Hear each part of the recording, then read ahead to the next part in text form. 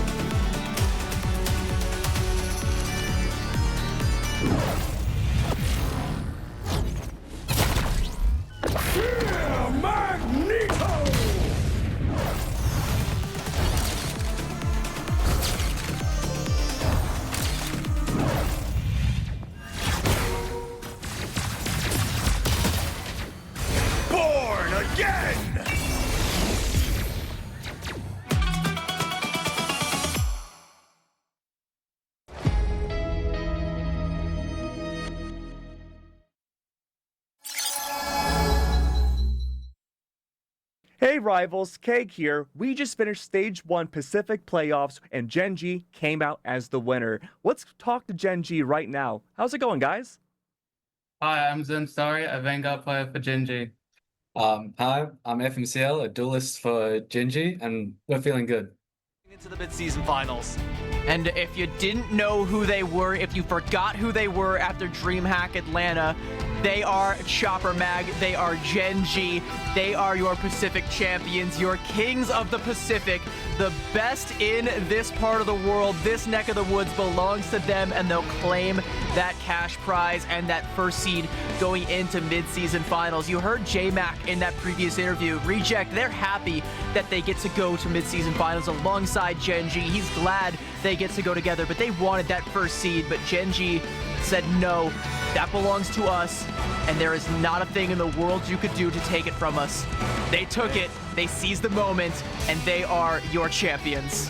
So, for my first question, talk to me about your journey from preseason to the end of Stage 1. Having dropped very little maps overall, tell me what it's like to ensure such consistent victories. Yeah, I just think it's like consistent gameplay anyways. I've been seeing that for being at China, there was like only like a week and a half, 2-week grace period that we had to actually practice the meta. So I think that was pretty important as well. I just think like getting it down really pat, like getting it above upper level teams like that we would verse in Stage 1 or preseason, vice versa. It's just really important that we just stay consistent and we know how to play the game. Yeah, I think it's just like keeping up on the meta. Like sometimes there's meta shifts, you know, like Daredevil got nerfed, Black Cat got nerfed, Black Cat got nerfed very hard.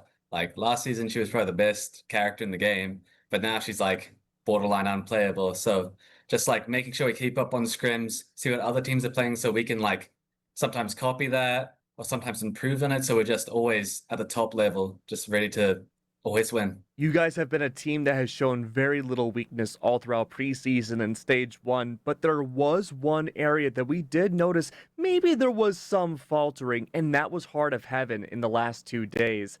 You lost it up against the Reject before, but then you ended up winning it today. Talk to me about Heart of Heaven and what was going on yesterday and what was different today. Look, I mean, we've never needed to practice that map because no teams except them, even in scrims before, would take us to that map. So I just think it was like we just had to like recognize how to play that map again and what to do. I personally think that map was still very close, even though that we lost and it was our worst map. But today, we just played better than what we did on the map yesterday. We just played against them better. Like we just didn't let them do anything against us on defense or attack. So I think that was a very good improvement from yesterday's map. Yeah, I just think we don't really practice the map. Myself, I I don't like that map at all. So we don't pick it really ever in scrims, and no other team really picks it. It's not the most liked map. And then coming in this morning, we actually did some practice on it. We figured out what comps we'd like to play into what they were playing. I think they did a little bit of that as well against what we were playing. But yeah, I think we just came in stronger today on that map just because we practiced in the morning and just knew what we were going to play. Hey, speaking of knowing what you want to play, Gen G's team coordination has proven to be some of the best in the world. Your team fights have almost always ended in aces with everyone on the enemy team completely gone. Talk to me about your executes and your team coordination that sets Gen G apart from everybody else in the region. I think it's just like pre-fight planning. If we lose a fight before, and we just pre-fight plan and we say what they have and we say what we're going to do, it's very easy to execute a good team wipe after that, or it's very good to execute a kill and then to go on to a team wipe. I just think ult cycles is a very big thing as well. You see like most of the time we always have like very close to an ult, or we have an ult on standby that we can use when we go to attack or defense. I just think that it's like important to like we comm a lot what to do and where they are and how to use our ults in the ult economy. I think the main thing that leads to us winning most team fights is just having better ult tracking. Like pretty much every team fight we win, it's because we're up an ult, or we just manage to like counter an ult, like eating a Groot ult with mag ult per se. But it's like always up on ults, which just allows us to just walk over the enemy team most of the time. Like mainly with Gambit ult, we'll always be up like a Gambit ult, and we just go in the next fight. We'll lose the fight, like not on purpose, but like they use more ults than us, so we're just going to lose that fight. Next fight, we come in for Gambit ult and immediately clean up, get ace. So what's interesting about the Pacific region is that for the preseason and for the group stage, we had two smaller regions duking it out in their respective teams. You, of course, are from Oceania, but for Asia's playoffs, there was 6 teams from Asia that got to make it into playoffs, and then only 2 representatives from OCE. That makes you one of the smallest, I guess, sub-regions in the entire world. How does it feel to be one of 2 teams to make it to playoffs and beat every other team that qualified? I think it's pretty rewarding. Even in the past, we've shown that we can still win our region and still beat Asia, even on like stage games or, when we like just at land. I think it's like a very dominant thing for people to see that like we can win our own region and then go to win Asia as well. It's just like a very powerful thing to convey to like even teams in different regions. I think it's just like a very dominant thing, like coming from a smaller region, which means there's like a smaller player pool. So there will be less good players overall, obviously. But then coming into a bigger region and then pretty much blowing out the water, it's just like, I don't know, it's like different.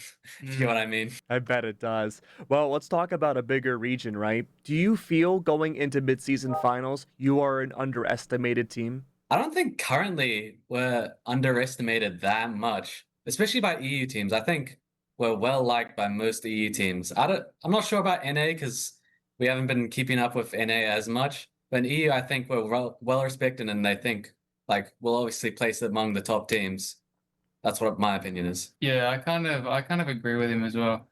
It's like EU have a bit more lenient opinions than what NA does. I guess you could say it's a bit more EU is a bit more comforting to like teams that can actually like go head to head with them than what NA does. Like they could just go in on the day and be like, yeah, we're gonna beat them. Like it's just how it is. But I think they don't need to underestimate us. Like I don't think like a lot of player individual skill and player skill and team consistency has changed. But even if you look at the past, you know, it's just been the same like level of team play, and we're looking to go further. So, speaking of international teams again, is there one team internationally that you two want to face? I want to beat Swamp Gaming because their coach likes to VOD review other teams lots and always just talk about their mistakes. But when is someone watching his team and talking about their mistakes? No? Ooh. It would have to be Swamp or maybe Navi.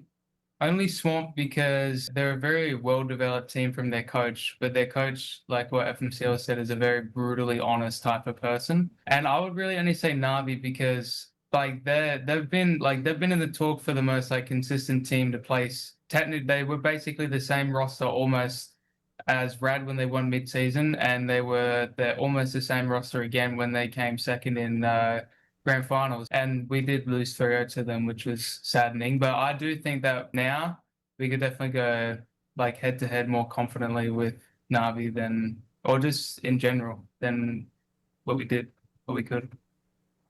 Sounds like you guys have a lot of bold words for Swamp Gaming. Is there anything you want to say specifically to them? Watch out. Oh. I'm ready to have that in-person conversation with you that you said when you were VOD reviewing my game. I'm ready to talk IRL at LAN.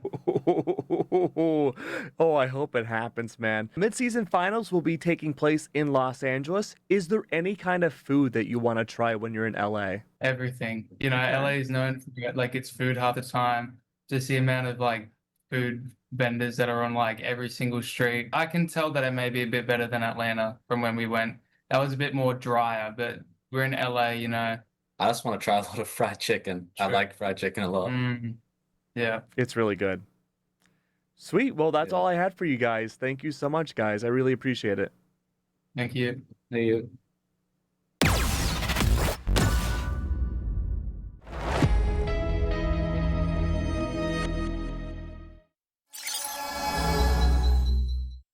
Big duelist ultimates, and also coming up on a royal flush before long. Like if Gen G want to play with their food a little bit, they can just wait until Salvation, you know, has this royal flush and then pop either the Final Judgment or the Galactic Legend. Take your pick, because it doesn't matter. The burgers don't have any tool to be able to absorb the damage. Healers, because they were under the full force of Tashi, and familiar place, that's exactly where they are once again. Yeah, can be tough for Dino to get up in there in the mix. Looking to not overextend here, but a quick pick there from Peter. Headshot. Big Angela mobility on top of a closer spawn room. Piggy already back in this fight. We're down because Bubble CYA. Duba's going to use the Banhammer to try to extend this fight. Zycrank's going to use the Fatal Bofurls in response, and both Lunas will be using that dance floor as Snake tries to escape, but he's going to get... Really go for. So where did they even see Eggsy in the backline? Absolute flash and slash, and absolute. I would be crashing out from that one right now.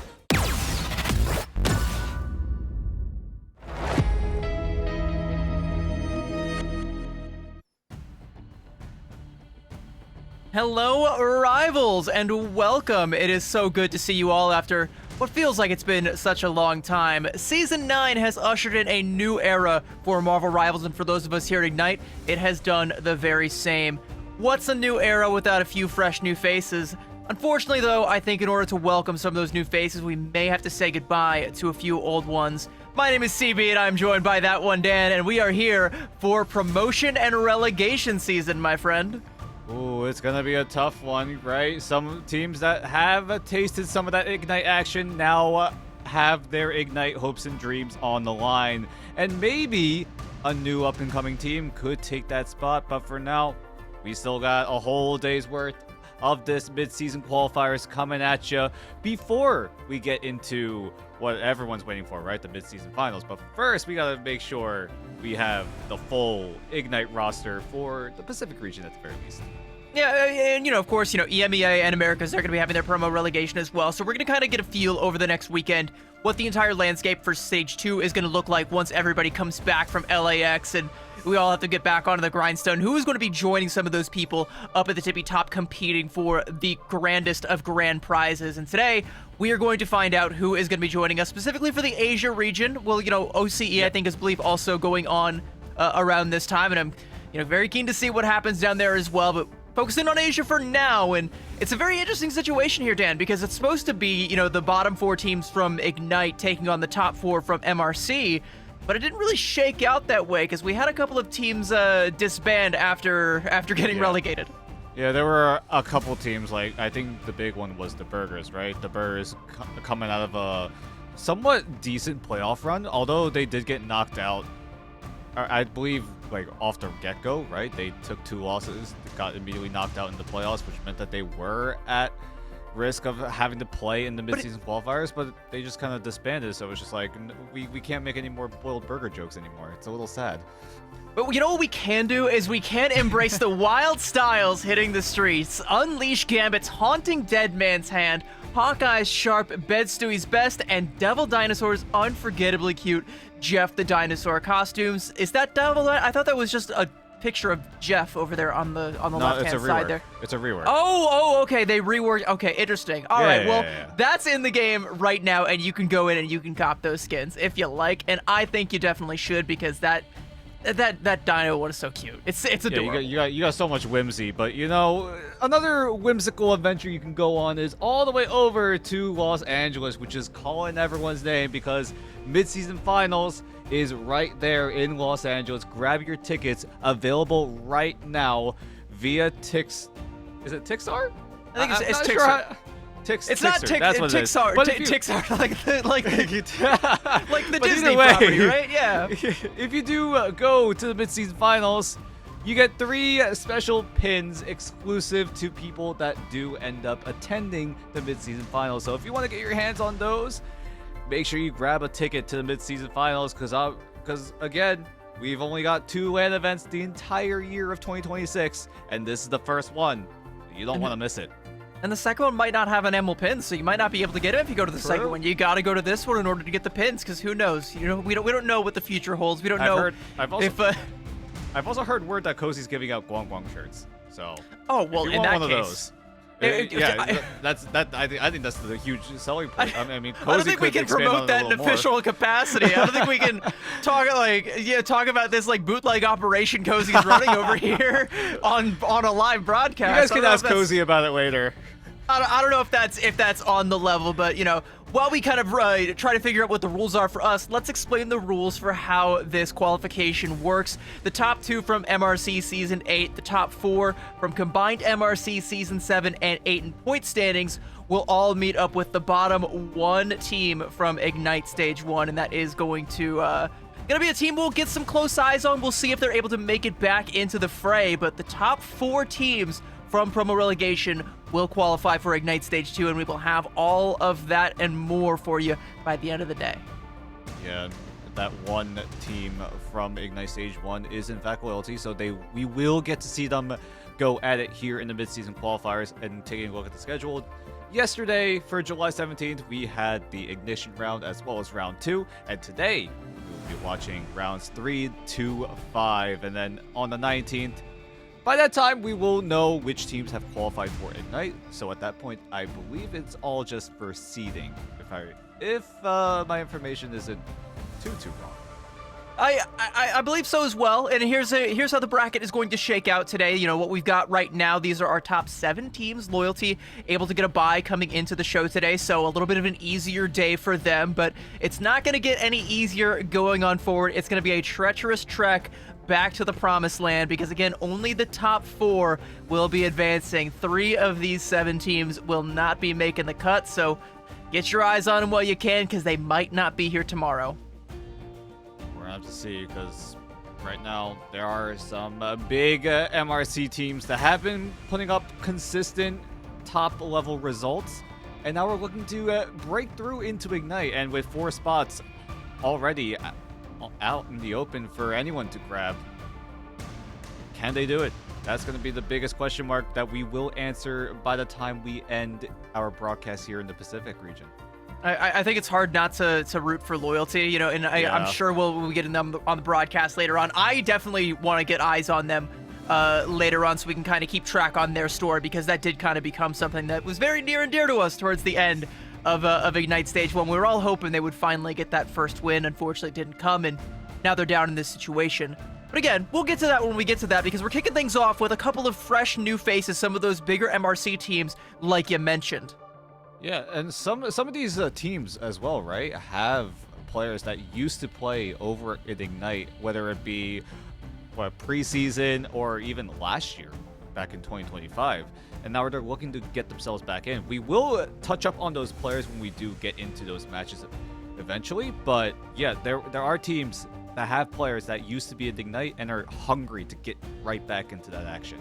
Yeah, specifically, so we're going to kick things off today. The two teams that we're going to be looking at to kick off the show is going to be Shawarmas versus Onepixel FC. And if you're a keen viewer, if you've been keeping an eye on the Ignite scene for a while, specifically down in OCE, you may recognize the likes of Axeleo and Proxies as well from Rival Esports over here in Asia. So everybody's road back to that promised land is taking a different turn here.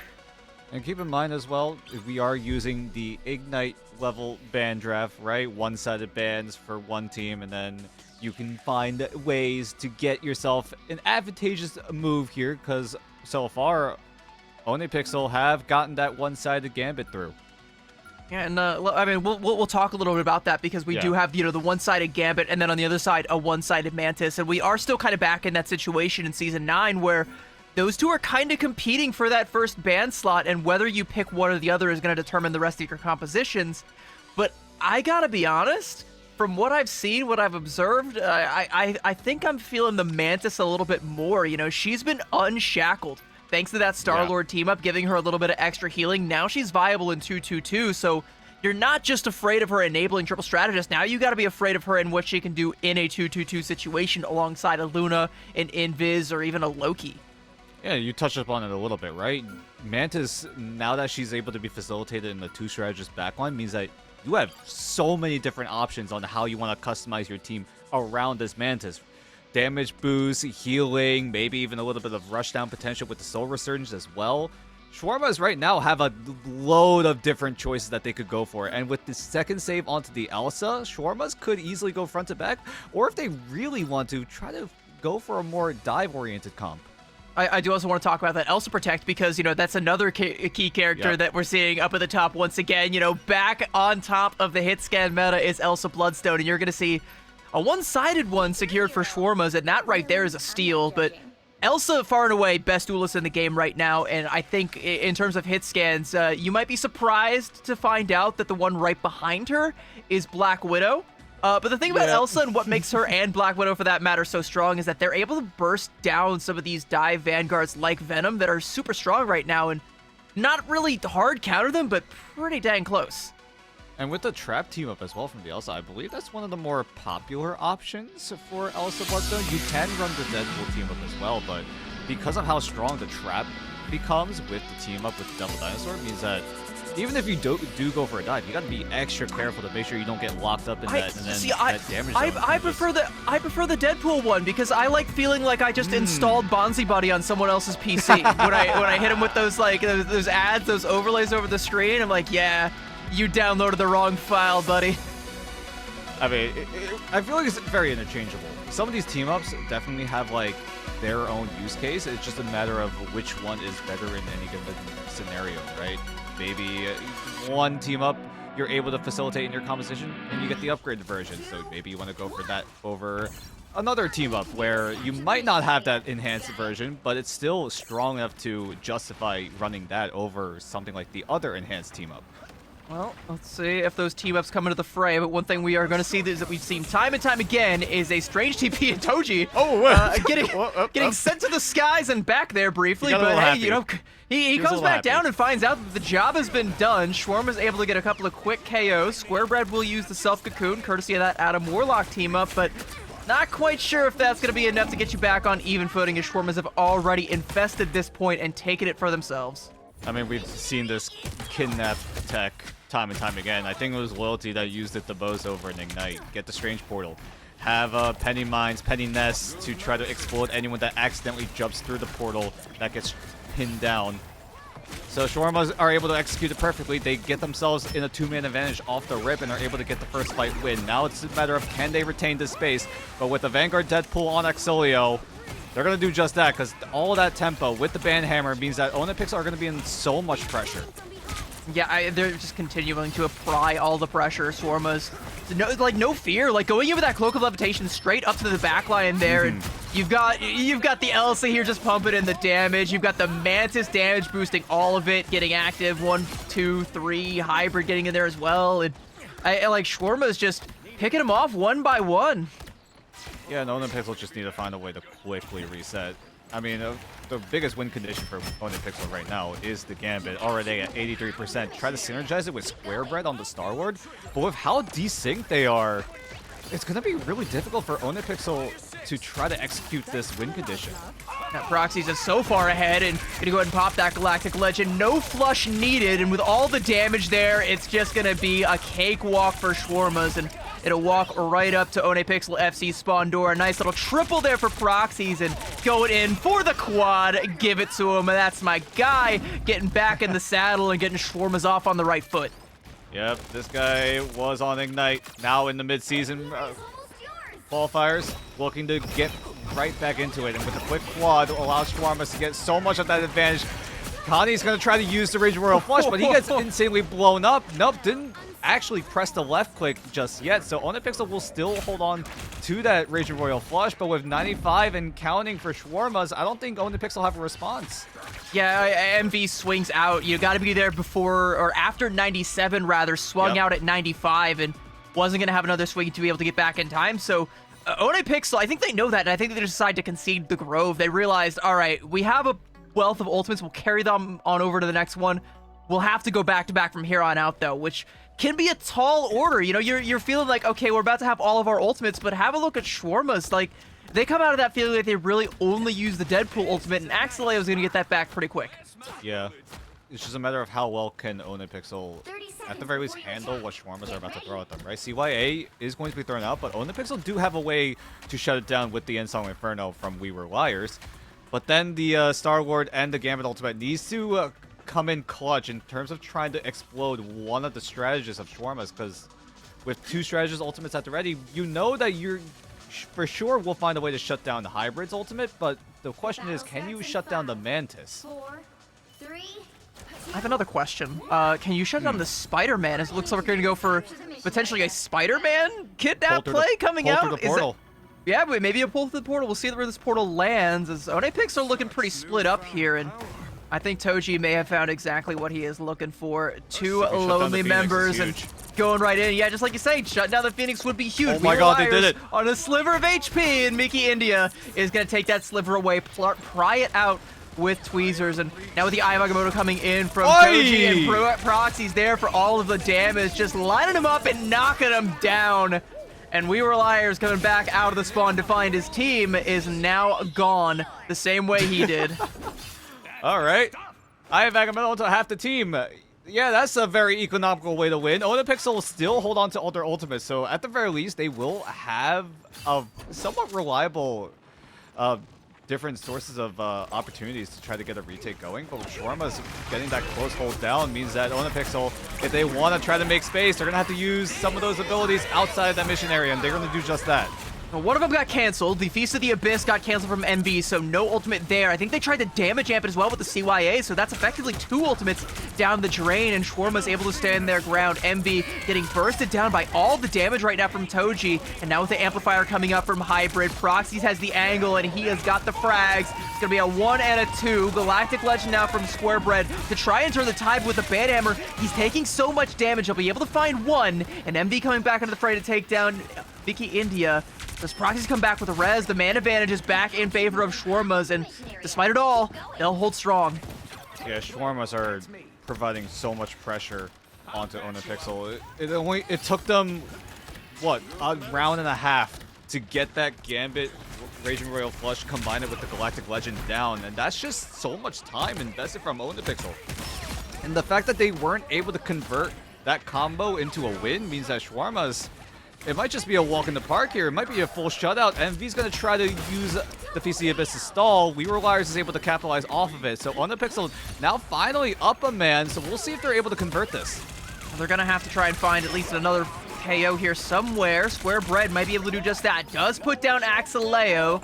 I do believe that will be rezzed right back up, and that's going to turn the tide in favor of One Pixels. They're able to clean up Mickey India in the midst of all that, and they do manage to find the flip at 89% for Shawarmas, and you can tell Shawarmas by their body language right now. They're cutting their losses, and they're waiting to be back at a full 6-man so they can go back in for this next fight. And as the spawns come through, they are ready to take that fight. Axeleo with the shots flying. The Hella team ups, the birds coming in like homing missiles straight for their targets, building up the damage, and a lot of damage going to come through off that Eye of Agamotto, but a huge carbon crush coming up from K-Dud, shutting down Toji, kicking him off the point and making him regret ever going in for that one. A banhammer from Axeleo and a Glarg Shrox from Ossar, and that should be enough to get Shawarmas back in this fight, potentially turn it back in their favor. It is Toji with the Maelstrom will pop Square Bread. Proxy's taken down Rai, and this is going to be Shawarmas all day.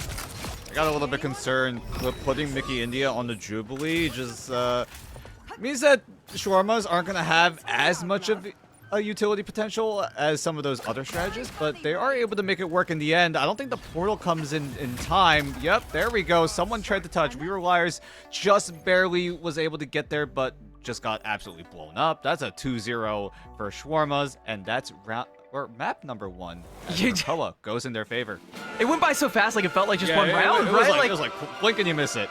Yeah, but a dominant first outing coming out from Shawarmas. Yeah. Like, Proxies is going to get the MVP, and I would be hard-pressed to argue with that. I think Guy was just making the most out of the Star-Lord pick, made some great plays with that, showing off that Adam Warlock team up. The fact that you can just, cocoon yourself. It's a good old-fashioned, like, a BRB and a rocket translocator all in one.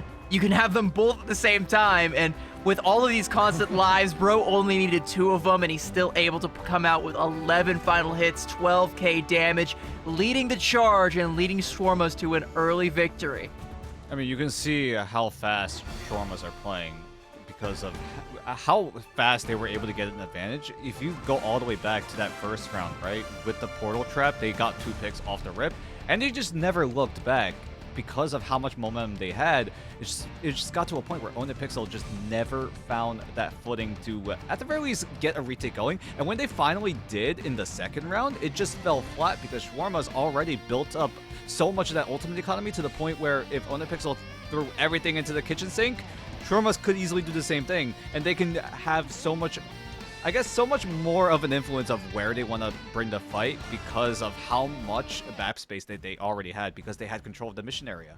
I do think, there might have been a little bit of a troll swapping off that Mantis over onto the Jubilee. I don't know if that was, the best play. I do think, keeping the Mantis would have been better, but, it goes unpunished because by that point, One Pixel are already so far behind in terms of tempo, in terms of pace, in terms of ult economy, that they just can't find a way to recover from that one. I think, being able to set the tempo with the Mantis and with the Elsa both getting through the ban phase, 2 of the strongest heroes in the entire game, both of which at Shawarma's disposal, it's hard, right? It's just so hard to be able to feel like you have any say in a fight when you're going into it down 1, 2, 3 members before it even kicks off. Yeah, we'll see if One Pixel are able to clap things back here in map number 2.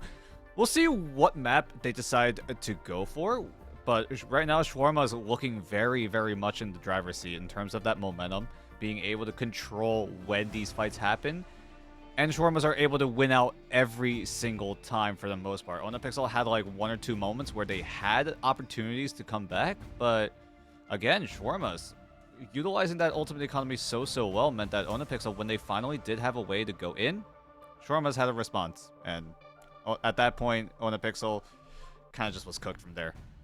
Yeah, it's it kind of just strikes me, to go back to the Mantis and the Elsa. It's like it's just kind of like a bad meta read coming out from One Pixel, and I think that speaks to Shawarma's just kind of being ahead as a team. Sometimes these better teams are going to get the better read quicker, especially in a new meta.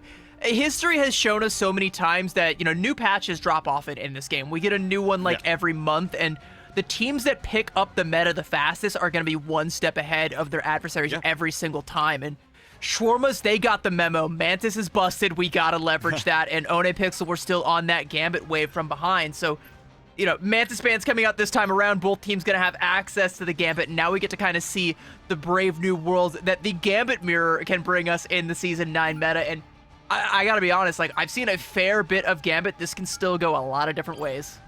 Yeah, I mean, Gambit essentially means that you have a general idea of what both teams want to go for in terms of team composition. Because you're going to want Loki, you're going to want Rogue, you're going to want Star-Lord, and so far, both teams have been addressing both those, but Shawarmas do get away with the one-sided Loki, so that means that's 2 decks of cards being thrown at One Pixel. I do think, the double flush, it ain't what it once was. It is definitely beatable if One Pixel are able to set the tempo, but this is going to be a test for them. Like, are they going to be able to outpace that double flush combo, or are they just going to get overrun by it? I think, it's going to come down to what else they pick and what they ban. A ban onto the Vanpool. I mean, Vanpool's strong, but that feels like not the biggest pain point.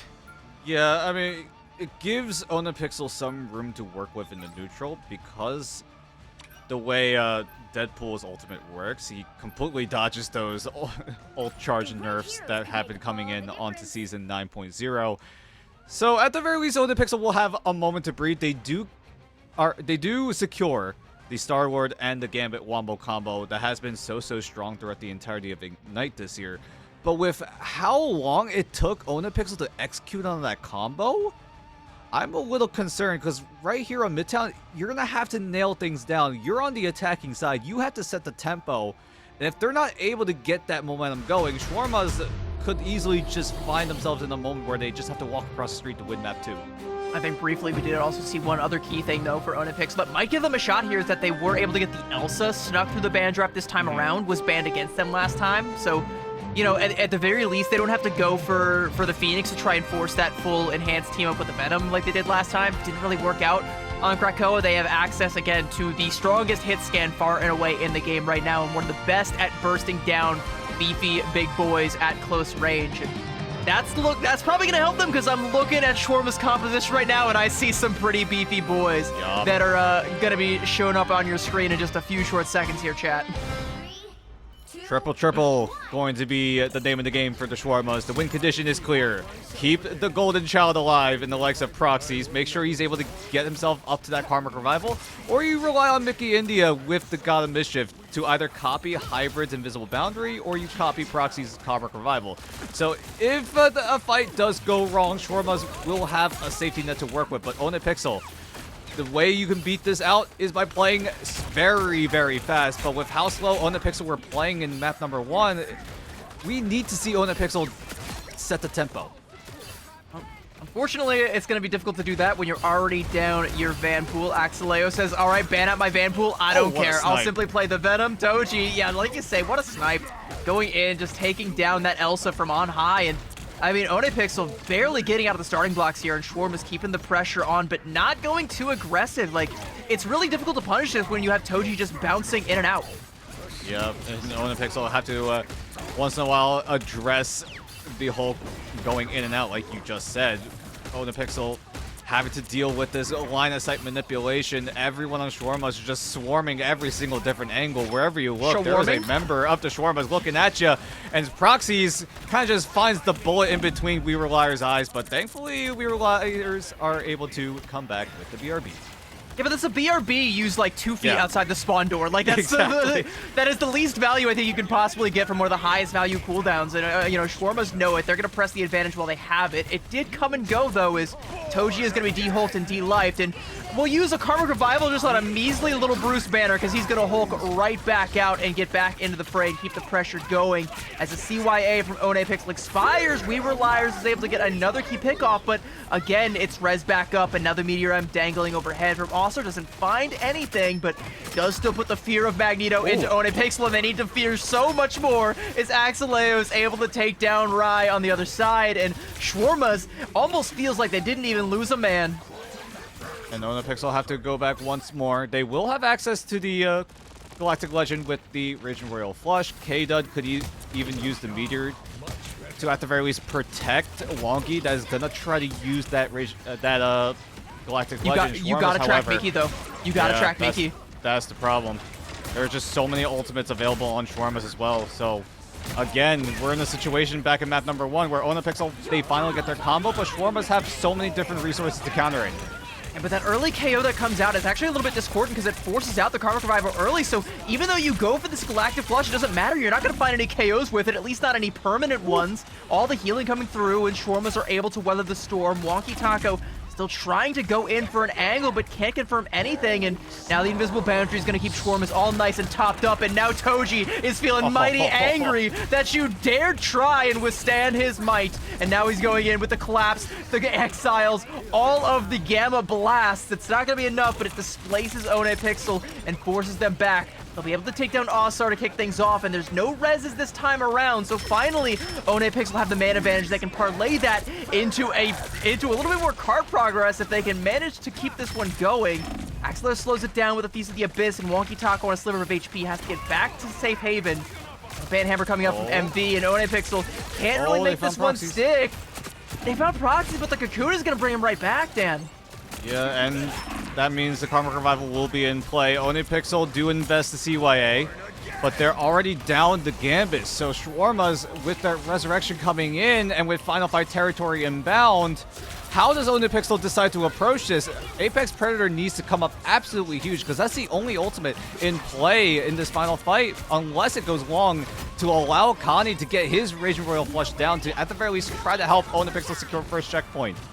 Toji is down, and that one is going to be permanent. No reses and no re-hulkings, and the cart is inching away, and Roxy's and Miki are stuck in a fight in the backline with Wonky Taco. They'll win that fight, but there's going to be a bubble in the way to stop them from getting any more damage coming through. They might not be able to go in for the contest. There is going to be some healing coming out.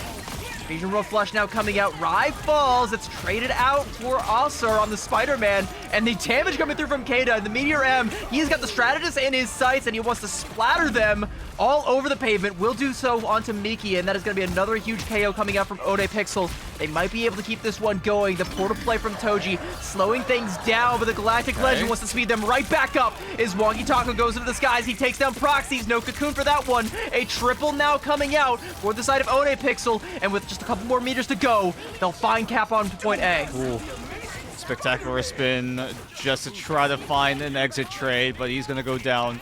Just going to use the ultimate. Likely we'll switch to a different hero. We'll do just that, but just barely Onapixel are able to get it down. They were able to extend the fight long enough to the point where Connie could get the Royal Flush down, and then the rest of Onapixel were able to capitalize off of it. Shawarma's even invested the portal to try to extend the fight for even longer, but with two strategists down for the most of that overtime fight meant that Shawarma's just never had a way to out-sustain the sheer amount of damage coming in from Onapixel. Shawarmas do have some interesting tools coming out. The Black Cat, she's another strong pick as of late, but the Hela, I think, is an interesting one now as well. And I think Onapixel are very interested in that as well. MV gonna go in deep and take down Proxies on a flank there, and not a bad way to start. Now this Deadpool is nestled in so deep behind Shawarma's gonna draw so much aggro that it's gonna amount to a wealth of card progress coming out. We're nearly 2/3 of the way through, forcing the Invisible Boundary out from Hybrid just to try and put the brakes onto the fantastic Mobile over there. A Banhammer now coming out onto the Hulk. It's not gonna be enough to get that D-Hulk coming out. There is no Hulk. That was onto the Venom. It was the green Venom skin. I got baited, but Onapixel, they baited Shawarmas in right into their trap. They laid it and executed it, and they will keep this cart rolling. And hey, there's that green Venom again. Oh, well, he's already out of the commission, but honestly, great map rotations coming in from Onapixel. Covering all of those angles meant that Shawarma's the only map space that they had was in main, and Onapixel, because they had so much of those side angles covered, meant that they just went for the collapse, and everyone on Shawarma just went down like flies. Mickey India is able to get the God of Mischief onto the Raging Royal Flush, but where are your friends? They got the Gambit buff, but they're all gone. Well, there still are a couple of members alive. Miki says, fine, I'll do it myself. Goes in deep, takes down one, but the CYA coming out from Rai is going to put a stop to that and get Onapixel that second point cap. And I got to say, I think for Miki India, that duplicate out of the Raging Road Flush was ill-advised. There was just no room to be able to stall the cart out, even if, you were able to find, 1-2 KOs there. You're really relying on Ossar on the Hela to get like 2 or 3 on that flank, and even then, you got to get bodies on the cart. It just didn't come through, and Now Shawarmas have to stand their ground onto point C, as Onepixel are amassing quite the ultimate advantage coming into it. Coming up on the Galactic Legend and the Apex Predator, some good tools to be able to push this one backwards. K-Dud is going to give them even more space to be able to use them. Yep, and We Were Liars. All eyes are on him to try to get a good Apex Predator down. 1-for-1 trade overall, duelist for duelist. So 5 versus 5 coming into this fight. And with the only ultimates being We Were Liars and MV being available on the side of Onepixel, while Shawarmas are still navigating towards their own ultimates, Proxies is going to be the one trying to get something down with the Dance of the Butterfly. But with all these trades coming down, and now with Onepixel up a man, the tempo is now in Onepixel's favor with this Galactic Legend. Can't find anything. Oh, through the window is able to snipe out Asar, and now Proxies, like you mentioned, holding on to that Dance of the Butterfly, but gonna go hang out down underground where things aren't quite so scary. Looking for an angle onto the back line here, but has lost Mickey India, so it's gotta be now or never. In the Dance of the Butterfly form, gonna find one, but can't contest in that form, so more members of Shawarma have to get on the cart. A nice dash to take down Rai, though, and that might have been the highest value KO you could have possibly found, but he'll top himself with another one onto MV. 3 for Proxies in the fight, and Shawarma's pumped the brakes. Oof. Just barely, Shawarmas are able to hold on. Final fight territory coming in. MV switches over to the Doctor Strange, but at the very least, Connie will be able to be there with the Raging Royal Flush to allow this rush down for Onepixel. Shawarmas, however, are able to get a Raging Royal Flush of their own, and Shawarmas should have an advantage coming into this fight with the PC Abyss being there to stall things out. K-Dud with the Meteor is able to flatten Proxies down, and then the Bubble saving his fellow teammate Onepixel. You gotta get this thing going. You gotta get one more fight down. Shawarmas are dropping though.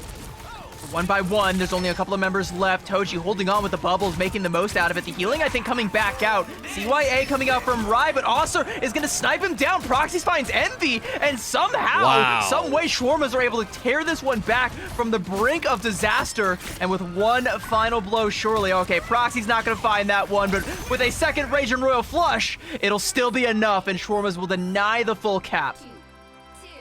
As soon as the CYA came up, Shawarmas went defensive with the Meteor M because you can't really use the damage amp because it's going to get sucked up by the Meteor, and that charges up the Meteor to get another elimination in favor of Shawarmas, and Shawarmas are able to hold on just barely, prevent Onepixel from getting that full push down, which means that Shawarmas do have a way to take away this map here. Yeah, they have managed to set the bar, and, you know, if they continue to play the same pace that they have in the past, you know, with that spawn hold that we saw on point A, and with how they played on Krakoa, it's definitely achievable. But I do gotta say, you know, for how well that spawn hold was going for them, to nearly give up all 3 points does show that Onepixel did manage to get that snowball rolling, and Shawarmas, either they gave them a little bit too much ground to play with, or they kind of got snowballed, and that's the kind of thing that you can't let happen if you've got your Ignite hopes and dreams on the line like we do in this tournament. Still upper bracket, I believe, at this stage, but still, you know, you only got 2 lives. Let's not burn one so soon. Yeah, that's definitely the mindset coming in here. But at the very least, you do have a chance to get yourself into Ignite through the lower bracket. But right now, both teams really don't want to take that chance. Onepixel, I mean, you talked about it for a little bit.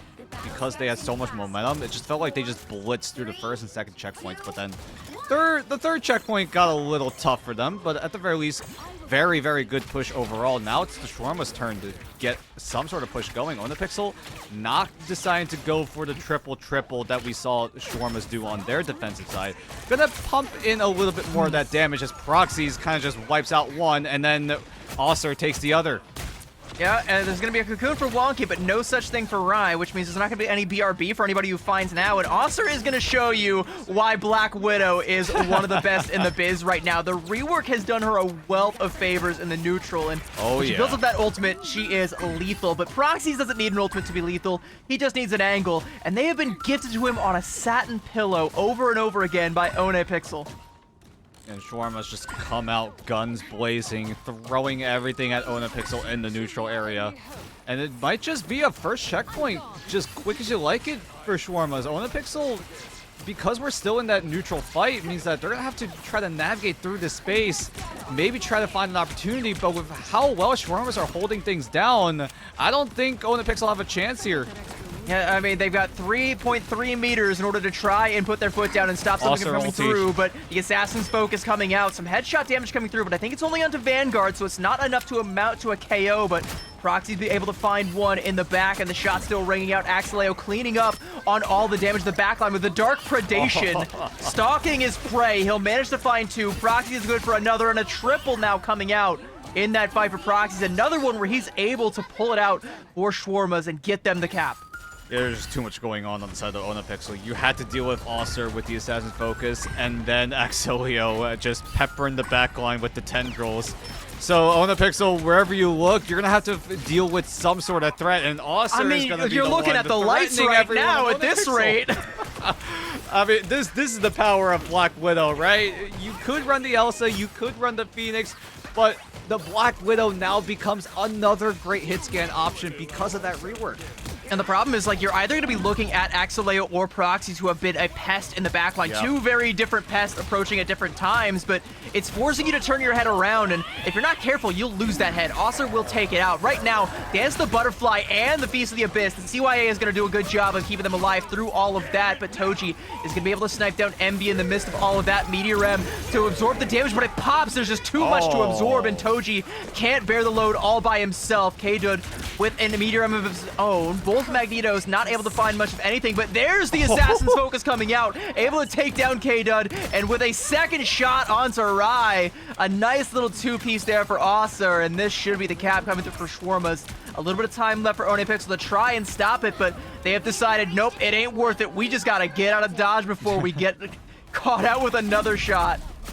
Yeah, it's just a matter of exit trades. Proxies wins out a slight Psylocke 1v1. Did get a little bit of assistance, but Shawarmas are just speed running right now. They've already gotten closer and closer to that push that Onapixel did in the first round. And with Onapixel not having any of those aggressive options anymore means that Shawarmas could set the tempo here, because it's going to be a one-sided Raging Royal Flush coming into this fight.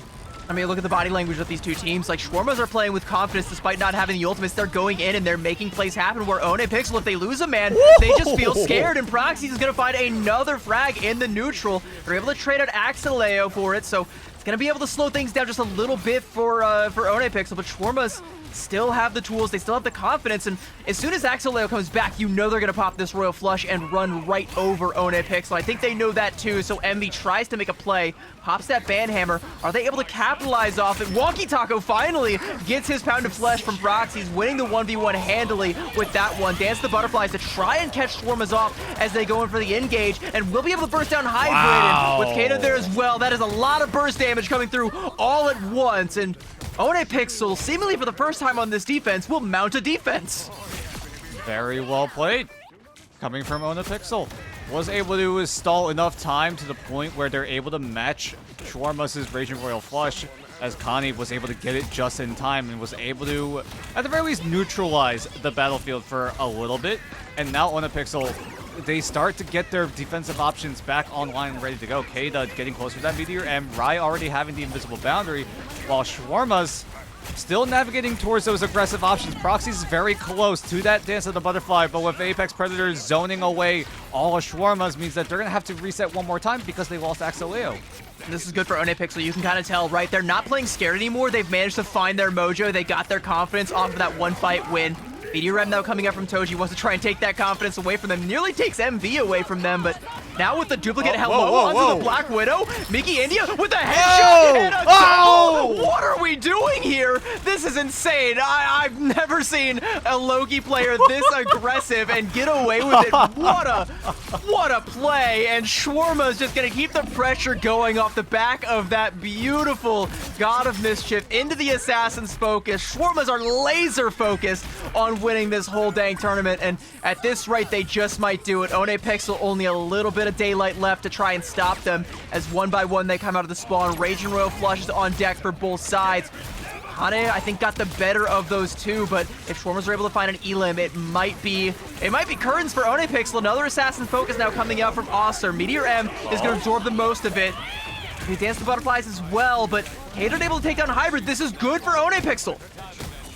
So far looking good. 2 down, 3 down on the side of the Shawarmas, as Onapixel will have that man advantage and will get a hold for one more fight. I mean, Mickey India copying the Black Widow ultimate. Not sure if that was intended, but it looked sick with the double dink. No, that was sick. intentional. That was intentional. Yeah, that was exactly. confidence. 110% intentional. Mickey India just said, "Don't worry, guys, I got this," and just popped it. And before before the team even knew what was happening, two members of One Pixel were lying flat on their backs, but they're still able to stall the cart out for the time being. Yeah. And they got that Dance the Butterfly carried over into this one. Feast of the Abyss from Axelita, try and burst someone down. Gets a lot of anti-healing onto One Pixel, but Shawarmas can't seem to convert that into an Elim, so this one might come down to the wires. There's only a minute left to try and close this one out for Shawarmas, and Regen Domain already forced out from the side, but Oster's able to find a headshot there on Takeda. Dance the Butterfly from Walkie Taco tries to return it, but there's just too much healing coming out. Stacking. It's not enough, and with the Plasma Burst, just drops Wonky Taco out of that ultimate, and Meteor M now from Toji, potentially the death nail for One Pixel. Rai tries to put a stop to it with the invisible boundary, but it is all for naught as Shawarmas are finding everything they could possibly ask for. They will be able to take down MV through this ultimate, and come as you like, one by one, you ain't stopping this cart. Yep, Shawarmas were able to get Mickey India to copy the correct ultimate to put the nail in the coffin in this series. Shawarmas will just take a simple 2-0 win over Onapixel FC, as it got a little bit difficult, right? Shawarmas, they almost had the full hold down, but they almost got full push on when they were on the defense side, but thankfully were able to pick up the pieces here on the attacking side and are able to convert to a win here in Midtown. I think it comes down to confidence, right? Like, even though that push comes out from One Pixel, Shawarma's confidence was never shaken, and you're still able to go through with plays like duplicating a Black Widow, something that I don't think we've ever seen in Ignite. And, you know, at this rate, Shawarma's, I think they're maybe one win away from bringing that kind of energy to Ignite officially, potentially a return to form for Proxies. Again, getting that MVP, 19 final hits on the Psylocke. Despite 10 casualties, doesn't matter because he's managing to find his man and then some every single time he goes in. How many times did we say, you know, in the fight, while we're focusing on Osser or Mickey India with these big highlight plays, that Proxies has already gone in, he's found 3, and the fight's already halfway over before it even begins. I mean, Proxies was just able to utilize that Psylocke to perfection. Axelio even helping things out with the soft dives here and there, and that line of sight manipulation, I feel like that's where it came down to try to deal with Onapixel, right? When you're in the shoes of Onapixel, right? You're gonna have to deal with a Venom jumping you, you gotta deal with the Psylocke showing up from time to time. You also have to worry about Osser controlling lanes, controlling different angles with, you know, just the regular kit or sometimes the Assassin's Focus. And Onapixel just had too many threats to deal with at the exact same time, where if a few members of Onapixel are looking the wrong way, someone on Onapixel is gonna go down. Yeah. That's kind of just what it feels like, right? Like somebody on One Pixel is going to go down. I mean, you've got 2 elite hit scans on this team, and one of them is in Loki jail. Get Mickey India out of this strat prison and put this guy on to another duelist. Can we do like a triple hit scan look for Shawarmas? Because I think that might suit this team a little bit better, but nevertheless, they're able to find a decisive 2-0 victory here over One Pixel, taking Midtown as well. And I mean, they just look so good. Like, they just look so good. So much more confident than One Pixel. It just looked like whatever Shawarmas did, they could do no wrong. Although Onapixel did have some moments where they had to hold down, but you were literally summarizing it perfectly, right? Shawarmas have all of that confidence, where Onapixel kind of were just playing more reactively rather than aggressively. Shawarmas, every time we see these fights go down, it was usually Shawarmas initiating fights, right? Sometimes it was Onapixel trying to get something going, whether it be through the Rocket CYA or maybe Connie on the Gambit to try to get some sort of initiating a Royal Flush down, but Shawarmas able to get defensive as well, being able to handle that and then going even more aggressive. Yeah, and like, I think a lot of those fights where One Pixel were able to win were ones where they were able to find a little bit of that confidence. But we will get a little bit of our confidence back after a quick little break, and we can carry that confidence into our next matchup. Don't go anywhere, chat. We'll be right back after this.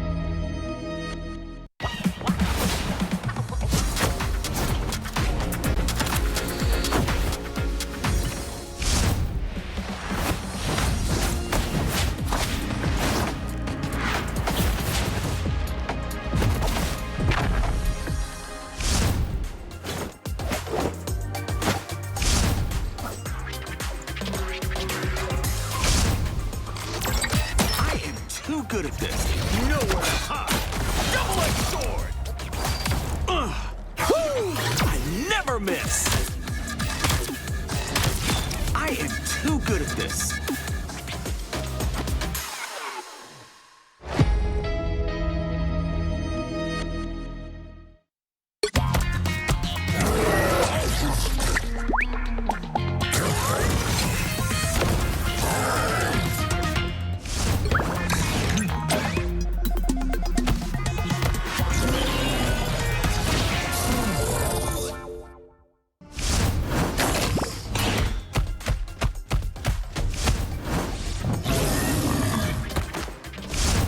Prehistoric protection!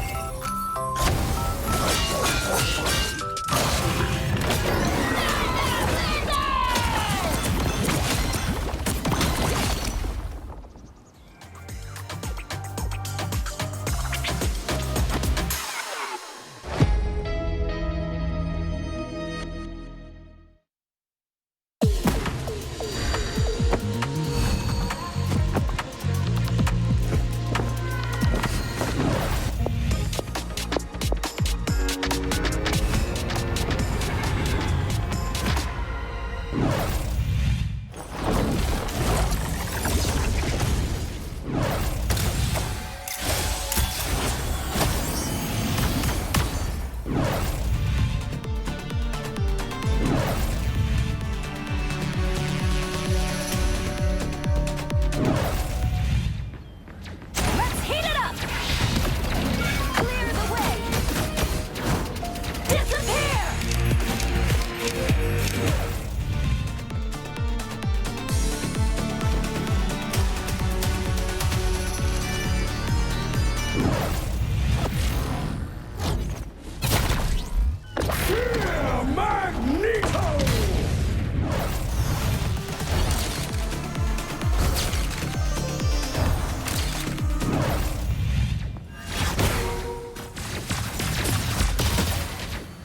Born again!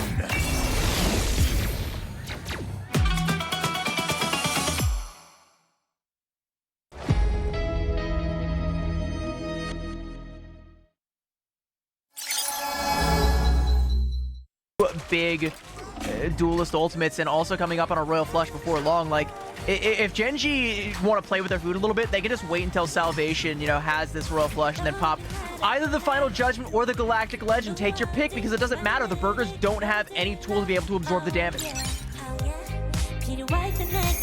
Healers, because they were under the full force of Tashian. Familiar place, that's exactly where they are once again. Yeah, can be tough for Dino to get up in there in the mix. Looking to not overextend here, but a quick pick there from Peter. Headshot. Big Angela mobility on top of a closer spawn room. Piggy already back in this fight. Just down because Bubble CYA. Duba's going to use the Band Hammer to try to extend this fight. Zykrig's going to use the Fatal Both Worlds in response, and both Lunas will be using that dance floor as Snake tries to escape, but he's going to get... Really go force. Where did they even see Eggsy in the backline? Absolute flash and slash, and absolute. I would be crashing out from that one right now.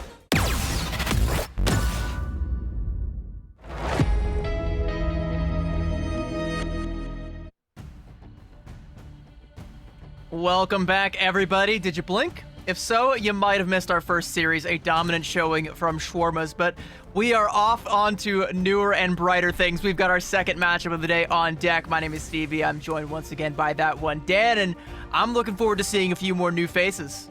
Yep, and this time up on deck, we got Bihar Kalan up against Sandbar Lovers. And at the very least for me, right, Bihar Kalan, I've definitely casted this faction way back in MRC Season 5. They do consistently play inside of MRC, and they've gotten enough championship points to get themselves into the mid-season qualifiers, and are looking to get themselves into Ignite Stage 2 for 2026. But for now, they're going to have to deal with Sandbar Lovers. I believe this is also an upper bracket matchup, if I'm not mistaken. So both teams, they still have 2 lives, but we talked about it a little bit back in that first matchup, that none of these teams really want to lose it right off the rip. Yeah, I think especially because, you know, you're going into kind of like a top 6 sort of situation after this round, and you want to make sure, you know, you're not already, like, you want to make sure everybody in front of you isn't people that can beat you, so you can make sure that you can make it into that top 4 situation. But one of these two is going to be finding themselves a step behind, and you know, if I had to judge based entirely off of ban drafts, I would say I'm not loving what Sambar lovers are coming out with, because we've seen the potential of a one-sided Mantis, and by Harkelande, they've managed to score just that. Yeah, if anything, I feel like for Sambar lovers, it's got to be a target ban. It feels like Bihar Kalan might actually have some sort of Captain America 1 trig. This might just be the Polytech. It might just be. I mean, you can see the cap hover coming out right from the top. Like, bro's disappointed. He's like, oh, come on now. Like, you've been like studying the VODs. You've been like going back. You know, somebody leaked the scrim codes. Like, what are we doing here? But that comes at the cost of letting the Mantis through. And again, you know, that's why I don't often agree with target banning, especially as your first ban. I do agree with this, though. I do agree with it just because it's interesting. I want to see the Thor. That's an interesting one. Thor is in a very interesting spot in the new meta, and I'm looking forward to seeing this one. All right, my ears perked up so fast, I'm ready. I mean, shout out to Scrappy for showing off the Thor over in Stage 1 Asia. That was really fun to watch, so shout out to Scrappy for that one. Who used to be on the Burrs, but the Burrs unfortunately got boiled away. But either way, going into the rest of this ban draft, somewhere Keg just grinned and he doesn't know why, but he's having sweet dreams of like taking a nap right now or something here, like knowing the boiled burger legacy is being carried on.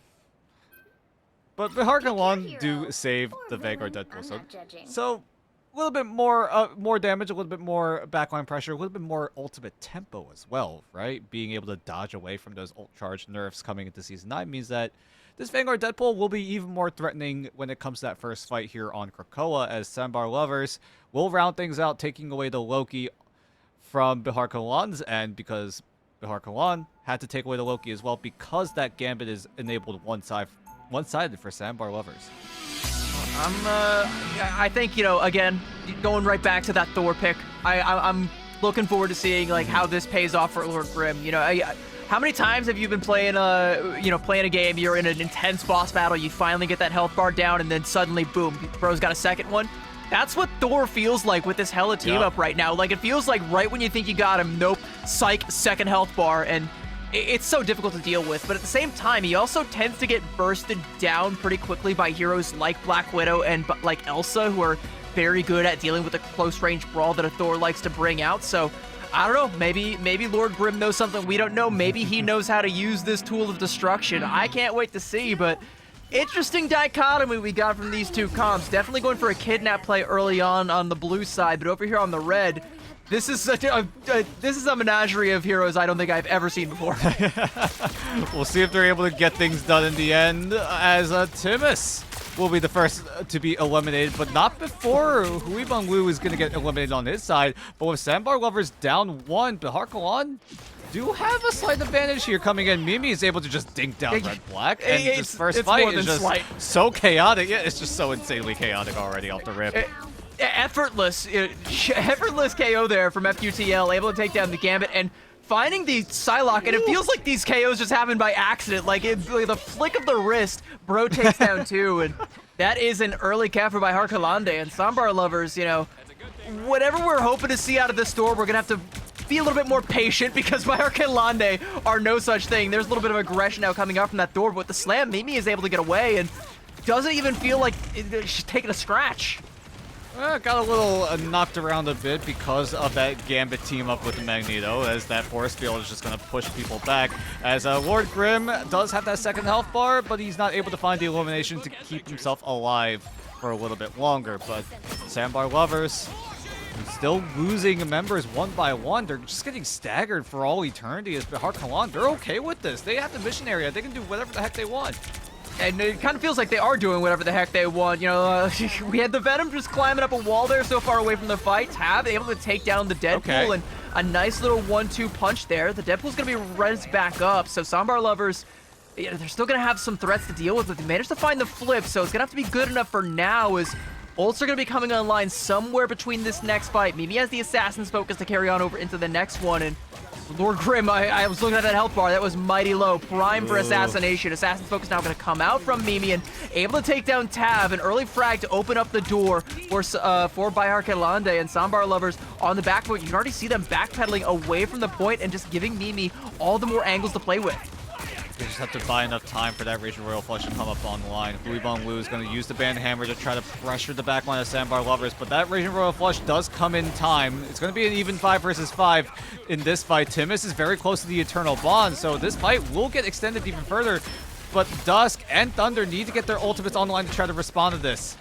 Luluzi able to take down Lord Grim before that God of Thunder can come out for go. Sambar Lovers. There's that CYA. But Sambar Lovers looking to try and burst it down with a Dance the Butterfly, but with all the healing coming through, it's just not enough. Mimi able to take down Red Black, and again, like Bayar Kelande getting an advantage in this fight. Sambar Lovers advantage to take the lead though, and they are keen to cling to it. God of Thunder coming out, but Bayar Kelande letting all the ults rip to try and be able to withstand it, and they will do just that. And 1, 2, 3, wiping Sambar Lovers off the face of this earth, and they are taking this point back for themselves. Sambar had a chance to end this fight in their favor with the Kraken Impact. Maybe FQTL could have done the same with the Devil Out, but with how fast Bihar Kalan got those eliminations onto Sambar meant that if that Kraken Impact was used, it's going to be immediately wasted because of how fast everyone on Soundbar just went down. Now coming into this fight, it's going to come down to if FQTL is able to get value with this Devil Out, or is it going to be Red Black with this Kraken Impact? Oh, an early KO there coming out, but an Assassin's Focus with that let the Devil out. Everyone is looking at the Devil, no one is looking at the Black Widow, and be able to take down Timus, and again, that is a high value KO coming out. Lord Grim able to take down FQTL though, so you've managed to trade a duelist for a strategist. Not favorable, but it's enough to get yourself in the door, and find the flip as well as by Arcade Lanti decide not to contest, so now Sambar Lovers regain control of the point, find 2 quick picks, a third coming out as well, and they've taken the lead and potentially could take the victory here as by Arcade Lanti are running out of opportunities to try and go for a recontest. All remaining members are gonna have to abandon ship, try and live, and Lord Grim pressuring, trying to stop it on 25 HP, and with a little bit of help from that bubble shield, Mimi is able to put him down. 99% in overtime, now taking away Raging Royal Flush though for Sambar Lovers. They might be down a man, but they are not down in spirit. They'll take down FQTL, and with all the damage coming through, they might have just done it. We'll see. The Harkalan desperately trying to find a way to keep themselves alive in this fight. Good Terror Cape onto Mimi to limit the line of sight. Lord Grim pressuring this Black Widow even further, and that's Mimi gone. So a huge bunch of damage being taken out of the window, but Mimi's going to be brought right back. Enryu going to do his best to try to evade all this damage, but Sambar Lovers are able to hold down the fort and take round 1 in a nail-biter of an overtime. A critical misstep from Bayar Kelande, literally stepping off the point and not going into cap, not trying to contest Lord Grim as he goes in and just back caps it. And you know, when the score is so close and so close to that 100%, you can't afford a mistake like that because there's just no chance to go in for a recovery. You lose even one member trying to go in for that retake, and it's cooked. It's chalk. You don't get another opportunity to recontest. Mimi doing all he can to try and find some picks in the neutral to turn it back in Bayar Kelande's favor, but it's just not enough. You're already down by that point. You just can't, like, there ain't a shovel big enough to dig yourself out of that hole. Yeah, and Wu Uzi had tried his best to try to keep the mission area in Bahar Kalan's favor, but it flipped as soon as he went for the dive. So Sambar Lovers were able to use that momentum and just catapult themselves into a round 1 win. Now coming into Cradle. How does Bahar Kalan decide to handle this? Ultimates are going to be at the ready in a few short moments. Not going to be used right as soon as the first fight begins, as Thunder might just be the main guy to look at to try to get that CYA down, because for sure that CYA will be used aggressively rather than defensively. I think you can maybe try to play to pair that with the Feast of the Abyss if you really want to. You could even burst through the Eternal Bond from Timus. The anti-healing I think would be more than enough, and that might be what Bayar Kelande try to play for here, but we'll see if Sambar Lovers want to go aggressive with this Eternal Bond once they've got it. God of Thunder will also be coming up before too long, but it's actually going to be the Banhammer that ends up coming out first from Hyubon Lu, and going to force out the Eternal Bond early on, so it does open the opportunity to go aggressive with the CYA, and by Harkinlon going to do just that. God of Thunder coming out from Lord Grim to try and put the pressure onto anybody who dares take an angle on them, but Mimi has quite the angle right now. So much damage coming out, taking down the Contemporary, a collateral for a triple, and good lord, Mimi is putting on a show on this Black Widow. Gonna find a quad in that fight with that Phoenix team up at the end of that fight. What a way to turn it. In case you didn't know, Black Widow is unironically meta here in Season 9. Now you know. This is how strong this Black Widow has become with that rework, as Sambar lovers need to pick up the pieces to try to force themselves back into this mission area. They only have aggressive options with the Devil Beast Rampage, and Tav with the Dance of the Butterfly is able to find Dusk, but the BRB is the only thing used by the Harkinlon for the time being. Yeah, but still taking out a strategist that's huge. There wasn't enough healing to keep Hyobon Lu in the fight. Kraken Impact coming out. He'll take down FQTL as well. And looking for the triple onto Dusk. Gets hit with a charm, but will retort with a tainted voltage. And Dusk gonna feel every bit of that. And a nice little quad off the Radastern shots. Bro is just letting that thing sing. And Tav with a dash to put it all down. That's gonna be 42% for Bai Harkinlon, but they'll give it up and Sambar lovers take the point. All right, good looks coming in from Sambar lovers, utilizing both duelist ultimates to, at the very least, out-damage what the Harkinlon wanted to do, and out-sustain all of that healing coming in. Now Naughty is going to use that Double Beast Rampage, but not until Lord Grim gets taken down off the get-go. Hyobon Lu does have the Deadpool ultimate to try to get himself back in, but the force field is going to knock him away for the time being. Sambar lovers have a lot of that momentum, but with the little portals on the map, Sambar lovers are getting caught a little bit off guard. That's so wild to see a Black Widow flanking with a Deadpool, but it's working because, I mean, the Deadpool is just playing the bodyguard for Mimi, who's able to get so much damage in. FUTL now wants to let the devil out, and all of Bai Harkinlon are putting in the pressure on the back of that ultimate. The katanas ripping Sambar lovers to shreds, and a nice little deagle shot to close that one out, and not quite able to find the quad, but we do find a nice one for the Graham.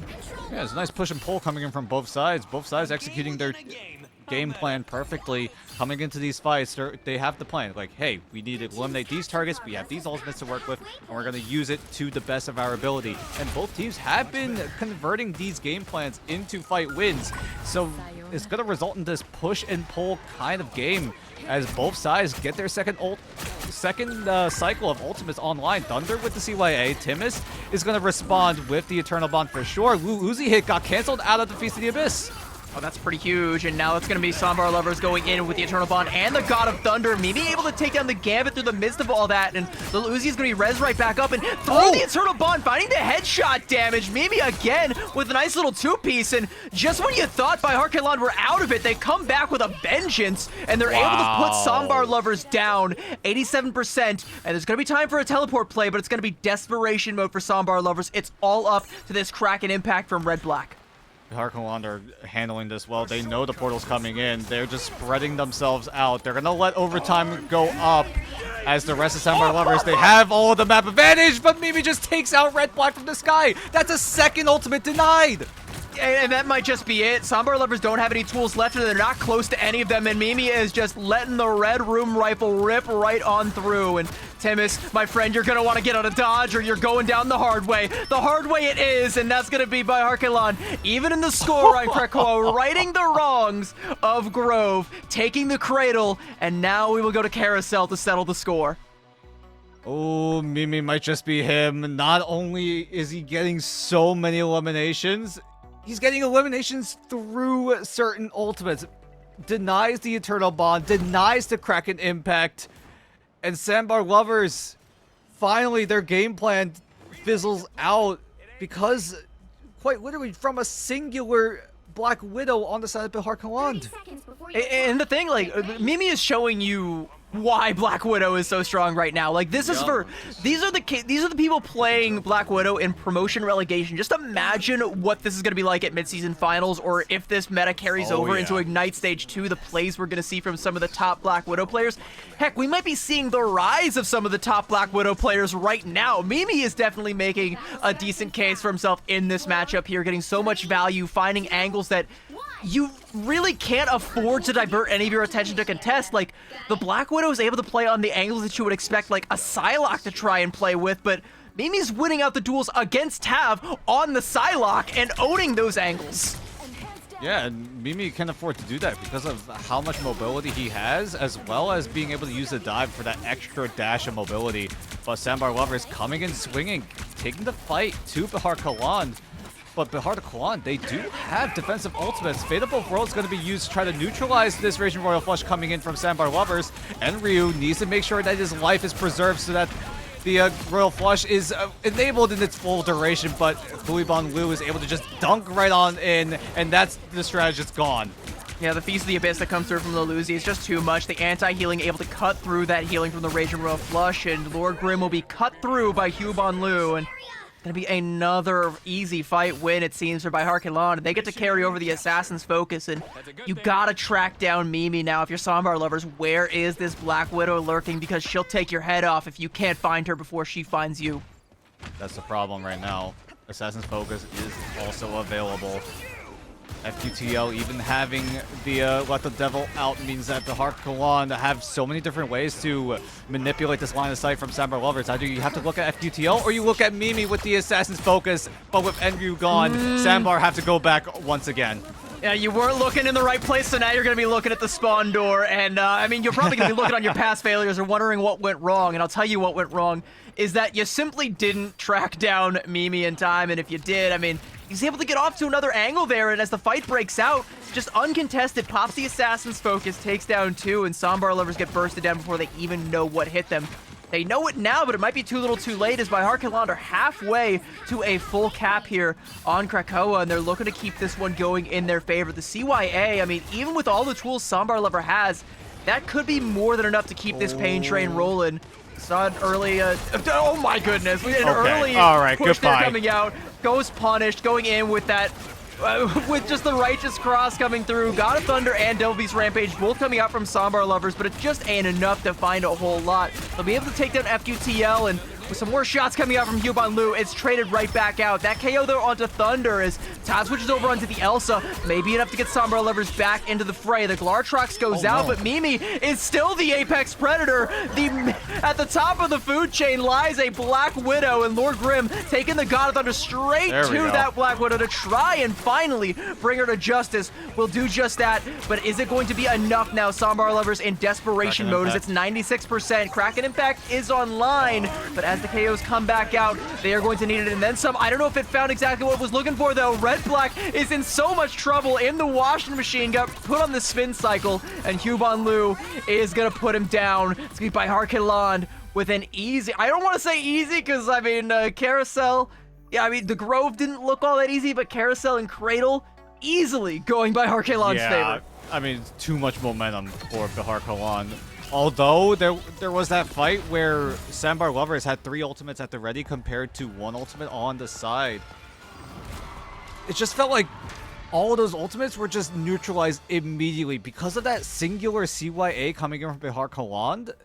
Behar Kalan were just able to get the tempo down. They were the ones initiating the fights to try to force out those ultimates that Sambar Lovers are stacking up in the bank, but it's just that's like 24 final hits, Dad. That's 24 final hits on the 44 and 4 KD. This?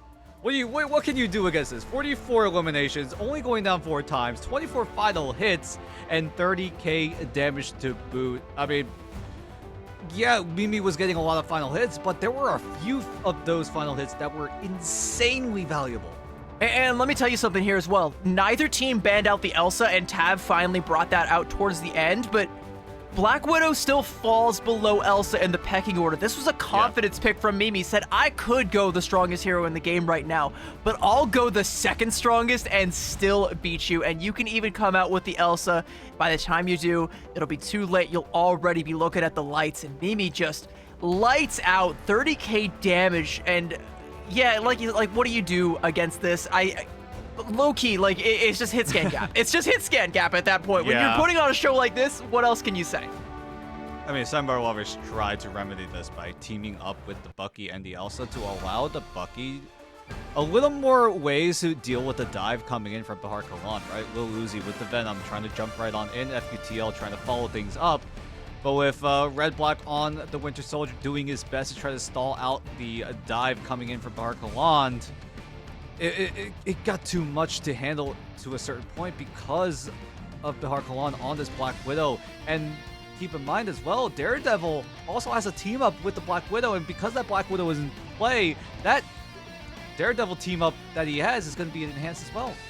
Yeah, I think with Sambar Lovers, like, their composition, like, they just want to brawl. They want to be up close. They want to get this, you know, they want to maximize the value of that Elsa team up with this Bucky, but it's just not enough because Mimi doesn't have to play close range like the Bucky and the Thor really wants to. Mimi can play back or can play at close range, has that flexibility, has that versatility now on the Black Widow that while you're trying to focus on what's happening to you on the front line, your front line is being knocked down like dominoes one by one. They're literally being lined up and just shot one by one from ranges you couldn't have even contested. And I think it comes up to Red Black in that composition to be able to take the one, you know, take that 1v1. You saw sometimes where you had Tab on the Psylocke trying to take some of those angles, take a 1v1 and just try and pressure Mimi back, but it just didn't matter. It wasn't enough. Mimi won those 1v1s.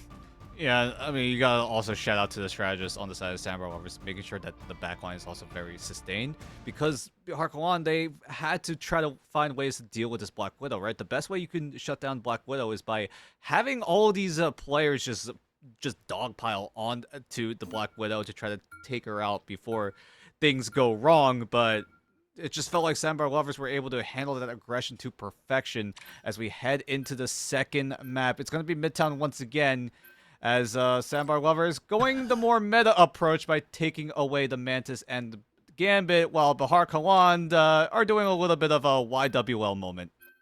Yeah, did you protect onto the Thor? I think something might be swapped up here. Yeah, it's Behar Kaland in the blue and Sambar Lovers in the red. Yeah, things got a little bit twisted there, because that makes a little bit more sense for Sambar Lovers to go for the Thor Protect, but I'm still not sure why they would go for the Thor Protect as their first Protect. You got it through the first time and it didn't work. I don't know why you're so eager to get it through this time around. Manta's gonna be banned out in a one-sided Gambit for Sambar Lovers, or for Behar Kaland. Sorry, UI bug tripped me up a little bit there. The time stream entanglement. We'll put it at that. As oh wait, is Sambar Lovers just banning every single Vanguard in the game? It just feels like that. That's already 3 Vanguards banned and 1 Vanguard saved. So is Sambar okay? We're gonna get rid of that trend immediately as they take away the Loki. No. they have to, because they don't want to deal with a double Raging Royal flush. Yeah, Loki famously not a Vanguard, and we're gonna see a Protect onto the Deadpool. Copy someone, if you copy a Venom or any other Vanguard, that could work. But why would you do that when the meta is clearly to copy the Black Widow? Like, come on. True, exactly. We did see that. You wanna know what's scary? Like, I'm not gonna disclose, but like some of the things that I've seen in some of these matches. Like, I don't want to name names, but I've seen some disgusting things happening in some of these promo relegation matches. I've seen teams play Mantis, Invis, and Black Widow and use the Flame Shield and the Mantis to just double damage boost the Black Widow. And I don't know if it like stacks or if you get all of the damage through, but all I know is that scares me, and if I'm on the other team and I see that, I'm not poking my head out from behind cover. I mean, as far as I know, damage amplification does in fact stack, so I'm sure the Mantis damage boost with the Invisible Woman Guardian Shield with the Torch team up definitely did stack on top of each other, which does guarantee one-tap headshots if you're using the Assassin's Focus. So, yeah, you don't want to pop your head out in that line of sight. So, we'll see if that combo does end up showing up in the later stages of this broadcast here tonight. But for now, Sambar Lovers on the defensive side, Behar Kaland looking to attack first, as Sambar Lovers are opting for a triple, but without the Adam Warlock. So we'll see how this variation of a triple decides to turn out. So it's, yeah, again, it's Behar Kaland. The name's a little bit... That's true. My my mind is dizzy. That's okay. I'm going to try and mentally keep track of it. It's Tab from Sambar Lovers with a nice little angle here on the Deadpool, pressuring out Behar Kaland and trying to keep the shots ringing out. In fact, pressuring down the Doctor Strange on the other side. FUTL has to get himself back into cover where the healing is. A nice little safe haven. Only the Thing now from Lil Uzi to try and contest this, but this cart is going to start moving once these 2 Vanguards are displaced, and the Banhammer coming out from Tav 6-7 might be enough to do just that if he chooses to let that one rip, but Instead, it's just going to be Bayarkalan backing up. There's the Banhammer now coming out a little bit later on into the fight, but this is looking pretty good for Sambar Lovers as Red Black is going to find an early KO onto FUTL. It'll be res back up, but they're able to parlay that into all the more damage coming through, and Bayarkalan can only hope to try and weather the storm. And so far, they're doing a good job at handling the aggression coming in. Ultimates are starting to come online on the side of Bahar Kalan. Clobbering time is available, but with all of these ultimates being so close at the ready and with Lord Grim down, Bahar Kalan have the advantage here. Oh my god, Mimi is just so aggressive. Like, this is how he was playing on the Black Widow on the last map, this time with the Soul Resurgence on the Mantis.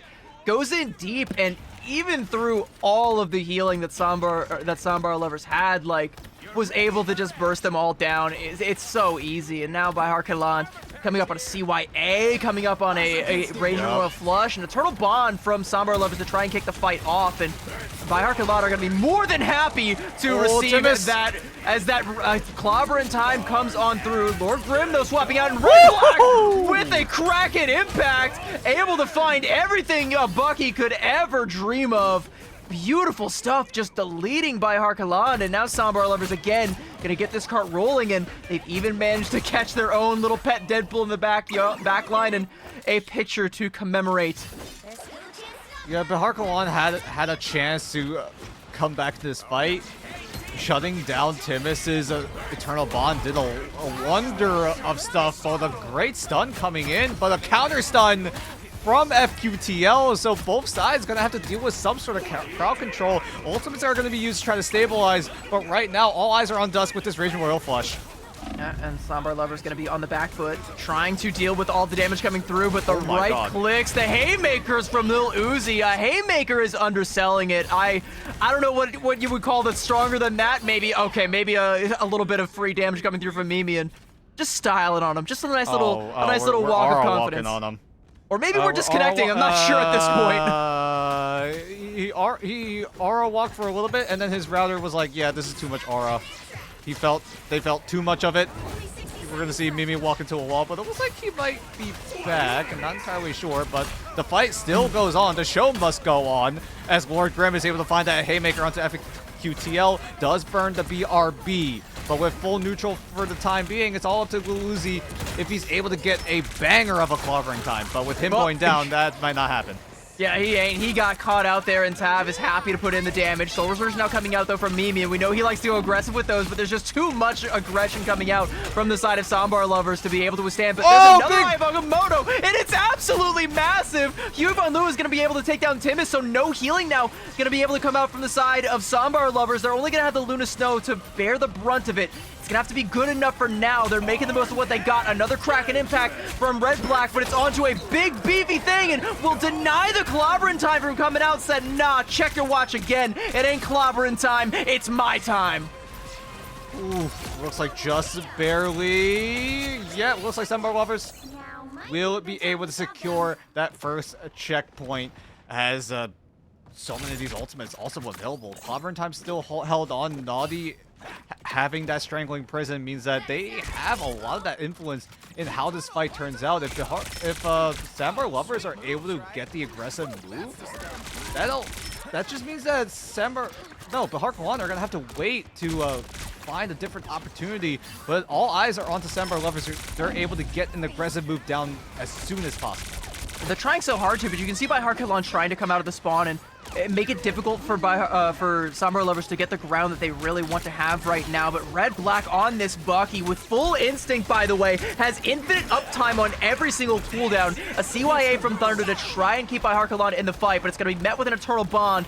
It's, oh no, from Sambar Lovers, they stack their Stratus ultimates. Oh no, that's a golden opportunity now for Bahar Kalan, especially with all these ultimates coming online. FQTL with a Kraken impact of his own, ready to go. Might not even need it, as Sambar Lovers are going to have to cut their losses. It's going to be a Galactic Legend, but Bahar Kalan don't have to engage with it at all. They'll be able to take him down and just pepper in the damage on the front line, and that is about as disastrous as it could possibly be for Sambar Lovers. All right, well, Sambar Lovers had a chance to run away with this push, but with that double stack ultimates coming in, things are gonna be a little bit more problematic. This is a very, very advantageous spot for the defensive side here on Midtown. it's just so hard to get through this choke area without some of those key ultimates. And if Sandbar Lovers are able to handle it, we may get to a point where they just get held right here. Yeah, that final judgment coming out from Mimi is more than enough to keep Baiharkaland in control here. With only 30 seconds left, Sandbar Lovers have to try and make a play.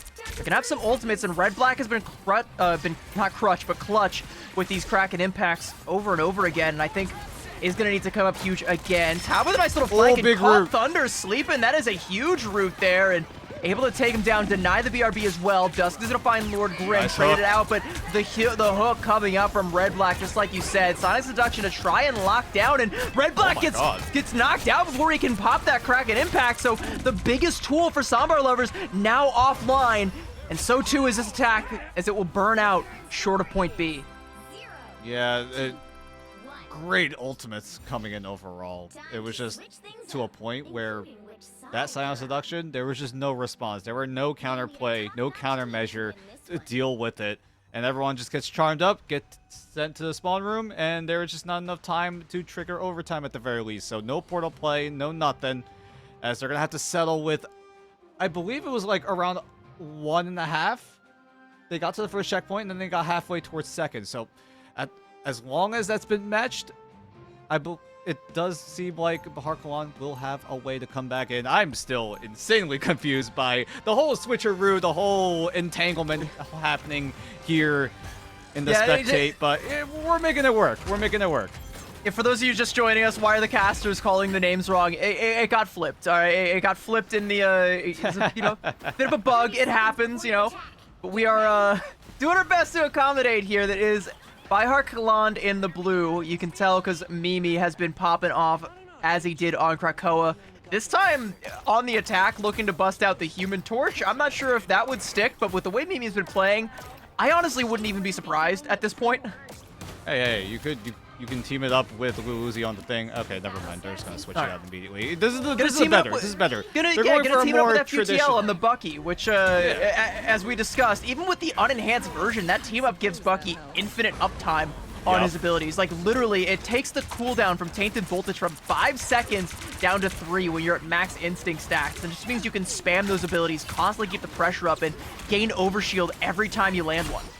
And you get even more overshield because Mimi is playing that Elsa Bloodstone, so that team up on the Bucky is enhanced even further. So this FQTL will have a lot of that extra bonus HP if things do go wrong, as Mimi doing his best to try to wrap around the back line of Sandbar Lovers as they're doing their best to try to take him out. In the end, FQTL is able to isolate Tav 6-7, and he will get taken down in the laundromat as the rest of the team looking to try to stabilize. But with these root walls just cutting off the way of escape means that so much more pressure is being applied.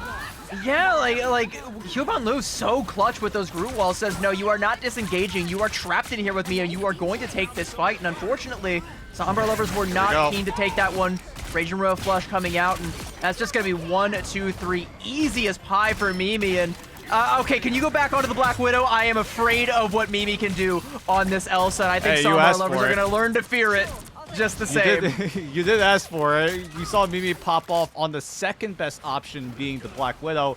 And we were scared to see how he would perform on the best option, that being the Elsa Bloodstone. And so far, he is looking to do just that as a little bit of an anti-synergy. I'm not sure how the Apex Predator turned out, but Timus does go down in the end, so it's still worth. It's still worth. I think every member of Baiharkaland has their foot on the gas right now, or I mean, it's either on the gas or it's on the necks of Sandbar Lovers. And 1, 2, 3, another quick little team wipe coming out here as Mimi cleans up Tav. A triple in that fight. And Timus, my friend, get out of there. There is a beast lurking, and you do not want to be around it to be caught in its clutches. And okay, they'll be able to catch Mimi out. Okay. More than worth it is the rest of Baiharkaland. Just keep the Blitzkrieg going. Yeah, and there's just no signs of stopping. Baiharkaland just running over Sandbar Lovers, as Sandbar Lovers, they do have ultimates coming up very, very shortly, but with Baiharkaland being able to set the tone once again, Lil Uzi is going to be able to just force Baiharkaland, or no, force Sandbar Lovers away with the Silent Seduction. see how he decides to utilize it either before or after these strategist ultimates come online. But either way, it does feel like Blue Uzi's going to force one of those strategist ultimates. FQTL able to take down Tav in the neutral. There's already going to set Sambar Lovers behind the 8 ball here. And now by Harkeland, like, they've got the ult advantage, but they don't even need to use it. Sonic Seduction being forced early on, but it's met with an invisible boundary, so you're not going to be able to seduce much of anything. Damage amped, Crack, and Impact, and FQTL trying to find Timus. Will do it, gets to go again, but there's going to be a Fate of Both Worlds this time around, so not going to be able to find a whole lot. Oh, what a root, and a God of Thunder from Lord Grimm. Disgusting plays coming out to keep Sambar Lovers alive, and his red-black takes down his contemporary at FQTL.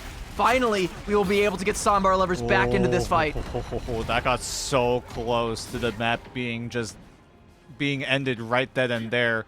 3 minutes on the clock for Bahar Kalan, so plenty of time to regroup and look for different approaches in, as Huiban Liu has that Strangling Prison to try to lock up anyone on the side of Sambar Lovers, but Sambar Lovers do have aggressive options of their own. Lord Grimm nearly got caught out there. Does get cleaned up by FQTL, and Mimi able to take down Tav as well off the back of that damage coming out from the Raging Royal Flush. And by Arkalan just keeping the pressure going. 2 of the key members of Sambar Lovers are not going to be in this fight, and the Strangling Prison still on deck. Catches onto the backline. What a Spore Bomb coming through. So much damage. What a wall. And that is going to be a clean win on Midtown for Bihar Kaland. By any other name, they will be able to take this one 2-0. Time Stream, Entanglement be damned. Bihar Kaland are able to get the sweep down. Huge looks coming in from every single member. I mean, we talked about Mimi for so much of that first map, and now coming into the second map, it really feels like the supporting cast of Mimi have shined even more here. Yeah, we talked about Mimi popping off in some of those fights, but all of Mimi's teammates doing a great job at doing their part, either by CCing up members, either getting clutch strategist ultimates down. It just felt like they had so much of that momentum that carried over from that first map.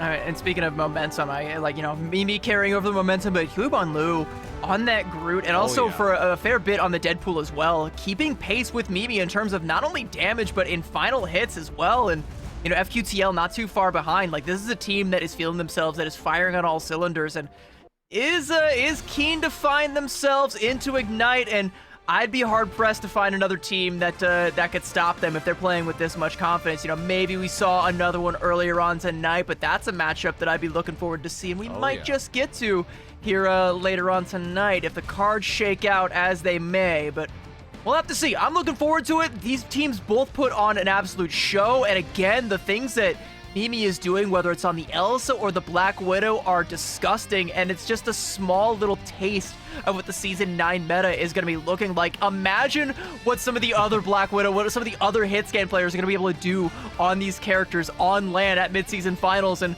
again, if this all carries over onto Stage 2, what is that even going to look like? I can't wait. I love it. I'm seeing some of the biggest pop-off plays I've ever seen, and it's at a promo relegation tournament. Yeah, I mean, these teams are trying to either stay alive in Ignite or trying to break through. And right now, I mean, we saw how well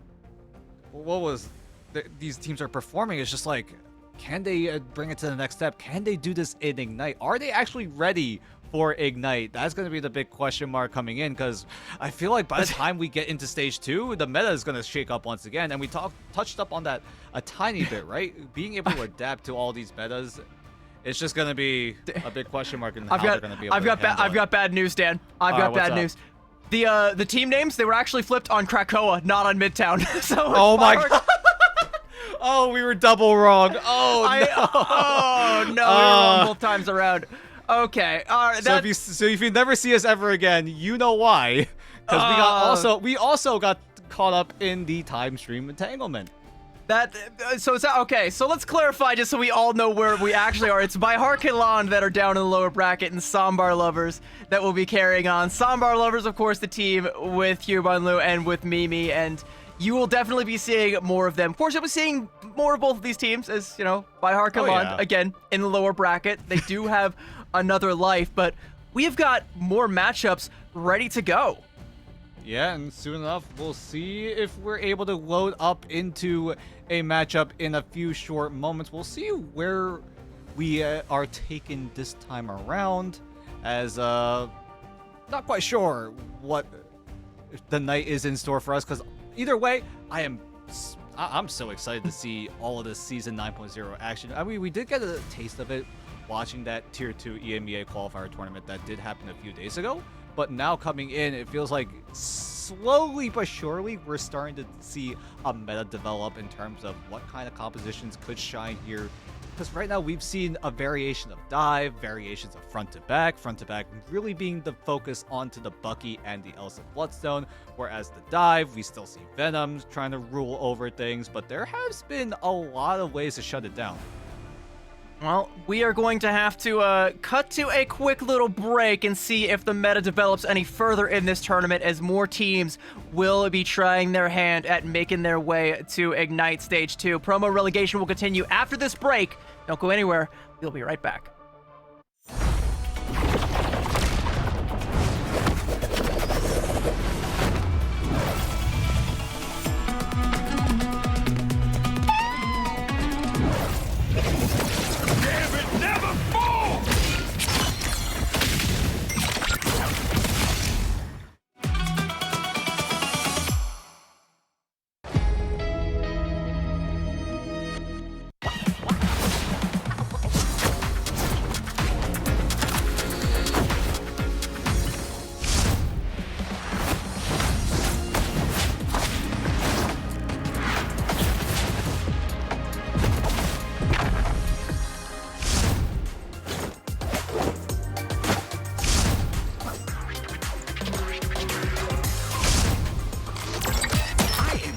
Good at this. Nowhere to hide.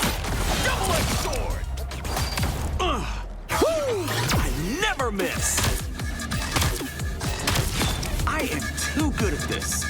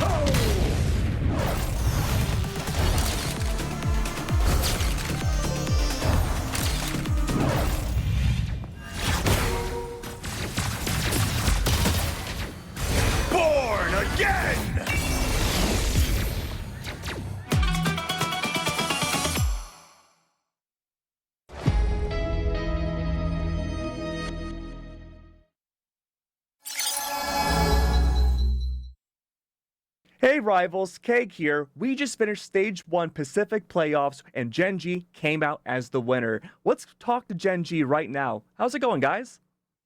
Hi, I'm Zunstari, a Vanguard player for Genji. Hi, I'm FMCL, a duelist for Genji, and we're feeling good. Into the mid-season finals. And if you didn't know who they were, if you forgot who they were after DreamHack Atlanta, they are Chopper Mag, they are Gen G, they are your Pacific champions, your kings of the Pacific. The best in this part of the world, this neck of the woods belongs to them, and they'll claim that cash prize and that first seed going into mid-season finals. You heard J-Mac in that previous interview. Reject, they're happy that they get to go to mid-season finals alongside Gen G. He's glad they get to go together, but they wanted that first seed, but Gen G said no, that belongs to us, and there is not a thing in the world you could do to take it from us. They took it, they seized the moment, and they are your champions. So, for my first question, talk to me about your journey from preseason to the end of stage 1. Having dropped very little maps overall, tell me what it's like to ensure such consistent victories. I just think it's like consistent gameplay anyways. I think seeing that for being at China, there was like only like a week and a half, 2 week grace period that we had to actually practice the meta. So I think that was pretty important as well. I just think like getting it down really pat, like getting it above upper level teams like that we would verse in stage 1 or preseason, vice versa. It's just really important that we just stay consistent and we know how to play the game. Yeah, I think it's just like keeping up on the meta. Like sometimes there's meta shifts, like Daredevil got nerfed, Black Cat got nerfed. Black Cat got nerfed very hard. Like last season, she was probably the best character in the game, but now she's like borderline unplayable. So just like making sure we keep up on scrims, see what other teams are playing, so we can like sometimes copy that or sometimes improve on it. So we're just always at the top level, just ready to always win. You guys have been a team that has shown very little weakness all throughout preseason and stage 1, but there was one area that we did notice maybe there was some faltering, and that was Heart of Heaven in the last 2 days. You lost it up against the Reject before, but then you ended up winning it today. Talk to me about Heart of Heaven and what was going on yesterday and what was different today. Look, I mean, we've never needed to practice that map because no teams except them, even in scrims before, would take us to that map. So I just think it was like we just had to like recognize how to play that map again and what to do. I personally think that map was still very close, even though that we lost and it was our worst map. But today, we just played better than what we did on the map yesterday. We just played against them better. Like we just didn't let them do anything against us on defense or attack. So I think that was a very good improvement from yesterday's map. Yeah, I just think we don't really practice the map. Myself, I don't like that map at all. So we don't pick it really ever in scrims, and no other team really picks it. It's not the most liked map. And then coming in this morning, we actually did some practice on it. We figured out what comps we'd like to play into what they were playing. I think they did a little bit of that as well against what we were playing. But yeah, I think we just came in stronger today on that map just because we practiced in the morning and just knew what we were going to play. Hey, speaking of knowing what you want to play, Gen G's team coordination has proven to be some of the best in the world. Your team fights have almost always ended in aces with everyone on the enemy team completely gone. Talk to me about your executes and your team coordination that sets Gen G apart from everybody else in the region. I think it's just like pre-fight planning. If we lose a fight before and we just pre-fight plan and we say what they have and we say what we're going to do, it's very easy to execute a good team wipe after that, or it's very good to execute a kill and then to go on to a team wipe. I just think ult cycles is a very big thing as well. You see like most of the time we always have like very close to an ult, or we have an ult on standby that we can use when we go to attack or defense. I just think that it's like important to like we comm a lot what to do and where they are and how to use our ults in the ult economy. I think the main thing that leads to us winning most team fights is just having better ult tracking. Like pretty much every team fight we win, it's because we're up an ult, or we just manage to like counter an ult, like eating a Groot ult with mag ult per se.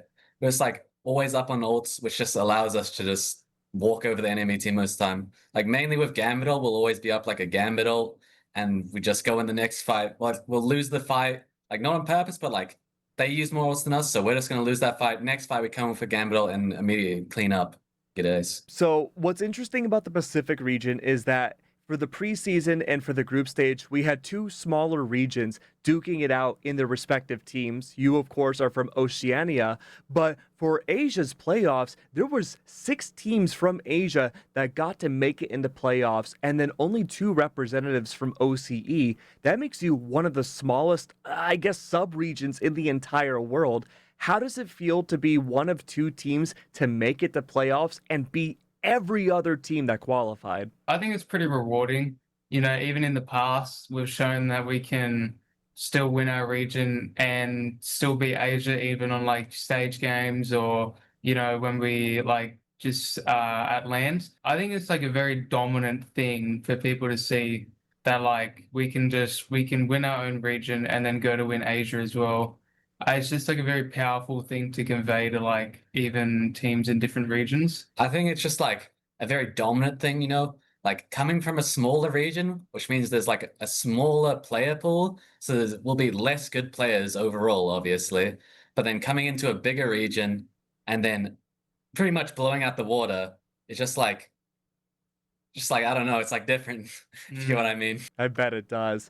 Well, let's talk about a bigger region, right? Do you feel going into midseason finals, you are an underestimated team? I don't think currently we're underestimated that much, especially by EU teams. I think we're well liked by most EU teams. I'm not sure about NA because we haven't been keeping up with NA as much. But in EU, I think we're well respected, and I think like we'll obviously place among the top teams. That's what my opinion is. Yeah, I kind of agree with him as well. It's like EU have a bit more lenient opinions than what NA does. I guess you could say it's a bit more, EU is a bit more comforting to like teams that can actually like go head to head with them than what NA does. Like they could just go in on the day and be like, yeah, we're going to beat them. Like it's just how it is. But I think they don't need to underestimate us. Like I don't think like a lot of player individual skill and player skill and team consistency has changed. But even if you look at the past, you know, it's just been the same like level of team play, and we're looking to go further. So speaking of international teams again, is there one team internationally that you two want to face? I want to beat Swamp Gaming because their coach likes to VOD review other teams lots and always just talk about their mistakes. But when is someone watching his team and talking about their mistakes? No? Ooh. It would have to be Swamp or maybe Navi. Only Swamp because they're a very well-developed team from their coach, but their coach, like what FMCL said, is a very brutally honest type of person. And I would really only say Navi because like they've been in the talk for the most like consistent team to place. Technically, they were basically the same roster almost as Rad when they won mid-season, and they're almost the same roster again when they came second in grand finals, and we did lose 3-0 to them, which was saddening. But I do think that now we could definitely go like head to head more confidently with Navi than, or just in general, than what we could. Sounds like you guys have a lot of bold words for Swamp Gaming. Is there anything you want to say specifically to them? Watch out. Oh. I'm ready to have that in-person conversation with you that you said when you were VOD reviewing my game. I'm ready to talk IRL at LAN.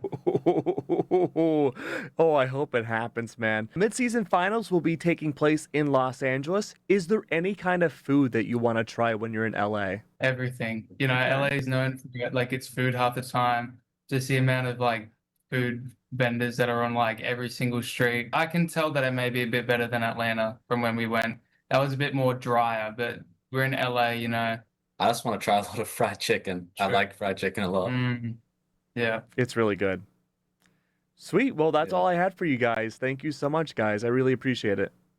Thank you. Thank you.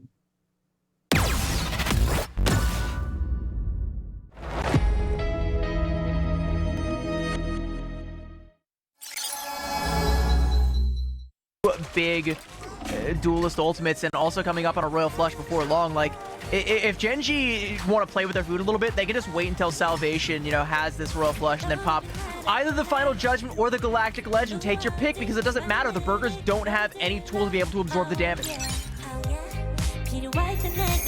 Healers, because they were under the full force of Tashi, and familiar place, that's exactly where they are once again. Yeah, can be tough for Dino to get up in there in the mix. Looking to not overextend here, but a quick pick there from Peter. Headshot. Big Angela mobility on top of a closer spawn room. Piggy already back in this fight. Just down because Bubble CYA. Duba's going to use the Band Hammer to try to extend this fight. Zycrank's going to use the Fate of both Worlds in response, and both Lunas will be using that dance floor as Snake tries to escape, but he's going to get... Really go force. Where did they even see Eggsy in the backline? Absolute flash and slash and absolute. I would be crashing out from that one right now.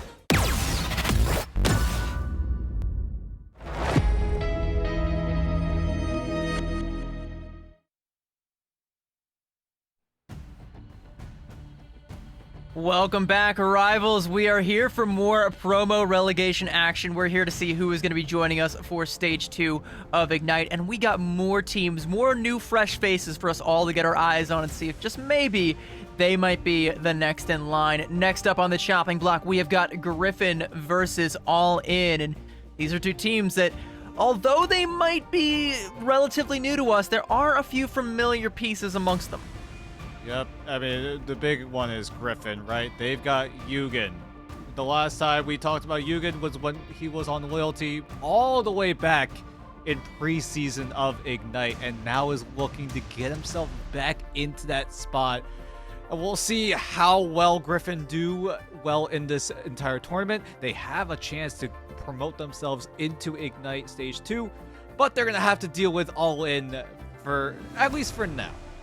I will say, you know, again, I remember very distinctly saying that even in some of the losing outings from Yugen's time on Loyalty, it felt like he really wanted to win. And, you know, I'm not sure what happened to cause him to kind of to leave that squad, but he does still kind of have that desire to win, desire to be amongst the best. And I do think that getting back to Ignite would be a great way to get a little bit of that confidence back, because he plays like he deserves to be there. And if he really deserves to be there, then he'll get right back there. But this is the first step right now, and it's going to be All In his way, as we'll hope to get back into this matchup here very shortly. Kicking things off again on Krakoa. Yep, Krakoa going to be the first map once again, as they're going to have to go up against All In. All In is a Japanese team, so see how they decide to play out here on Krakoa, right? See if they're able to utilize those compositions, maybe get a little bit of that advantage through the ban draft because of all these team ups being in the game now. There's like, if you include the enhanced versions, like 100 plus at that point. Okay, well, immediate problem with getting the advantage in the ban draft is All In have seemingly missed a ban. Well, that's you don't want to do that, guys. You don't want to do that. So Gambit's going to be banned, and I think that means that Griffin, I mean, take your pick. You know, do you want to go for a one-sided Mantis as well, or a one-sided Gambit? Like, what do you want to do? There's going to be a Daredevil Protect that ends up coming out from All In. So, you know, hoping to try and keep some dive prowess there, but I'm looking forward to seeing what Griffin ends up coming out here with. Looks like they're going to ban the Mantis and likely go for a one-sided Gambit here. And here's what I'm curious about, though, is we've already seen some teams try to go for things like the Thor and, you know, try their hand at some of these other kind of like off-kilter compositions that we probably wouldn't call meta. But I think, you know, at this level, it kind of takes time for the meta to trickle down and for people to settle on this is what is the best, this is what you must play. We know Elsa's strong, we know Black Widow's strong, but beyond that, like, there's still a lot of questions that I think are being answered piece by piece here. So even though the ban draft looks a little bit rough sometimes, it's not, you know, it's not a completely solved equation just yet. Yeah, it's not. Sometimes you do want to follow the meta, right? But there are times where some teams, like we saw in that past series, right, banning for their own team identity, picking things and banning options that will enable the playstyle that they know best. And so far, that's been working out a few times, but right now, it's just a matter of, do you want to go aggressive in taking away options from the other team, or do you want to just play the more passive, the more popular option of just, you know, saving things that you know are strong and you know will be available to you, as both sides just trading back and forth in terms of what kind of one-sided picks they go for. Griffin will get themselves the one-sided Gambit and the Venom, but that means that All In are going to have to find ways to shut down this gambit, because so far they have taken away the Star-Lord, they've taken away the Loki, so all in, we're able to remedy off of a missed first ban. It's still not great, but it's about as good as it can be when you've missed a ban there. A ban onto the Hela, and call me crazy, but seeing Lexia on that Hela hover right there, that might be targeted. That might be targeted. That's a champion Hela if I've seen one. Yeah, but here's the thing though, is like, going for that particular target ban does still leave both the Black Widow and the Elsa open, and the Star-Lord also does end up being one-sided for all in, and that looks like that's what Lexia is going to hover for now. So, going for a target ban like that leaves a lot of much stronger options on the table. So we'll have to see what ends up coming out. I do want to call back, though, to that one-sided Venom that Griffin managed to secure, though, because when you see that Daredevil Protect come out, there's going to be some sort of dive, so you're taking out one of the best dive Vanguards in the game right now, making sure that if that Daredevil's going in, he's going in alone. Yeah, we'll see if this Hela ban does actually work out in the end. It did seem like it was a target onto Lexia, but overall, it could have been other options. Things like maybe the Invisible Woman, maybe the Rocket Raccoon. I feel like the Rocket Raccoon would have been one of the better options in terms of that final ban. But then again, it does really seem more aggressive, trying to shut down some of those options coming in onto all-in.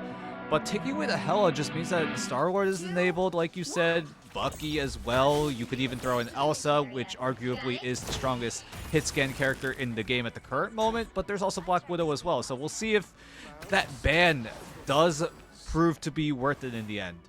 And I will say, even though we call out the strength of like Elsa and Black Widow, Hela isn't weak by any stretch. I have seen, in some situations like Elsa and Black Widow both getting banned, and in some cases, depending on the map, Hela might be the next best thing. And if you've got hands when it comes to the Goddess of Death, you can dish out your namesake quite handily. Yugen, though, got some hands. In fact, those hands got claws, and I mean, we're finding that out the hard way, as he'll be able to take down just Deki, and an early KO coming out, and now making the most of this one-sided Venom. Jamez goes in, takes an Invis Woman, and is still hungry for more.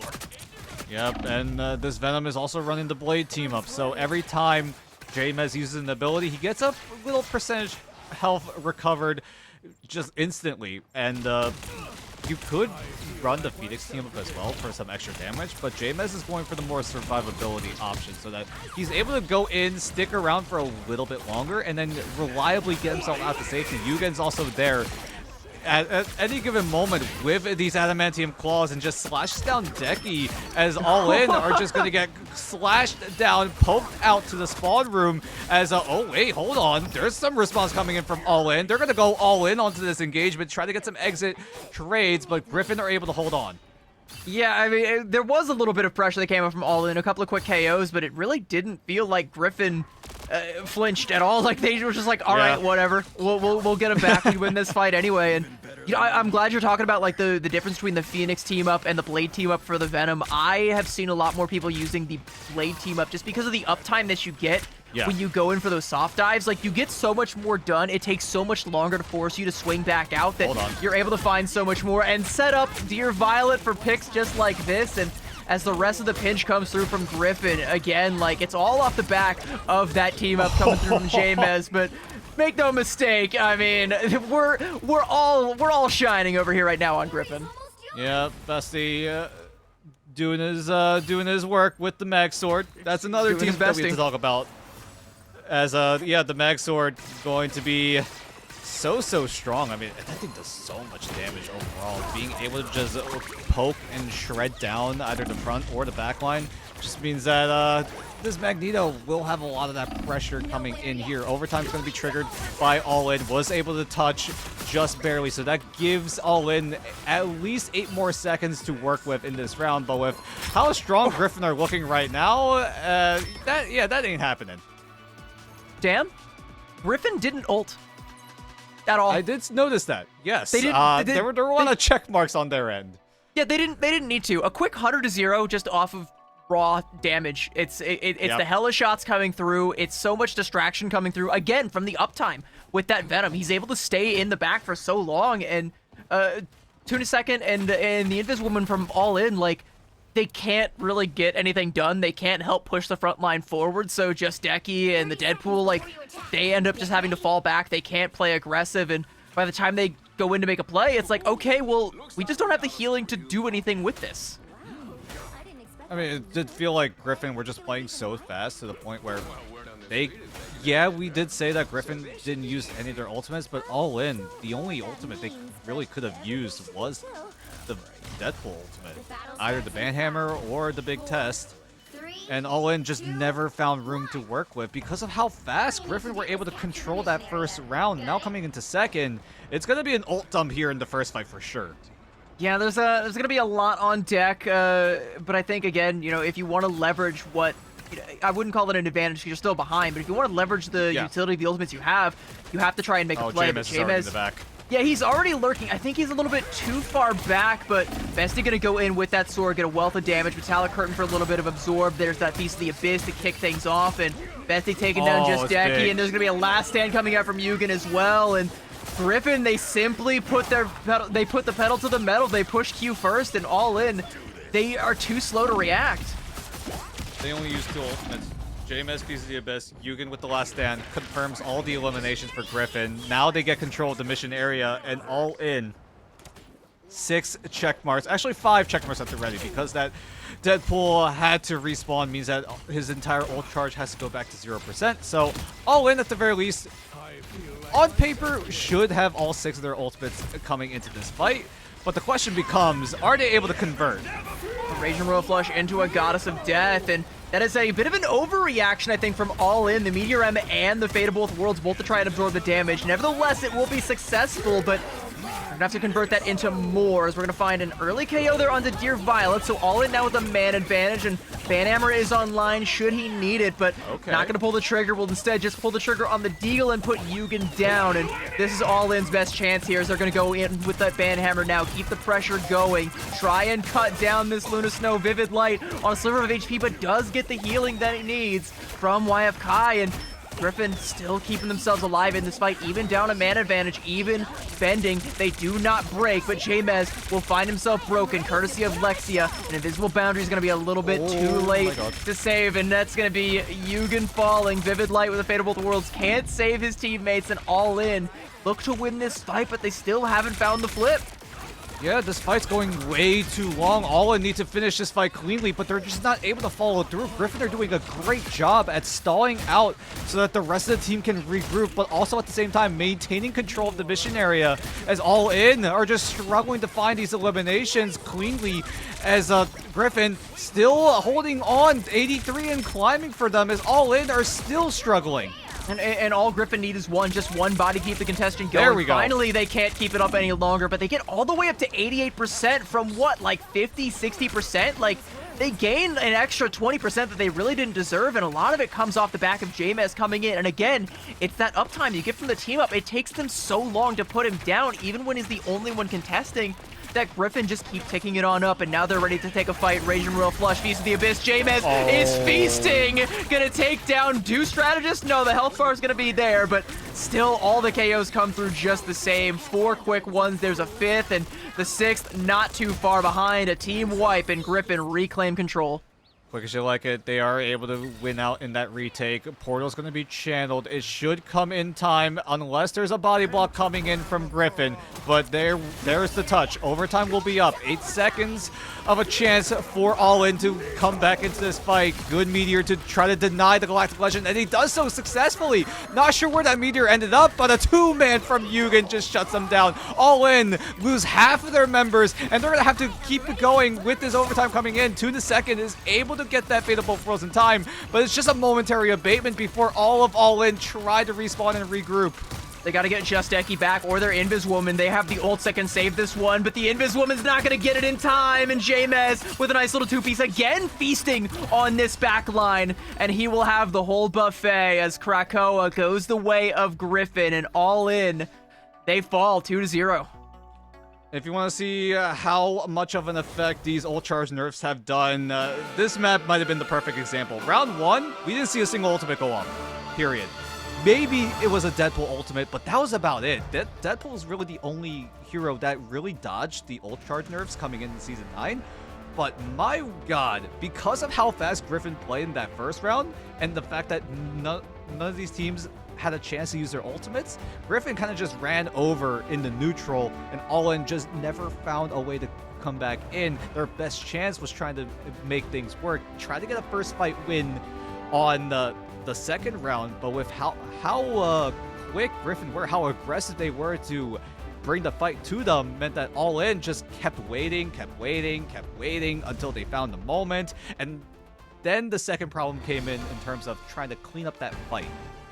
Yeah, and the cleanup just never came, but Jamez was pretty clean with it on this Venom and was a constant menace, and it's just so easy for your duelist to come in and get shots just like this one here from Dear Violet, and it's so easy for Yukon on the Wolverine to just go in, scoop someone up, and find another quick elim. It's just, it's so easy, and it's off the back of some incredible Vanguard play coming out from Griffin. This squad, like, I like what they're made of right now, and the fact that they're able to stall out this second point for so long, just one man at a time going in, dipping their toes in the pool, but not staying too long, taking up an extra 20-30%, forcing a one-fight territory desperation mode mood from All In. That's the mark of a pretty good team, Dan.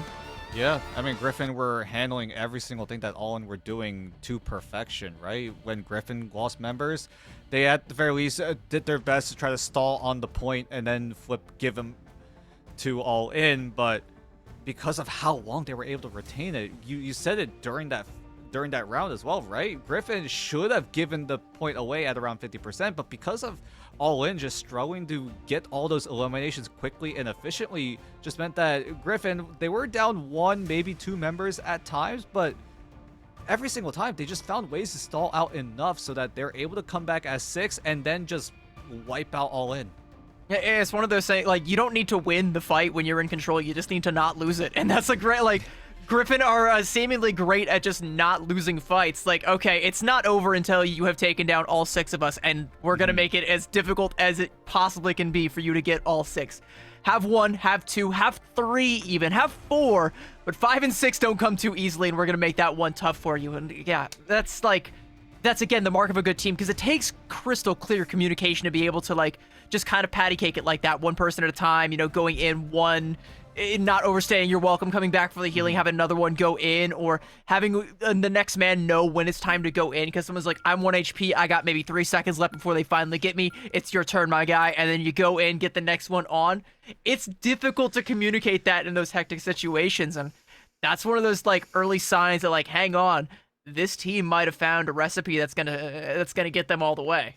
No, Griffin are looking to be one of the stronger teams here in the midseason qualifiers. I mean, you talk about being able to handle these stressful situations, but it's also the confidence coming in from Griffin, right? Especially in that first fight in the second round, bringing the fight to All In, because All In, it just felt like they weren't expecting a fight to be happening so soon. Griffin get the jump onto them, and they just quickly wipe out All In. And now coming into the second map, All In do choose Yggdrasil path as we take a look at the ban draft, both sides taking away the gambit, but that does allow both sides to secure the Mantis. Yeah, so both teams getting the Mantis is something that you don't see too often. Like, normally it's both teams go for the one-sided gambit, or one team will take the risk and give up the Mantis for the other side, but both teams now. So, again, like, we talked a little bit about it at the top of the show, but it's relevant again because it's one of the first times Mantis has gotten through since, I think, our first map of the day, but the changes that have come through for Mantis, specifically the team up with Star-Lord, which won't be enhanced because both teams going to ban that out, it gives her, like, so much extra healing in the neutral that she's no longer shackled in triple strategist jail. She can now work in a 2-2-2, even with the unenhanced team up there, alongside a Luna, an Invis, or in this case, a Loki, which has also been protected. Triple strat, still on the menu, but we have so many more options. Yeah, I mean, like you said, there's a lot of flexibility enabled. Good ban coming in from All In onto the Adam Warlock. That's really good to shut down the triple game plan that Griffin potentially could have started cooking up, but All In are able to give Lexia the champion Hela that we missed out on in map number 1. Griffin will round things out, taking that final ban onto the Groot to try to shut down that Vibrant Vitality. I think that's wise. You know, it's so funny. Like, they took the Vibrant Vitality team up like out of the game in name, but both Loki and Groot still benefit from that team up. That does mean Griffin have they're flashing it. They want it. They want to go for it, but I don't know. I don't think you're gonna be able to do that one, Bestie. I think you're gonna have to make a swap onto something a little bit less wooden, perhaps a little bit less banned. I think. We just start there. Yeah, Griffin on the defensive side, so we get a general idea of what they want to go for in terms of. Oh no, wait a minute. Groot's not banned for Griffin. Groot's not banned for Griffin. It's banned for All In. I misread the. Yeah. Yeah, it's fine. He still gets the tree. It's all good. It's all good. Yugen, however, will get the Black Widow. So choosing the Black Widow over things like the Phoenix. No, not the Phoenix. The Elsa Bloodstone, that's arguably one of the best hit scans in the entire game at the current moment, but is going to go for the Black Widow instead, as everyone else on Griffin not going for that triple. I assume it was because the Adam Warlock is taken out of commission? Not entirely sure, but All In now, looking to get that aggression down with the Wolverine, with the Vanguard Deadpool, to try to get some early tempo going, maybe try to get an early pick either with the Pharaoh Leap or with the Banhammer. See how All In decide to try to go all in this first fight. Well, they're going to have to dodge, again, the Black Widow, who's going to be damage amped by the Mantis quite often. I mean, you can say the same for Lexia on the Hela, so it's going to be a battle of these hit scans, and I think this might be one of the few maps where either the Hela or the Black Widow could be a better choice early on than the Elsa, but Yugen is going to have some time to think about his choices, and he's going to be the first one to fall. Gets caught out at an unfriendly angle, and Just Decky with some nice deagle shots going to take him down, and he has got a whole mag full, and Bestie is feeling the full force of every single bullet and then some. Has the healing, is going to have to retreat, but look at how much cart progress has come off the back of just that one elim, and Griffin have to try and get themselves back into this one before they give up the full cap here. Bestie going to go in and try and do just that. Is going to have the healing as well from the regen domain to keep himself alive. Banhammer coming out from Jamez, and Just Decky trying to go off on a flank to return the favor, but instead is going to try and get back to his team, keep them safe as Griffin look to try and get themselves in on the retake. Still going to be full neutral. Good Pharaoh Leap to isolate Bestie, and that's going to spell his demise, as that's going to be one up for All In, as we still are in a neutral situation. But with All In having that man advantage means that that first checkpoint is already secured without any ultimates being invested. And yeah, Yugen not Apart really from participating Deadpool in that fight a whole lot. You know, coming up to 60% on that Assassin's focus. Lexia on a little bit of an angle here, getting checked by Yugen, and both gentlemen just going to shake hands and bow out and say, all right, live to fight another day. And Griffin, again, for how aggressive and for how decisive Krakoa was to give up point A so easily to All In, does kind of show that they're a little bit off their game right now. They're a little bit shook, and they're going to have to try and find a way to get themselves back into it. We're looking for that one frag to come through, that one KO that turns it in their favor. 22nd can use the Soul Returns to deny that KO from coming through, and in fact, it's going to be Bestie on the chopping block again, getting carved up to ribbons, courtesy of this Wolverine. And sure, you can have the full Vibrant Vitality team up. It might not be in the game in name anymore. Your Wild Wall, it ain't going to save you from this Wild Wolverine, and Yugen doesn't want any of this smoke. I mean, Yugen's just getting constantly pressured time and time again. Whenever Yugen wants to go for an angle, there is someone in All In trying to stop him from just going crazy with it. As Yugen gonna pop the Assassin focus, Bestie is just gonna get wiped out once again. This Wolverine is being an absolute problem, and so is the Last Stand. That's gonna allow All In to get 3 eliminations. Goddess of Death even gonna zone away the remains of Griffin, and that's gonna be second checkpoint. Speed run through. 5 minutes in the time bank, and yeah, you said it, Dan. This Wolverine is a problem, and I don't know that Griffin have found the solution. Yugen is going to try his hand on the Bucky instead of the Black Widow. I think, you know, wants to try and play at range. Okay, no, yeah, but the Bucky swapping over to the Elsa. That might be another good another good option. We'll see. I mean, it's going to depend. I think the Bucky might have also been a good tool against the Wolverine, because that's the biggest pain point right now, I think. You know, more so than this front line. But nevertheless, the front line of Griffin standing tall currently has ults on deck. Banhammer about to come online. Strangling Prison is available as well. Just need to wait for their opportunities to use it. All In doing a good job not giving them one. Seizing the ones given to them, though. It's going to be a Banhammer coming out onto the back line. Jamez finding an early Elium onto the Elsa, holding onto the Banhammer of his own. Dear Violet up in the air with that Goddess of Death is going to put down Just Decky, and Griffin will be able to dig their heels into the sand. Yeah, for now, Griffin are given a chance to breathe, but Bestie knows the moment he tries to go for the Strangling Prison, that Fate of Both Worlds will be the response for All In. It's just a matter of when does Bestie want to force this Fate of Both Worlds out, because he doesn't really want to do it just yet. Probably would want to wait until his fellow teammate on the Mantis gets his Soul Resurgence down to at the very least counteract the Fate of Both Worlds. So as soon as Kai gets the ultimate, there is the ultimate coming in. There's the Fate of Both Worlds in response, but 2 are already gone. Yeah, even through the Fate of Both Worlds, and I was going to say, you just let it rip even through that ultimate, because you don't want to just be caught holding on to the Strangling Prison forever. You're going to go in, clean up that Luna Snow as that Fate of Both Worlds expires, and it's going to be a nice little 2-piece now coming out from Griffin as Dear Violet going to get a 2-piece of his own, taking down a parting shot onto Just Decky, and you can see Griffin inching forward. They're not content to hold the card anymore. They want to hold the choke. In fact, one more fight even, they might even hold the spawn. Ooh, Dear Violet's even using the slow walk to mask the sound. There is no sound cue if you use the walk, so Dear Violet will go undetected until he fires the shots into the back line of All In. How long does it take until Tuna Second is forced to use Soul Resurgence? It's going to be used to try to make some space in tandem with the Silent Seduction. Kai is there in response, but with Lexia finding the 1v1 onto Dear Violet means that the man advantage is going to be in All In's favor. Yugen trying to use the Apex Predator to give themselves a chance to come back, as the Force Physics even isolating Decky even more. So Griffin will have a grip in this fight. Yeah, they have a lot of grip, a lot of pulling happening between that Apex Predator and the Force Physics. Like you said, they wanted Decky so bad, and they'll get it at a nice little 2-piece for Bestie. Making the most of this group pick, says, all right, you're off the Wolverine now. I have become unleashed. I am now a problem. And just one of many problems that are going to start to amount themselves from All In. They've gone from 5 minutes down to 2:15, and Dear Violet wants to try and go on that angle again. See how All In decide to handle this. 2 minutes left on the clock.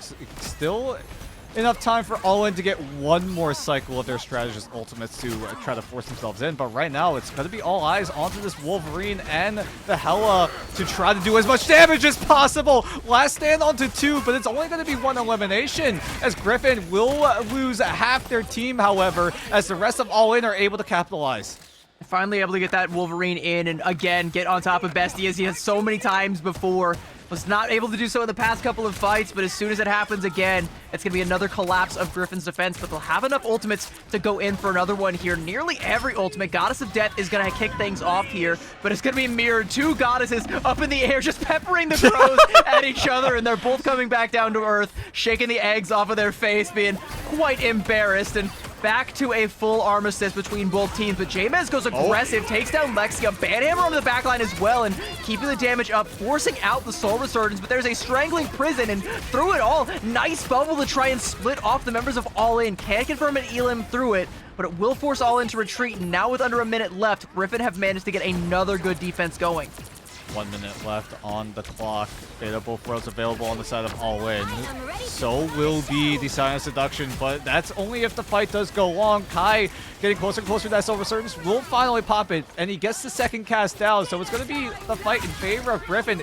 Apex Predator even going to be invested, as Tuna Second going down right off the get-go. It's only on to the Luna Snow for heals, and All In notice they can't win this fight anymore. They're going to have to retreat one more time as we head into Final Fight territory. When does All In decide to use the portal is going to be the big question now.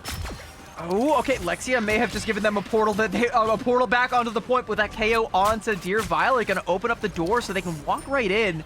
No portal needed this time around, and they do have a Sonic Seduction should they need it. I also like the Flame Shields to try and beef up the damage, help Lexia find some of these picks, and as Dear Violet comes back out of the spawn, Lexia wants to try and cut him off at the pass, take him out there. Sonic Seduction to try and lock him down. Decky going in with a Banhammer, and the damage coming on through. The enhanced Hela team up. That bird is a heat-seeking missile, and Lexia's Thorns might as well be the very same. A headshot onto Bestie. 2 members of Griffin down, but it's traded out. Tuna Second taken down by J-Mez. Dear Violet going in though. Just Decky taking down Vivid Light, and All In keeping this pain train rolling, parlaying this into a full cap, and Griffin can't do much more about it. They're throwing Kai on the rocket onto the cart to try and get this contest going, but it's just not going to be enough. Lexia still clicking heads, still finding the shots, still holding the angle, still being an oppressive force, looking to try and keep this cap going, and All In will have it.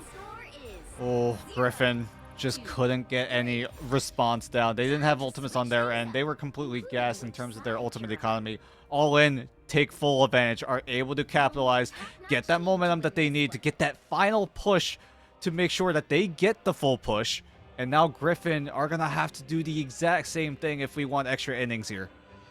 I mean, I gotta give a shout out to Lexi. Like, a lot of these key pickoffs were showing why, you know, that target ban came out, why the Protect came out onto the Hella.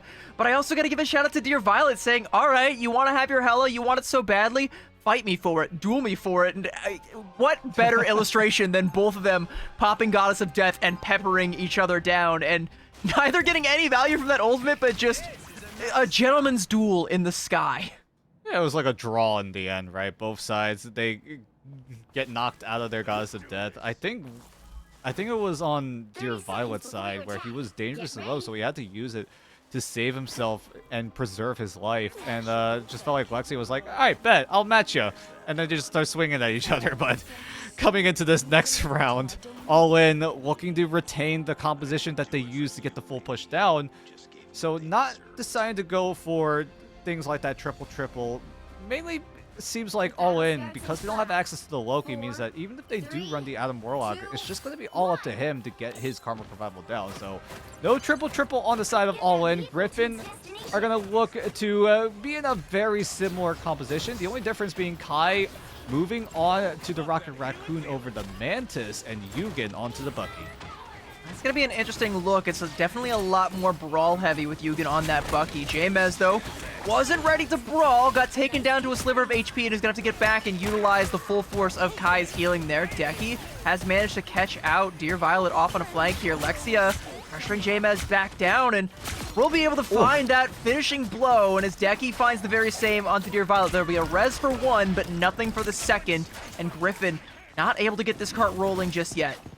I mean, Griffin have time to work around this, right? The spawn room is closer on the side of Griffin, so if anyone on All In goes down, that's going to be one of those players out of commission for a few extra seconds when you compare it to Griffin. 1-for-1 trade overall means that Griffin will be in favor here as they're still trying to find an advantage. There's a huge advantage, taking away Deki, and that gives XP over to J-Mez to try to upgrade any more abilities as he looks to aggress even further in this full neutral fight.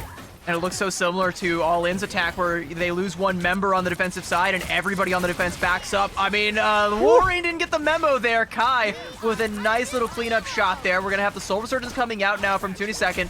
Going to get All In back All In onto this cart and flip it back in their favor, deny the cap from coming through. But Griffin, they don't overstay their welcome. They too will disengage, realize they've got 3 ultimates coming online, potentially a 4th if you count the CYA. Banhammer going to be the first one. Kraken Impact on top of a Strangling Prison. And how many times have we seen this Wombo combo? You never get tired of it. Yugen with a nice little 2-piece, but with that Strategist ultimate coming out, the Fate of Both Worlds going to keep the rest of All In topped up. But the last denizens are not going to be dancing for much longer. The dance floor expires, and so too does this defense. Griffin will cap point A.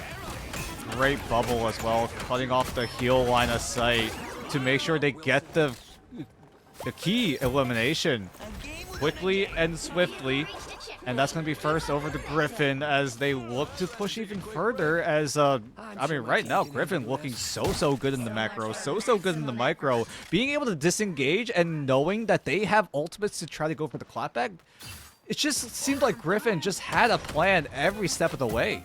And they don't overplay their hand. They carry 3 of those ultimates over on into the next fight because they know All In are going to come out of that doing some damage and building up to some of their own. They know that Sonic Seduction is going to be coming down, but they also know there's no Strategist ultimates. They track that Fate of Both Worlds, and I think they know now that the Invis Woman swap came through late from All In, so you're not going to have any of your Strategist ultimates. Griffin just need an opportunity to lay in the damage, and this is a prime one. Dear Violet off on a flank. You know what they say, you never hear the shot that takes you down. Lexia tries to check it, but J-Mez is there to help with that flank angle, and you might not even need the ultimates. We'll throw in the Goddess of Death, but there's a God of Death in Yugen with a triple on the point, and that is going to be another easy fight win for Griffin. This is a guy who was on the Ignite stage back in preseason, and now he's trying to come back with a new roster, fighting his way through MRC to make sure he's able to find a way back onto Ignite, and so far he is doing just that. One step looking to be done here as Griffin take over second. I like this new roster for Yugen. There's something here. There's some chemistry here. They have found a good recipe, and if they can keep building on this, there could be success ahead of them at Ignite. If they can get there, and I mean, they're setting a pace both there and to the end of Yggdrasil Path at roughly the same pace, and with all these ultimates still online, like, all in, sure, you have a lot of defensive utility, but do you want to overplay your hand? No, Decky not even going to give you the opportunity. Taking down Dear Violet, another KO coming out onto Bestie, so Griffin gonna have to slow their roll for the time being, but they still got nearly 4 minutes to play with. Another ult dump inbound for both sides, unless one team is able to get a huge ultimate over the other. All eyes on the Wolverine on the side of All In if he's able to get a banger of a last stand. But Griffin, they have wombo combos that they could do, but Yugen is just able to shoot down Lexia as Griffin tried to use the Strangling Prison, but it got canceled. But either way, Griffin are up 2. It's gonna be an invisible boundary to try and keep All In alive, but they're, again, like you say, Griffin up 2. As the spawn's gonna come out from All In, they're gonna be back to a full 6 stack, and they're still gonna have a wealth of ultimates, but they're gonna have to give up so much cart progress, and we're getting into territory where a strange TP could turn the fight if Griffin need to use it. Invisible Boundary gonna keep them in this fight through the Psionic Seduction coming through from All In, so a nice little ult trade there that ends up again bloodless, but Lexia looking to try and spill some blood. Goddess of Death takes to the skies, finds one before getting brought back down to earth, traded out, but as they take down Yugen, Just Decky again bailing All In out of a disastrous situation. All right, All In looking to stabilize for a little bit, but they have had problems of finishing these fights cleanly as they're able to stabilize for the time being, as All In still have ultimates to work with at the very least. Griffin, however, there is that wombo combo once again. Bestie on the Groot, Yugen with the Bucky ultimate. That wombo combo could be devastating for All In, but so far they were able to handle it once, but can they handle it twice? We'll see. I mean, it's so much damage, right? Just even able to burst through some of these Stratos ultimates. Strangling Prison comes out, forces it, and there is so much debuffs coming through, and Yugen with a double. It's traded out 2-piece, but as Yugen goes in for the triple, it's going to be Griffin winning this fight. With only 3 members of Griffin left alive, they're not going to be able to get a whole lot of card progress off of this one. They have to try and play safe, get a couple of these clean up limbs, and yeah, there's no one to heal up, my boy. Yeah, Violet was able to just barely win that duel against Lexia. So he's able to get himself stabilized, but huge wombo combo coming in from Griffin. Just getting eliminations through the Fate of Both Worlds as well. It just meant that All In, they were really lobbying on this Luna Snow to use that ultimate to get themselves out of that wombo combo situation. But with Dear Violet able to find to the second before he's able to find refuge inside of the invisible boundary, means that Griffin have a slight advantage, but not until the BRB gives Griffin one more opportunity to go for a push, as All In are just being good at trading these fights left and right. They're punishing some of these aggressive angles from Dear Violet. There's a couple times where Dear Violet is getting a little bit too big for his britches, and All In are able to catch him out. Like in that last fight, Dear Violet like drops down to try and catch a frag onto a backliner, gets punished for it. Yugen is going to find one, Lexi is going to be res back up, so again, a 6v6, and it's all about to break down here with 60 seconds left. Griffin have to try and make something happen, and the walls from Bestie looking to do just that. CYA to try and burst down this Emma Frost, but the healing is just so good, they can't get it done. Kraken Impact again coming out from Yugen, but this time it doesn't find anything. They do finally take down the Emma though, so that front line is looking a little bit weak for the side of All In, and the rest of Griffin want to try and capitalize off of it. Dear Violet again wins the duel with Lexia and flies back out to safety. A couple of shots there onto the Wolverine is going to bring him down to 1 HP. That healing factor is going to be working overtime. Psionic Seduction now coming out of the spawn door, trying to pressure Griffin back, but it's just pressuring Dear Violet back into the angle that he wanted anyway. He's more than happy to have it. Strangling Prison on deck for Bestie, looking for a place to heat it in. Finds it, catches 3 inside of it. Line him up, knock him down. Dear Violet just finds all he could possibly want. What a play from Bestie. And as Decky goes in with that big test, Bessie is gonna pass it with flying colors, and with 1 second to spare, Griffin will full cap. My goodness. Griffin did such a good job using the invisible boundary to, 1, make sure they're able to retain control of the convoy, and 2, not give a visual cue for All In to know when this Groot ultimate's going to be thrown at them. Bestie, because he's shrouded by the invisible boundary, meant that All In just had even less time to react to that Strangling Prison, and it catches up 3 outside of outside of the conflict contest meant that All In kind of just got stunned up, taken down, and then the full push was there for Griffin, and now we go into overtime. Both sides have a minute each, but do Griffin have a slight advantage with this one extra second? Yeah, not true, Dan. Yeah, Griffin have a minute and 1 second. Exactly. That one extra, finishing with 1 second left versus a team that had to finish in overtime, that's a little bit of a flex, I can't lie. Like, it's not going to amount to much. It's effectively, you know, an even playing field for both of these sides, but it's just like they're in All In's heads just like a little bit here, I think. I mean, both sides know that this game is for sure winnable. It can go either way, honestly. But with Griffin, one more time, we're switching up the comp a tiny bit, putting Dear Violet out of the Hela and putting him on a third strategist, that being the Ultron. Because of how strong these hitscan characters are, Ultron hasn't been the most popular pick, but we'll see if All In are able to handle this with Lexia on the Hela. Yeah, I mean, he's still good, especially when paired with the Mantis, because, like, he's effectively just another hit scan hero in the sky, which makes him, you know, very good at pressuring down some of these angles. It's really putting the screws to Lexia to hit those shots. Yugen going on the flank there, looking to try and hunt down the Daredevil, decides better of taking that particular duel. Now knows that there is a double lurking in his backline, so instead, gonna take the fight to the front line and hope to try and find an Elim or two, but All In doing a good job of pairing it so far, and getting a little bit of cart progress going. Just Decky gonna go ahead and pop the ult early on. Jameez has it as well and could mirror it, but All In looking to try and go all in off of the back of this. They take down Vivid Light, and if you're Griffin, you don't want to pop this ultimate just yet because you're down a man and you need to find a fight win. We'll see when this Banhammer does get invested. Dear Violet going down is already at even more XP onto Just Decky. Overtime is going to be popped up, and it will stay up as long as it will during this round number 1 of overtime. All In looking to find the different approaches back into this fight as Griffin looking to do the same. They are able to come back as 6 members strong. They don't allow themselves to get staggered, so great disciplines coming in from Griffin, giving All In some space, but that does give Griffin some time to stabilize. They're doing it again, the same thing they did on Krakoa, and there's a Strangling Prison. They take down Lexia, and now Griffin, suddenly, they're the ones in control, and we res right back up, but another 2-piece bestie on this Groot is a threat, is a problem. Try some deforestation all you want, but what do you do when the trees fight back? All In crumble, and Griffin retake on the defense, and All In, like, one by one, like, they're trying to keep this one going, but they just don't have that same moxie, Dan. They don't have that same sauce that Griffin do right now, and it is a special sauce that has carried them nearly to a victory. That is as winnable as I've ever seen it.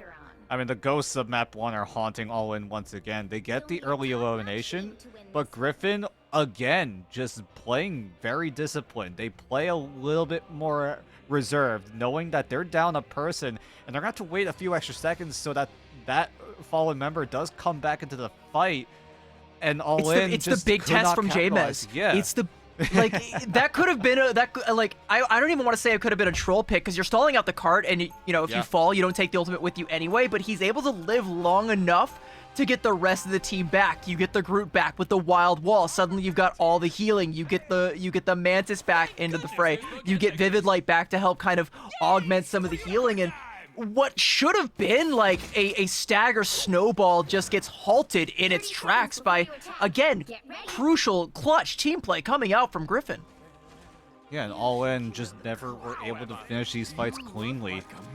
Maybe once or twice, but it just feels like almost every single fight, All In are just struggling to follow through on these fights. And now Griffin, we talk about it time and time again, they're able to take full advantage of this, and they're able to stabilize, quickly get back into the fight, and just stop the bleeding very, very quickly compared to other teams that are able to finish those fights in a cleanly manner. All In, again, going on the composition that has brought them so much success on the defensive side, and it's going to have to do the very same. Is 1 minute, they got to find a successful hold here, but they don't have the same spawn advantage as they did before, so Griffin going to try and press what little advantage they do currently have, nearly forcing out the healing factor from the Wolverine early on, going to force that Wolverine off of the flank, and it's the same story as before. You know you've got a flanker in the back line, you've got a little bit of space to play with, but you also can't forget about that one. see more walls coming out from Bestie, trying to pressure down the front line. Jamez doing a good job alongside Yugen, utilizing that flame shield and the damage boost to pressure everybody from the side of All In off that high ground, claim it for their own, and now Griffin hold all the angles they could possibly want. And Jamez gonna go in with a banhammer onto the back line, forcing out, again, more resources from All In. But so much damage just going into 22nd. Bro's trying to walk up. He wants to try and participate in this fight, but Jamez, with a complete mag dump, just simply says, no, you will not be participating in this fight, my raccoon friend.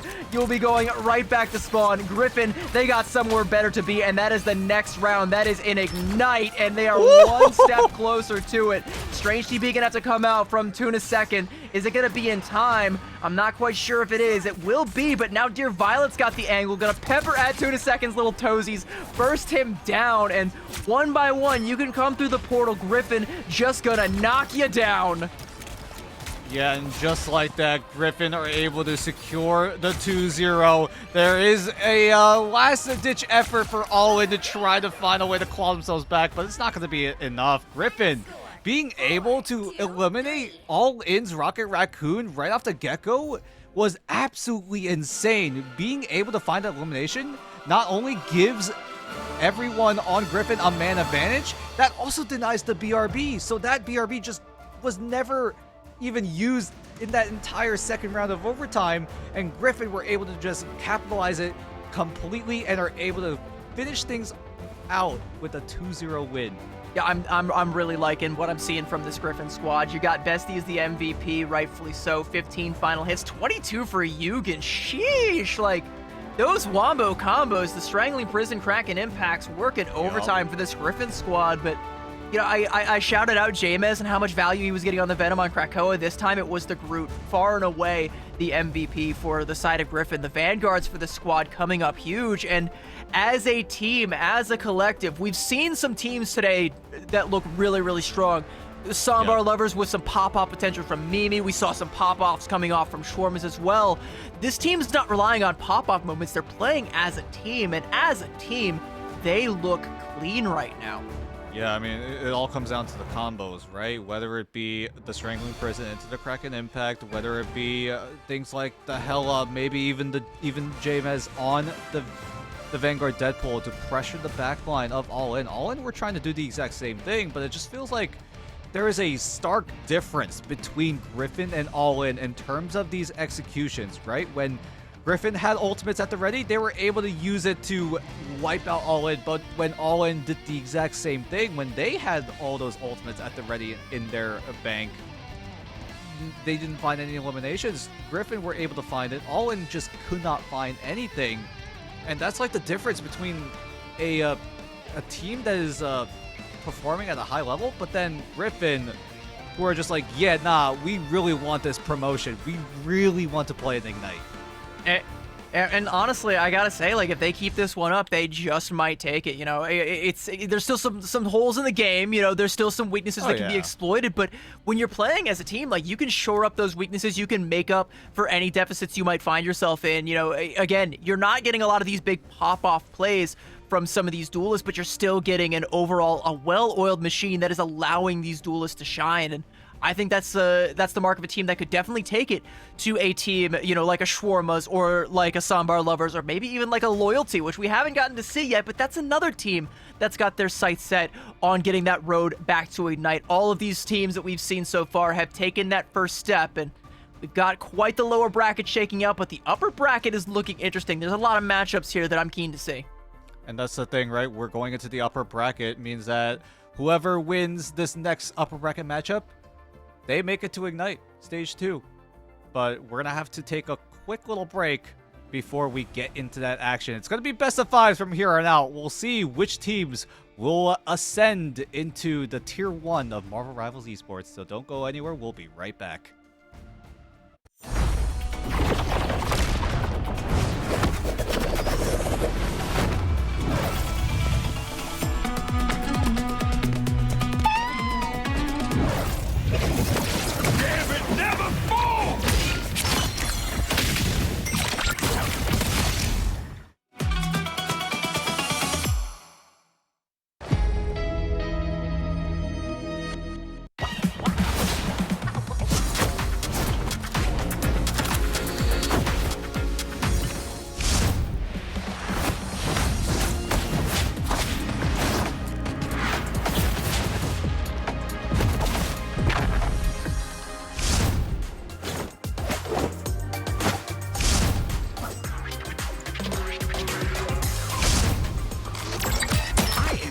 good at this. Nowhere to hide. Double-edged sword. I never miss. I am too good at this.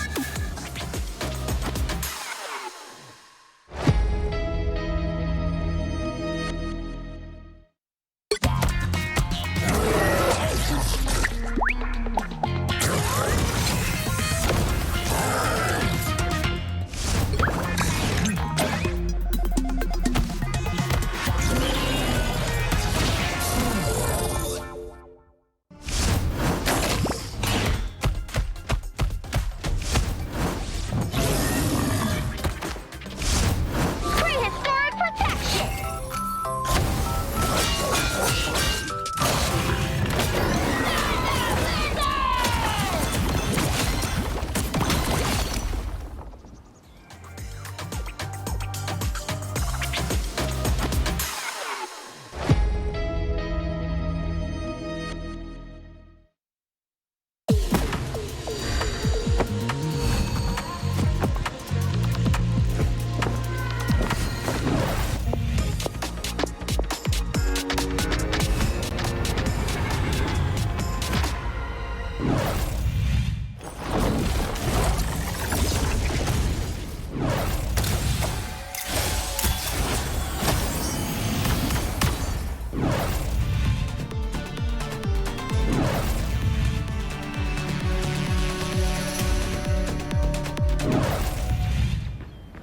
Let's heat it up.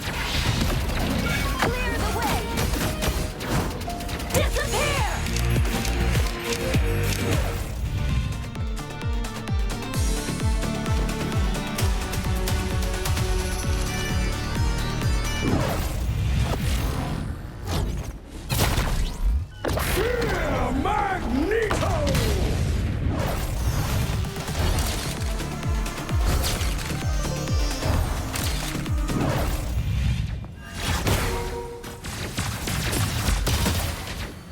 Born again!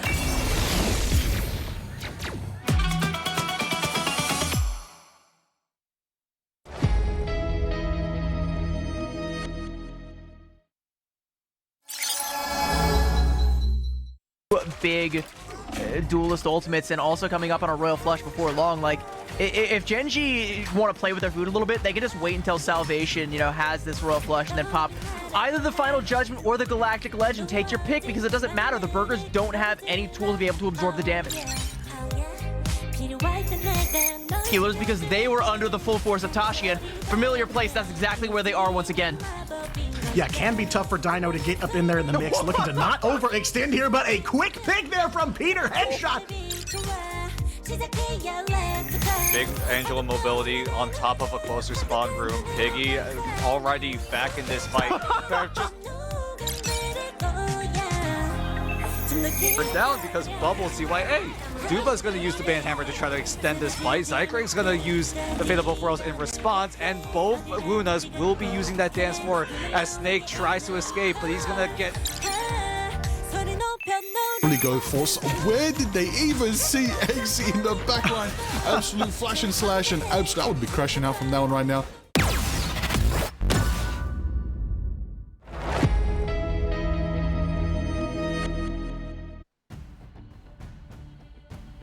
Welcome back to promo relegation for Marvel Rivals Ignite Asia. It is the Ignite qualifiers, and I think this next matchup that we got for you today, Dan, it is going to embody these promo relegation spirit, as we just might be promoting one team at the cost of another.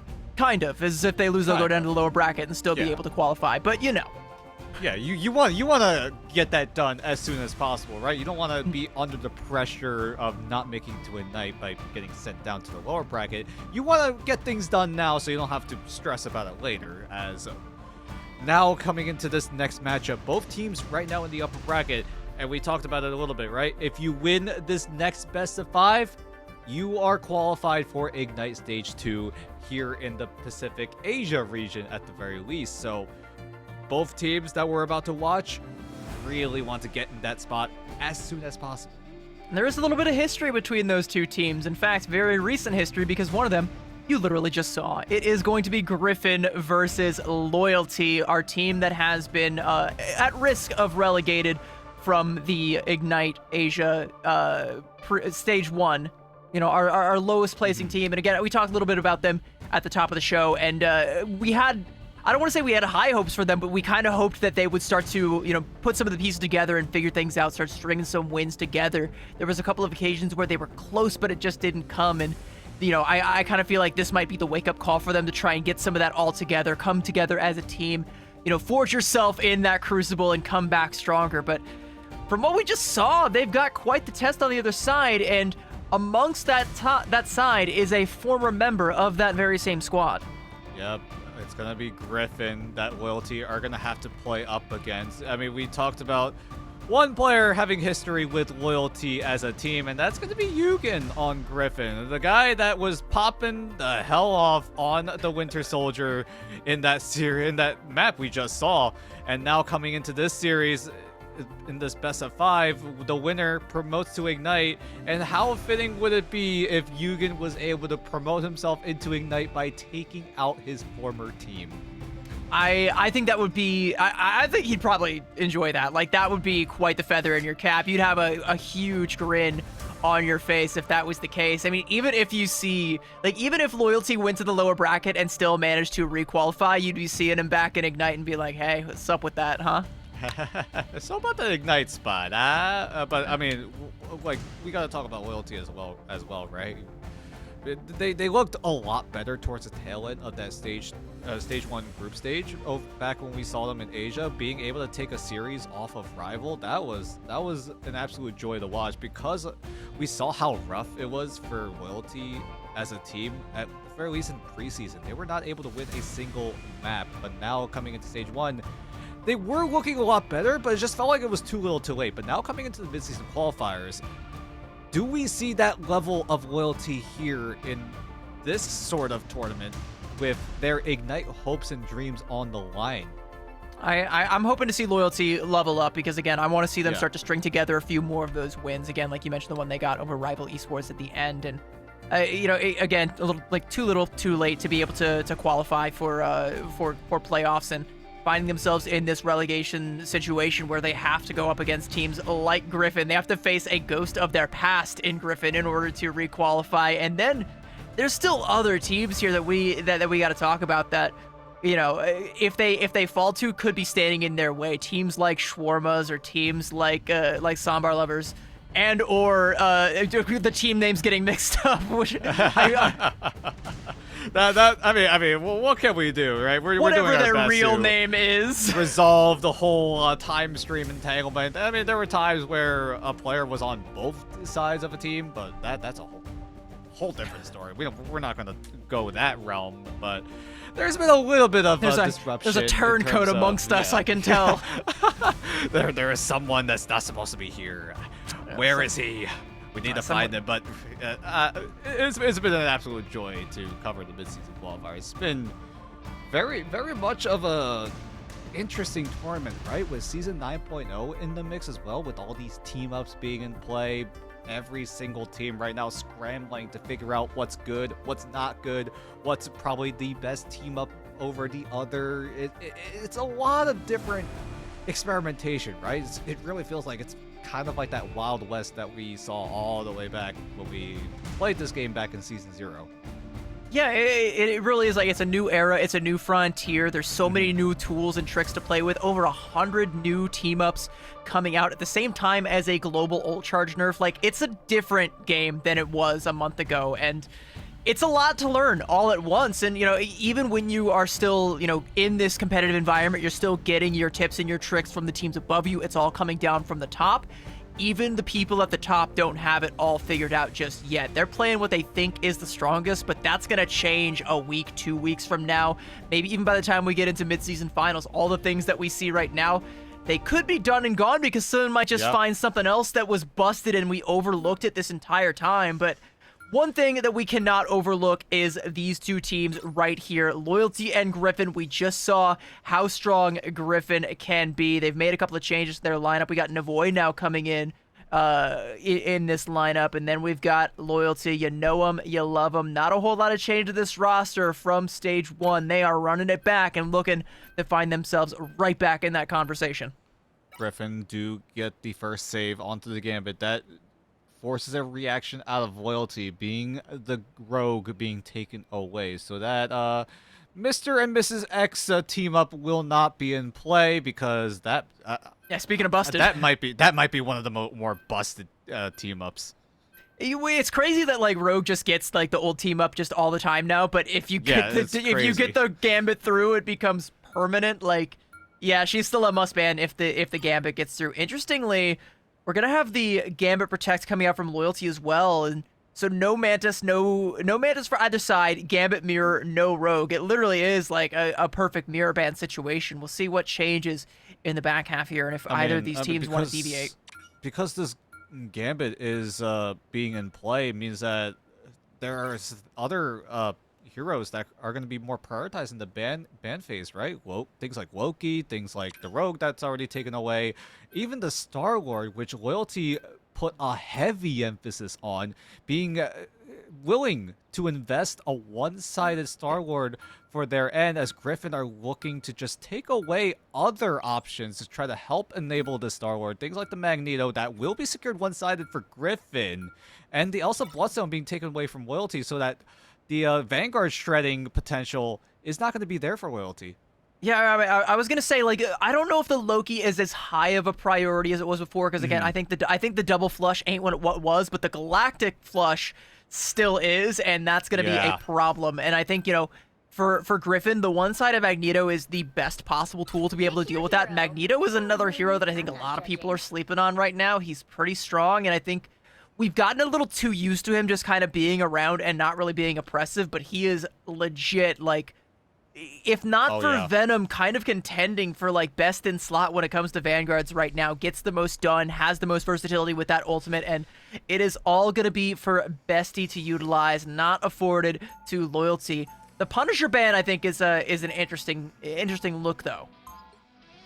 Yeah, not entirely sure, but it's just more hit scan options being taken away from a Griffin. I mean, there's still other options, right? Like things like, I mean, the big one would be Black Widow that really could fill the shoes of any sort of hit scan that Griffin wants to go for. But right now, Griffin looking to go a more aggressive, more dive-oriented approach. Yugen looking to be the man to operate the hit scan character by putting himself on the Elsa Bloodstone, James on Venom, Devoy on the Black Cat. So it's going to be up to how well Loyalty are able to hold out on this. JCC7 might just be the main person to try to keep alive, but JCC7, if he does choose to use the team up with the Magneto, will give himself a force field to, at the very least, give himself some self-peel. Well, the 1v1 I want to keep an eye on right now is Yugen versus Bumhyung. There was a couple moments where like Yugen on some of these hit scan heroes kind of got forced off over onto the Bucky, and if Bumhyung starts to win out this duel, we might see some swaps coming out from Griffin, and when you're making those swaps, you're already going to be behind in the time. Didn't get punished last time around, but against a team as hungry as Loyalty, that could be a key thing to keep an eye on, and you got to keep your eyes on the backline as well as Necrobe going in with that light and dark ice, and Bestie's going to be feeling the full force of that one. Going to be res right back up, shake it off, pretend it didn't happen, try to get back in the fight, but it's already Loyalty getting themselves off on the right foot, taking the fight now onto the point and pressuring Griffin away, claiming this space for their own, and approaching on that inevitable first cap. And with the diamond form coming out from Joey, looking to try and kick Bestie away. Not going to be quite enough as the dive now coming out from James. Navoy able to claim up JZ. Bumhyung taking James down. Beautiful shot. Yugen goes in though. Trades that out. Love the aggression. Griffin seemingly able to turn this, but Loyalty still lingering. Still not out of the fight just yet, and no cap coming through for either side. Yeah, both sides are doing a great job at holding off, waiting for their teammates to come back into this fight.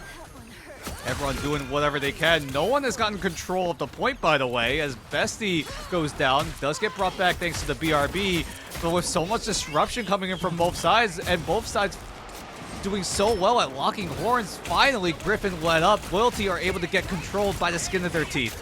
It's Joey coming back on that. Angelo just literally pushing them off the point, saying, no, you get off of the point. We are taking it. But Griffin, they want it back with that CYA and the damage coming out from the Daredevil.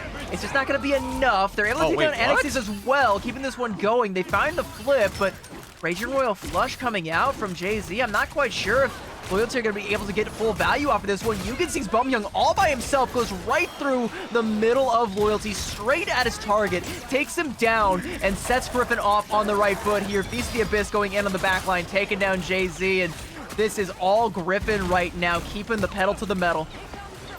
That had to have been a mistake on Loyalty. It felt like Loyalty, maybe if they used the Raging Royal Flush, they would have been able to control the mission area, but Griffin were able to flip it over, so that Raging Royal Flush just gets wasted away. Now Griffin gives themselves an opportunity to keep the pressure on, because now they have a one-sided Raging Royal Flush coming into this next fight. Yeah, the Crow is there with the Fatal Flush to try to stabilize, but how much can Loyalty do in order to handle this aggression coming in from Griffin?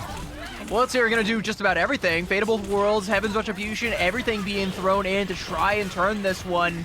Feast of the Abyss as well, but it's a little bit after the Fatal World, so you don't really get the damage yet, but you do get the follow-up damage from Bumyoung, and even Gamebo going to use that Banhammer. Every tool at Loyalty's disposal is being utilized. Bumyoung gets traded out, though. It's a one-for-one trade, but as the backline now from Griffin has been dealt with, it's all but inevitable that Loyalty will be able to turn this fight, but they got to do it quickly before anybody from Griffin comes back online. Joey does just that, and taking down Jamez as well with some help from Gamebo before he can crash back down to earth, and that's going to be Loyalty. And luckily finding the flip there. All right.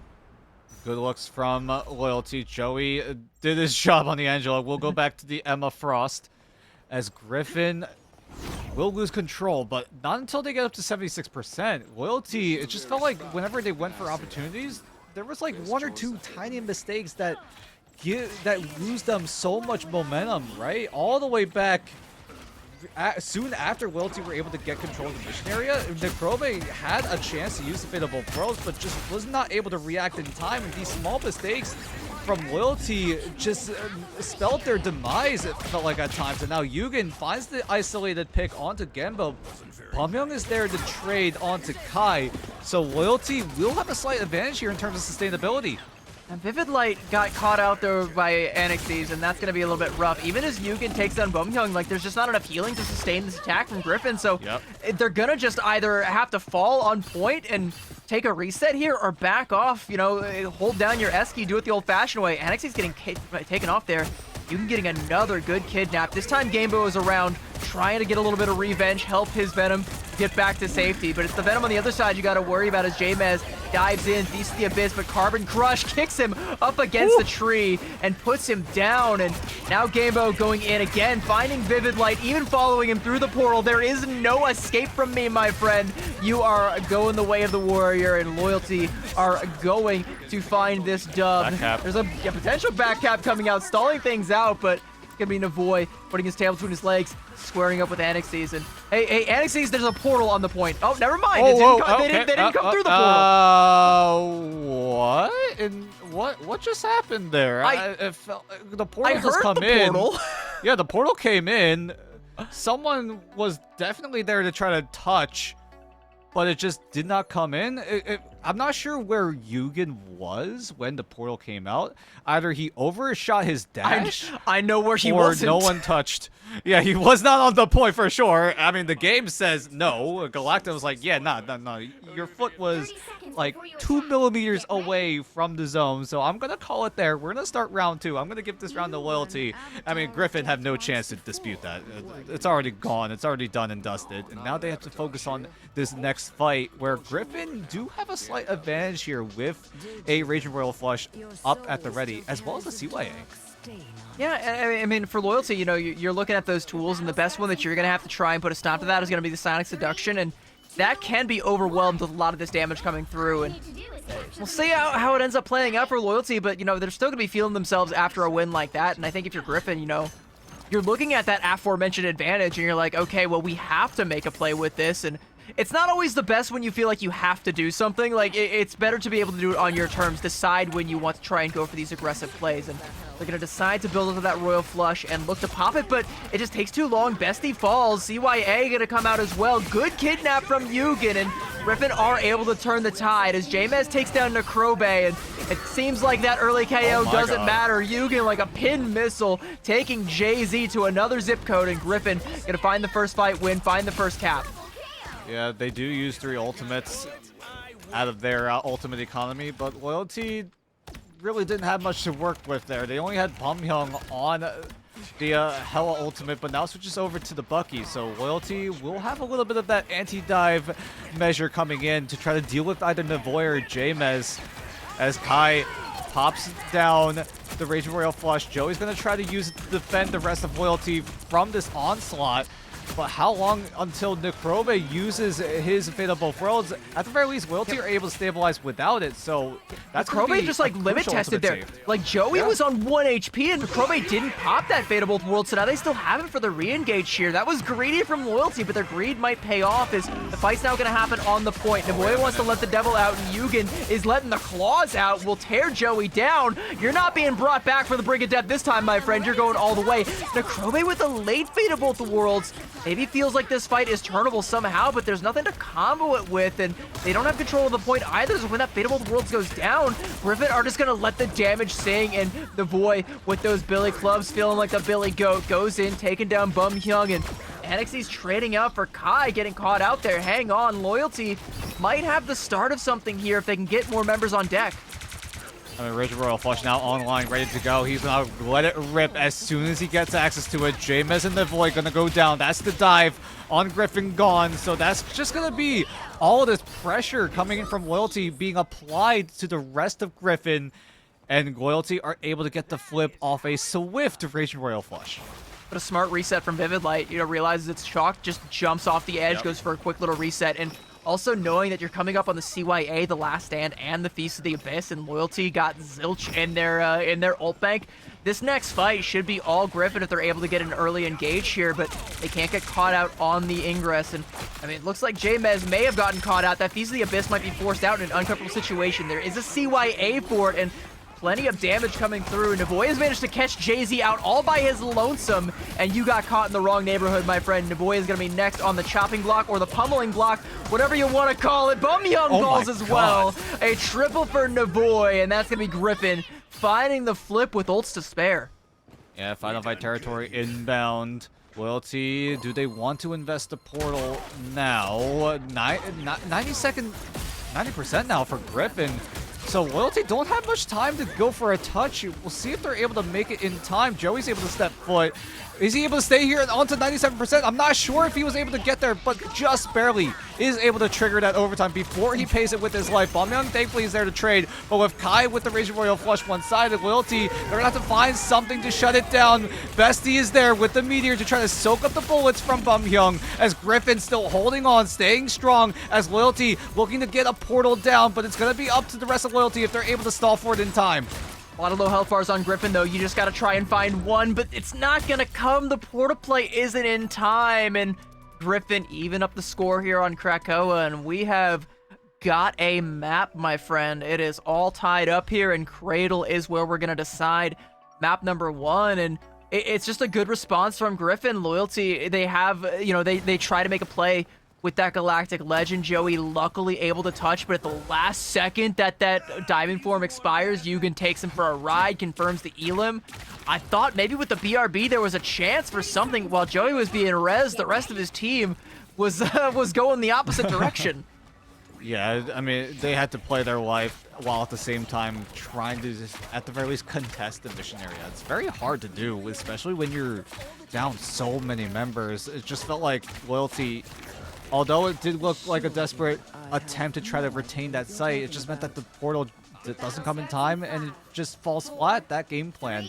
As now they look to go into this next round and they're rolling out on 3 Vanguards. Very interesting move. Yeah, it's a lot of beef from this Loyalty frontline right now, but I think that's interesting because out of all the Krakoa maps, like, this one is the one that I think favors, like, range and dive the most. Loyalty not leaning in that. They want to take the fight on the point, bait them in, and have Bumhyung be their only real source of ranged damage coming out. You got Gamebo with the Deagles as well, but That's not going to do quite as much as the Duelist would. Jmez going in, trying to pressure down the backline, has to Feast the Abyss to keep the pressure up, and he'll chomp down on a Gambit, and with that Sonic Seduction coming out with the CYA, I'm sorry, I don't think that one was in the cards, my friend. That is going to be Griffin just blitzkrieg, or sorry, that's going to be Loyalty blitzkrieging right over this one, and Griffin forced to take their lead.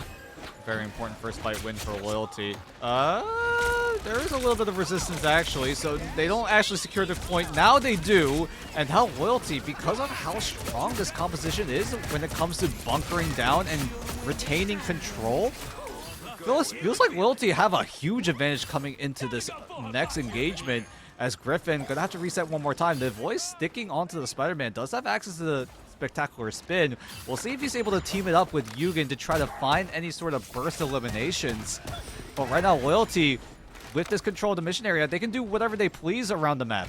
I don't know if you can really burst anybody down with a spectacular spin though, because like maybe the Rocket or the Star-Lord if he's caught out somewhere, but like I don't know, you're definitely not going to get anything huge with this one, at least I don't think. We'll have to see. Maybe somebody gets low. Yugen is going to try and help them along there with that last stand. Raging Royal Flush coming out though from Loyalty and going to make Yugen pay for his hubris, put him back down, and another potential KO coming through. Navoy with the spectacular spin. Jmez taking down to Krobe. A good trade there, but you're going to need so much more than trades if you want to come out with this point as Gamebo with that fan hammer is going to put the hammer down onto Kai and has got no such hammer but a katana for Vivid Light, and Jmez only stalling out the inevitable. Takes down Jay-Z, but Devil Beast Rampage coming out. Griffin now going for a portal play. This is ill-advised. They don't have control of the point, and if they don't win this fight, they may never get it.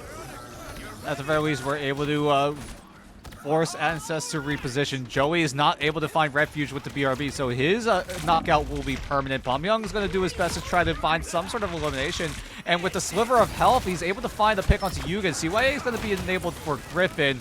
Is that going to be the winning method here for Griffin to try to flip things over? Loyalty don't have any ultimates to work with, as Griffin do have a Raging Royal Flush at the ready, but with that point being flipped over, Kai can just save it. Yeah, and they get up to 91% before the flip comes through, so Loyalty, they don't care, you know? Kai, yeah, like you say, yeah, he can save that Raging Royal Flush, hold it on for the next fight, but it's the fight after that and the fight after that that you got to worry about. That's what Loyalty is aiming for right now with this composition, and with that win onto that one. Griffin had to use the portal play to get into it. Now they're stuck on this Doctor Strange. Definitely not a bad pick, but not the ideal one that you want to have when things start to break down with Loyalty's composition here. And as they take that portal, try to sneak in the back door, Griffin were expecting them to come to the choke, so they got caught slipping there, and now it's being brought right to their front door. No Eye of Agamotto coming out of Joey with a Carbon Crush and denying the res as well, and Loyalty just walk right up and find the flip. Griffin just completely evacuated, and Loyalty took it for their own, 97%. No one is touching, and the point, there is a touch. My God. At the last second, a touch does come through, but it might be the last touch that they ever get. Vivid Light falling, Gamebo with that big test. CYA from the Krobe. Loyalty just letting it all rip, and Griffin can't do a damn thing about it. And Bestie holding on to that Eye of Agamotto. And boy, if only there was a portal to take me back to help keep this stall going. Unfortunately, we used it just to try and get ourselves in the map to begin with. Yeah, the tough part was retaining that space. It almost got to a point where we had a bit of a Cloud9 moment, but just barely we were able to avoid disaster. As Griffin, they tried their best to retain it, but somewhere during that fight, Loyalty were able to flip the mission area over to their favor, and then we're just able to run them over with a quick little ult dump. As Griffin, like you said, if only a portal was there to save them from all that madness, but they decided to use it hastily to get control way earlier than they wanted to. But like looking at the scoreline, like despite that slip up on Cradle, like it was pretty even throughout. Like 16 final hits for Yugen and 9 for Navoy. Like that's not too far behind. In fact, you know, for Yugen, it's ahead of his contemporaries on the other side. You know, you're looking at like 12 final hits for Bumhyung, the main source of damage that comes out from this squad. Is it felt like they were relying mostly on that beef, on that triple Vanguard look, and it does pay off in the end as they're able to just bully Griffin off of the point and stake their claim, hold their ground, and deny any potential recontest that could have come out. And like, they were so scared that they almost didn't recontest. Like you said, Yeah. we almost had a C9 moment. That was a real clincher for sure, but even after they come back in, like, they're coming back in desperate measures, and they're just not ready to do anything with that opportunity. I mean, we saw how confident Griffin were when they played against All In. It just felt like that version of Griffin, we like didn't really see a whole lot in that third round at the very least. Usually we see Griffin initiating fights, but I feel like towards the tail end of that third round, it just felt like Loyalty had all of the advantage. They had the ultimate economy in their favor, and when Griffin wanted to go for something, it just felt like they just never found that opportunity. They never found a way to claw their way back in, despite being down in that ultimate economy. But now coming into this map number 2, how does Griffin adjust coming in here? It's not domination anymore. We may go into Convoy or Convergence. Those are the only 2 game modes available here. So we'll see where Griffin take us. With it being no longer domination, I think the bans are going to change up regardless. What I do think needs to change up more crucially is the playstyle. And, you know, Griffin have found a team that can match their ability to stall things out for long periods of time. And I don't know if they really know what it felt like for the shoe to be on the other foot, but they know now. And, you know, going into our next map here, which again, you know, either Convoy or Convergence is not going to be domination again, you kind of have an opportunity to right that particular wrong. You know, the chaos of domination, you can leave it in the past and go to something a little bit more controlled, something a little bit more, you know, a tempo you're a little bit more used to. Yeah, I mean, there was also just very few micro mistakes coming in from Griffin, right? All the way back in that first round, where that portal comes in, but no one was able to touch. And then the third point, right, where Loyalty were able to sneak away with a point flip over to themselves. It's just like those little micro mistakes from Griffin are definitely costing them. I don't even know if I would. I think those are bigger mistakes than micro ones, honestly, because like that portal is a major resource, and I kind of feel like, you know, maybe they feel like they're so close, they just got to win this one series and they're in Ignite, and maybe that pressure's getting to them and forcing them to try and go for these desperate plays way before they're needed, or, you know, the timing just isn't quite there because they're a little bit shaky, they're not as well practiced when it comes to these higher pressure situations, whereas, you know, Loyalty have been in some of these high-pressure situations. They fumbled a few of them. They know what the taste of defeat tastes like. They know they don't like it.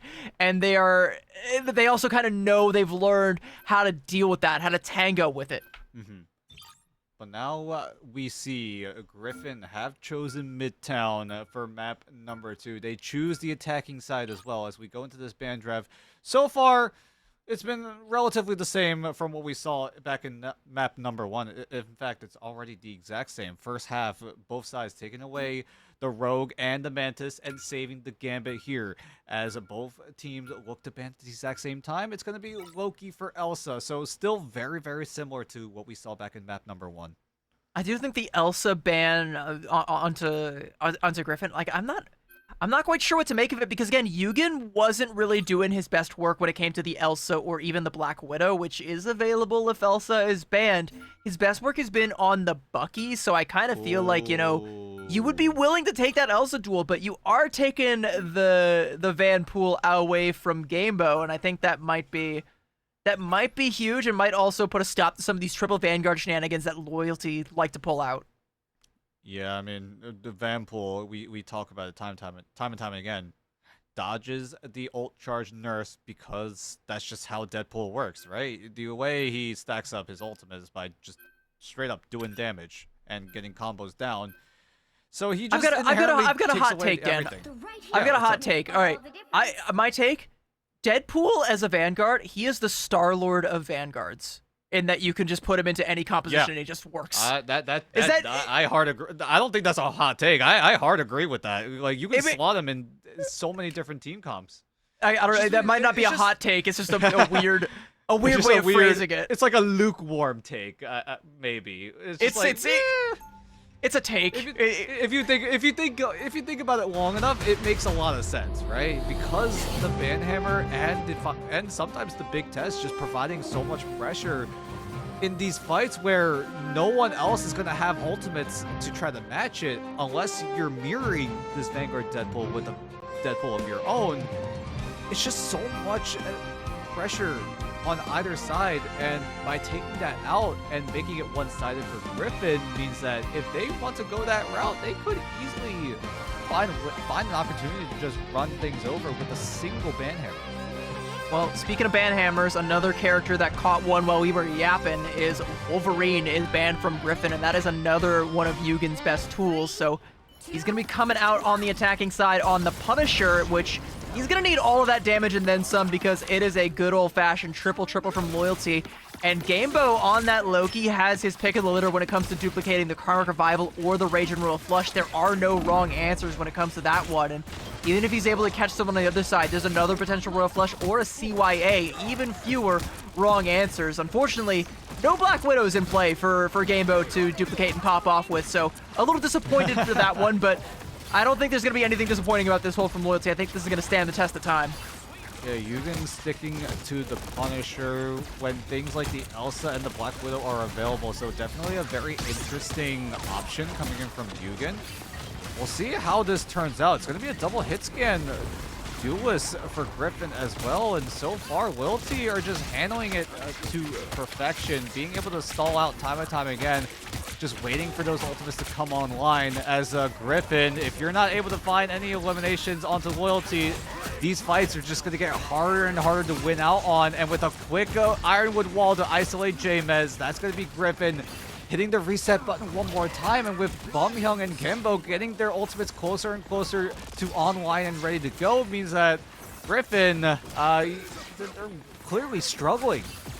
Yeah, let's talk a little bit about the ultimates. Can you talk about how hard a fight is going to be to win? You know, once upon a time, it was impossible to win a fight if you didn't have the Rage and Royal Flush mirrored. Jay-Z going to pop it right away, and Joey just letting the sword sing and cleaving right through Griffin, and they want none of that. No fencing today.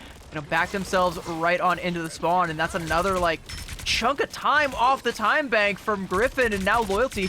Again, Gamebo could just duplicate it. They could just do the exact same thing again. CYA with that Final Judgment, though, coming out to pressure Loyalty back. They'll take down Necrobe, but there's going to be that Karmic Revival now coming out. Navoy finds two, but they're all rezzed right back up, and now those ultimates from Griffin are going to expire. No more damage burst coming out, and Joey taking down Navoy, so you can't even pop the Galactic Legend. Loyalty are still in this fight, and they have got more on that deck to deal with. Both Vanguard ultimates coming out, but they just simply say, no, I don't feel like participating in this fight, actually. I'll just run and hide and give him a little bit of ground. And even this Galactic Legend from Navoy, it's finding nothing. Does find Bumhyung, but he'll be able to cocoon himself right back up, so no value as Griffin drain the ult bank.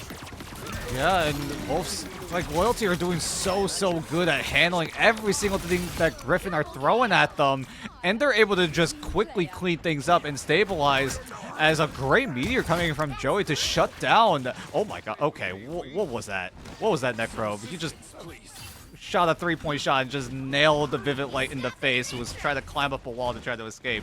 That was a little crazy, but Loyalty, again, doing so good of a job at handling everything Griffin are doing, and whenever Griffin wanted to go for the advantage, there was just a defensive measure, whether it be a Karmic Revival, a Meteor M, or even a potential Loki copy coming into this next fight.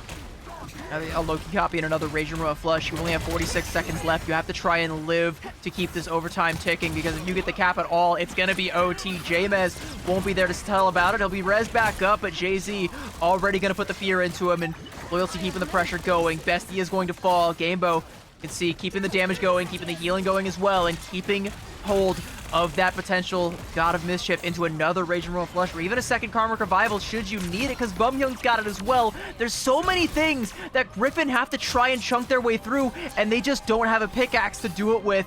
J-Maz gonna fall again late into that fight. 12 seconds left. Someone from Griffin is gonna have to get a touch. Yugen trying to pressure Loyalty back, trying to just set a path to be able to touch at all, using that infinite ammo team up with the rocket to keep the pressure going. CYA for more damage as well, and Loyalty, they don't care. They will take all of this damage and then some. Even if the soul bond doesn't matter, because Bumhyung can just bring them all right back. Another huge Karmic Revival, bringing all four back into the fray with ults to spare. God of Mischief, Rage and Royal Flush. Kai's got one to mirror. It might be a slightly better Royal Flush, but the first KO that comes through might tell the tale. Bestie going in with that Strangling Prism, but doesn't find anything. It's Bumhyung taking down J-Mez, taking the duel with that Star-Lord Vanguard doesn't even care, able to repel him, keep the front line alive. Jamez res back up.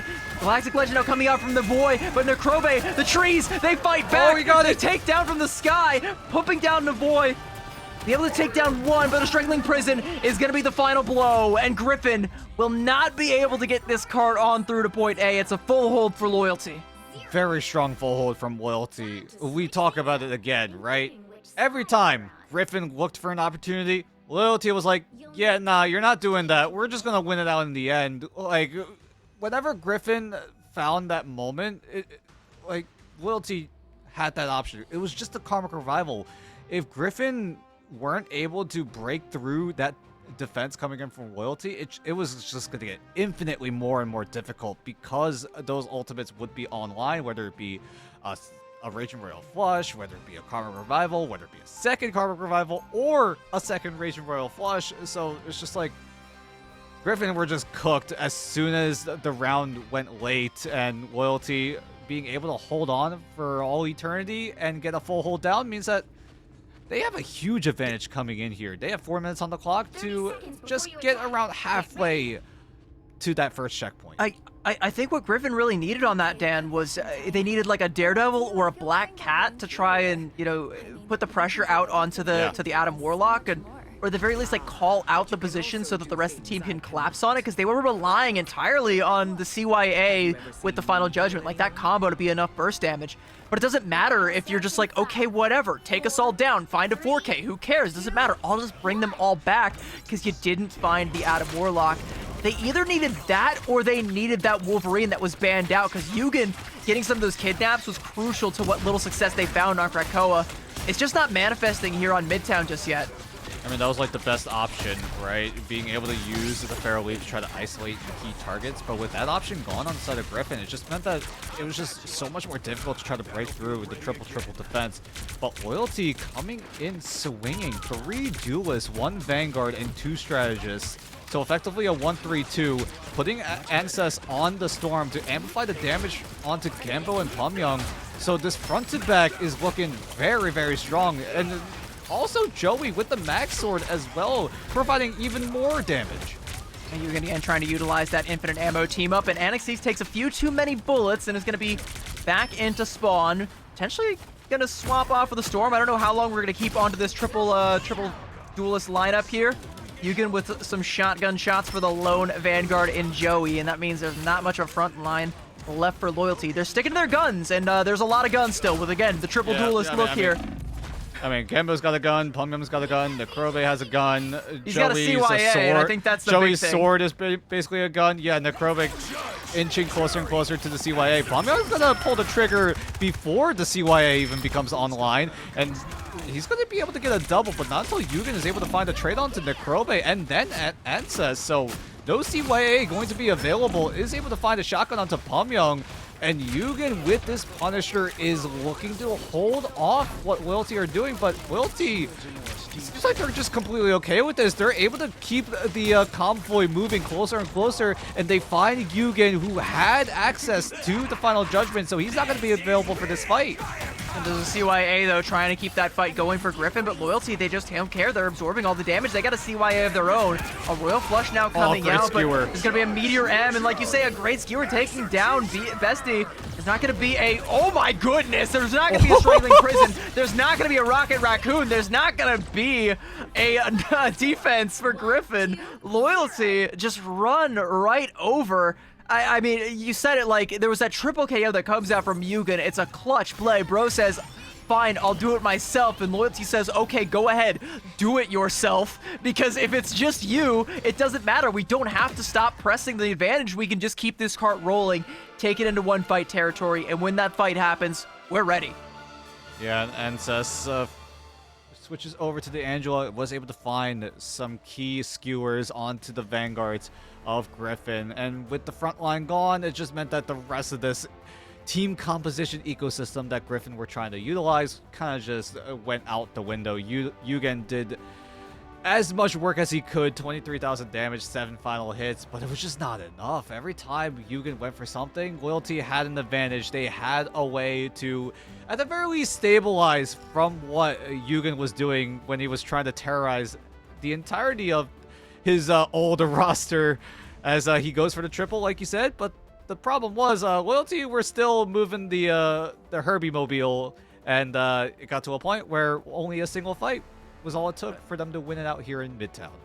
And Griffin, they needed the hero plays from Yugen to keep themselves in that, but they needed so much more than a hero. Like, I get my boy a chiropractor, all right? 12 and 5 with 7 final hits and 23k damage. Like, he's got almost double the damage of nearly anybody else on the side of Loyalty, but Loyalty just, they played their defense so well that it was an insurmountable mountain to climb for Griffin on the defensive side. Ironically enough, they just couldn't snuff out Bumhyung on this Adam Warlock. They just never locked him and Gamebo down at the same time, and whatever Griffin came out with, Loyalty were ready for it, and that is just like, it's just planning again, and it's the mark of a better team. If you're just ready for the situation at hand, if you've scouted it out, if you've done your homework, when the day finally comes, it'll be your day. I mean, this is what we wanted to see out of Loyalty, right? We saw them start to perform better and better as we saw them play in Stage 1 in the group stage of Asia. And now coming into this mid-season qualifier, I'm glad we're seeing this version of Loyalty right now. They are looking hot right now. They're one more map away from getting themselves back into Ignite. And if they're able to make it here, this is going to be a fun team to watch, I feel like, when we go into Stage 2. You know what? What's even more fun is that I think some of these other teams are also going to be be in there alongside them. Griffin might be one of those teams, and it might be a situation where Loyalty, you know, they've already established dominance over some of these squads. They can climb themselves up the pecking order. We'll have to see, but we might also get to see some of these teams playing each other in Ignite. And there's been a lot of fun stuff that we've seen so far, and it's not over yet, and this series isn't over yet, guys. It is a best of 5, and we have got another map on deck. And Dan, I'm looking forward to seeing like this one go for a third map. It's the first time we actually get to see 3 maps in a row. It's been all stomps all day. Oh, we'll see. I mean, Griffin are looking a little bit shell-shocked, it feels like, because every time... Because, like, we talked about how well Griffin are able to be more aggressive and make the first move, especially when they played against that series when they were up against All In. But now coming into Loyalty, you're going up against a team that has played Ignite since preseason, by the way. And with all that experience that Loyalty have, it just feels like whenever Griffin went for that first move, Loyalty was like, yeah, we know how to deal with this. We've done this before. We were in this situation a few times. I've played these games before. Yeah, they played this game before, and they're just like, yeah, we learned from Ignite. We know how to shut you guys down. Yeah, I mean, and learning from their mistakes is what's going to take them back to Ignite at this pace. Again, 1 map away, and that map is loaded up and ready to go. It's going to be on Convergence, and Griffin have chosen to take us to Central Park for our 3rd map, and I don't know, like, I kind of feel like I know what Griffin want to try and go for here, but I also kind of feel like I know what Loyalty want to go for, and Griffin have to try and keep a close eye on that Golden God. Yeah, I mean, the Adam Warlock definitely needs to be addressed, either by taking away things that help enable the Adam Warlock, like the Loki, like the Invisible Woman, maybe even Luna Snow, but you've also got to worry about things like the Mantis, things like the Gambit. I mean, both teams really want to use the Gambit. They want to take away the Mantis pronto because of that damage amplification and being able to slot this Mantis in so many different compositions, especially since the team up with the Star-Lord enables this Mantis to be played in the 2-strap backline.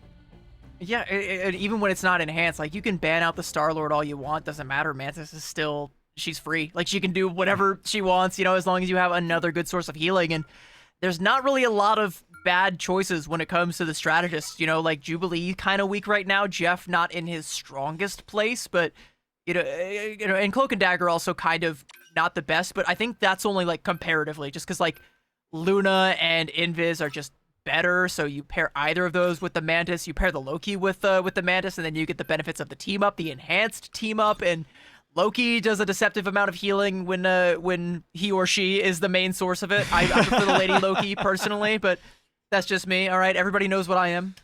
All right, how many balloons did it take to get the summer Lady Loki skin? 6. Six Same. for the summer, Me for the too. seaside, and 6 for the White Fox as well. Did you do the like dino yet? I didn't do the dino. I can't bring myself to. So okay. If you guys want to know why they keep releasing Invis and Luna and White Fox skins, I'm the reason why. All right, I bust my credit card out for them every single time. The Devil Dino one is cute, and I'm gonna try for it, but I'm not like frame 1 in there the same way I am when I see that I am Coastal frame Kumino. 1 in it. 6. Anyway, we're not going to talk about that because my luck is completely in the gutter. I am not buying a lottery ticket anytime soon, but we need to talk about this band draft because, I mean, first half is the exact same back in map number 1, but now, or map number 1 and 2, now coming into the second half, that's where we're seeing a little bit of that variation. We're going to see a Group Protect coming out from the side of Loyalty and a Magneto Protect again from Griffin. They are playing really heavily into that Magneto, and I hesitate to say, but it might almost be kind of like a crutch. Like, he's strong, and I do think it is worth it to protect him, and even to get him one-sided, because it does give you a lot more tools to be able to shut down a lot of these high-pressure duelist ultimates, like the Final Judgment or the Galactic Legend, the former of which is not going to be available, as we're getting another Punisher ban coming out. And again, it's a target ban onto Yugen. Yugen has this really odd hero pool where it's like Wolverine and Punisher are some of his best looks, and then, he's also looked really good when it comes to Bucky, but it's like this weird thing, like you can target ban one of them, but then the other one's gonna come out and it just completely changes the entire identity of the entire match. We'll see what version of Yugen we're gonna get. Are we gonna see the hit scan Yugen? Are we gonna see the dive version of Yugen? Both options are available. Griffin still can use, or at least put Yugen on the Wolverine if they so choose to, but right now, we can take a look at what Loyalty are deciding to cook up here. They're going to have to roll out on the defensive side. Griffin do choose the attack once again, but Anaxes will bring himself to use the Penny Parker. So there's going to be a lot of lockdown, a lot of anchoring potential coming in from Loyalty as Griffin, once they figure out that this Penny Parker's in play, can they break through? It's not just the Penny Parker. It is the full enhanced Rocket Network team up, which, even though Rocket's team ups, all right, they're with Groot and Squirrel Girl, doesn't matter. He still gets the benefits of the good old fashioned Rocket Network team up. That's that BRB that sends out extra spider mines and extra damage, making it so much more difficult to burst if you're a close range hero. And have a look at Navoy on that Black Cat. You're gonna have a tough time bursting that beacon down. And on top of that, you got to deal with 2 spider nests, and that's more places for Anaxes to hide some of these mines. So everywhere you go, the floor could be lava, and you won't even know it until it's too late. And Griffin are going to look to circumvent that altogether. I do like this approach from Bestie. Yeah, going around behind Loyalty so that the line of sight will be in the favor of the Penny Nest, so they're going to be able to shoot it and take it out and then try to contest the mission area. But with Kembo going down off the rip and Joey being dangerously low, Griffin have a chance to go back in, but with the map being a little bit chaotic right now, it means that Griffin are going to have to maybe look for different approaches in, but Loyalty really doing their best to try to bunker down and try to anchor as much as possible. But that mission area is being charged up closer and closer to that first checkpoint. And Loyalty seeks to take shelter. What a mine coming out from Anaxes. He's taking down 2, and I mean, you're going to need more shelter than that. You're going to need to find a bomb shelter ASAP as Anaxes, with explosive ordnance there, shutting down Griffin, denying that third tick from coming through. And yeah, it's well played. Like, they just bunker down, like you say. It's a little bit rough, though, because they lost a couple members that came back from the spawn, so they were a little bit split. They didn't really have the tools to retake until Anaxes just simply blew Griffin up. I mean, Anaxes did something cheeky, right? He puts like a little bit of a web right behind the strategist. How about that one? Was that Griffin. Cheeky too? Yeah, I say so. I mean, you put the penny mines right behind the strategist so that when they're walking backwards on the retreat, they just get absolutely blown up. It just feels like Anaxes is doing a great job at getting the lineup down, making sure that Griffin are unaware of where these penny mines are, and they just unknowingly walk into their demise. Well, they might be, they might know at this point that they're walking into their demise again, because despite all of the bombs going off, no ultimates have been used from the side of Loyalty, 6 of them about to come online, and Griffin looking at their own ult bank, probably feeling pretty good about themselves. Bumyo taking out Navoy on the flank, though, and Joey finds Kai and avoid getting rezzed back up with the cocoon, but he's going to come right back up, and he's going to find that his team is nowhere to be found because Loyalty have already had their way with him, sent them back to the spawn, and Devoy, you can join your comrades once more. Oh, it's looking rough for Griffin. It's looking rough. Raging Royal Flush is available, but how much space can Griffin really make with it? It's going to be up to Yugen, I feel, with this Apex Predator, but, like, NXT's is just bunkering down so well. Here comes the Raging Royal Flush, but how much work can they really do? It's a bit of a stacking of a strategist ultimates coming out from Loyalty, though. That might be punishable later on if Griffin can make it that far. There's the Glar shots coming out for Yugen. Catches on to everybody, but it doesn't confirm any elims. Even Necrobe is able to just jetpack away to safety. Joey will fall at the tail end of that, and there's no BRB for him, but it doesn't matter because the score's been evened up again by the mines from Annexes, and Griffin, despite having the ult advantage, they're not able to make anything out of it. Annexes now with the Spider Sweeper, gonna lay out the red carpet, daring Griffin to waltz right on through, and waltz they shall with the dance floor from Vivid Light. But now with the Glarchuk's coming up from Bumyoung, they're gonna show you how to finish that one. Taking down Yugen is traded out as Vivid Light is able to find the KO with the light and dark ice, but Joey with a huge kick there onto J-Mez. 1 second left, now into OT. Naboy taking down Gamebo, now onto the Spider-Man, just trying to find something, anything, to get Griffin back into this series, but he's just not able to do so. Bumyoung's got the teleport, bringing Gamebo back into the forefront, now on the Adam Warlock for a potential res should they need it, and they might not even, as Yugen will fall, traded out for Necrobe, and Joey keeping the damage going. Bumyoung with a nice little Gamma Maelstrom now has the backline in his sights frozen up, and with egg on his face will still be able to live through it though, and Griffin one by one melted down. A psionic seduction to negate them from ever getting the chance to touch again. Loyalty staked their claim, stand their ground, and nearly full hold. And once again, every time Griffin go for a move, Loyalty clap right back even harder. It just felt like whenever Loyalty go into these fights, they let Griffin go first, and then Loyalty does something way worse. Yeah. And again, like I mentioned, like there's that double strategist ult that comes out from Loyalty that should, in an ideal situation, be punishable, but Griffin just don't get an opportunity to because Loyalty just, you know, they say, okay, go first, and then just take him down. Like, they make the most out of that double strategist ult. They're like, okay, we've got an invisible boundary and a CYA, so we got a damage boost, and we're pretty much invisible and invincible with those combined, so we just gotta find a couple elims, and there ain't no bouncing back from that.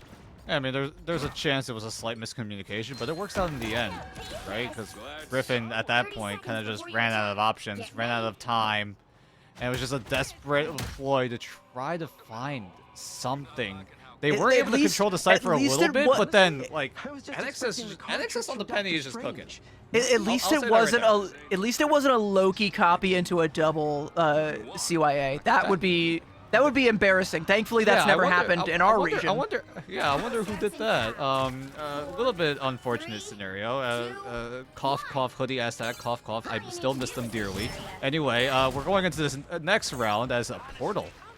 Going to be the first option for Loyalty. Get themselves up to the high ground to try to eliminate these nests as soon as possible. And it's a good scout from Annexes to use that portal to try and set that one up. You know, understanding that Griffin are probably going to try and reheat Loyalty's nachos there with that Penny team up again. Coming out and laying down the Spider Mines. And Avoy on 15 HP, able to clench, swing out to safety. But Yugen not able to do the same thing. And come back in, taking down JZ. And that's a 2-for-1 trade. And not a bad look for Loyalty coming out here, Griffin rather, as Avoy taking down Necrobe, and there we go, good defense. He's able to put a quad in this fight. They're gonna, that 15 HP, like if you couldn't finish that off, they're making you regret not finishing your food there. Well, at the very least, the fight ends quickly for Loyalty, so they're able to reset quick as you like it. Necrobe onto the Jubilee. We talked about how this Jubilee is kind of just one of those picks where it's like, yeah, it's fun to play, but like, there's other options that are just way better than this Jubilee. But Loyalty are looking to stick with it, try to get that ultimate as soon as possible so that they're able to rush down Griffin. Or Griffin doing a good job at bunkering down so far with this Penny Parker, as Joey's looking to try to find the elimination. big one onto the Penny Parker of Bestie. Yeah, bunkering down with this Penny Parker. Joey simply says, what Penny Parker? I don't see a Penny Parker. All I see is a spider squished beneath my heel, and Loyalty keeping that pressure going. Joey taking down J-Mez. Gamebo now with the katanas flying. Not going to find an Elim, but is going to force 2 members of Griffin back. Navoy, it's cleaned up again by Joey. This White Queen is queen of the castle right now. Yugen able to come back, taking down Bum Hyung. Gamebo falls as well. So Griffin finding 2 quick key Elims and keeping themselves alive in this fight and denying the second tick from coming out from Loyalty. And now we get to go for this next 2 minutes. It feels like we should already be in OT at this stage, but no, Griffin still have to hold on for 2 more minutes. Yep.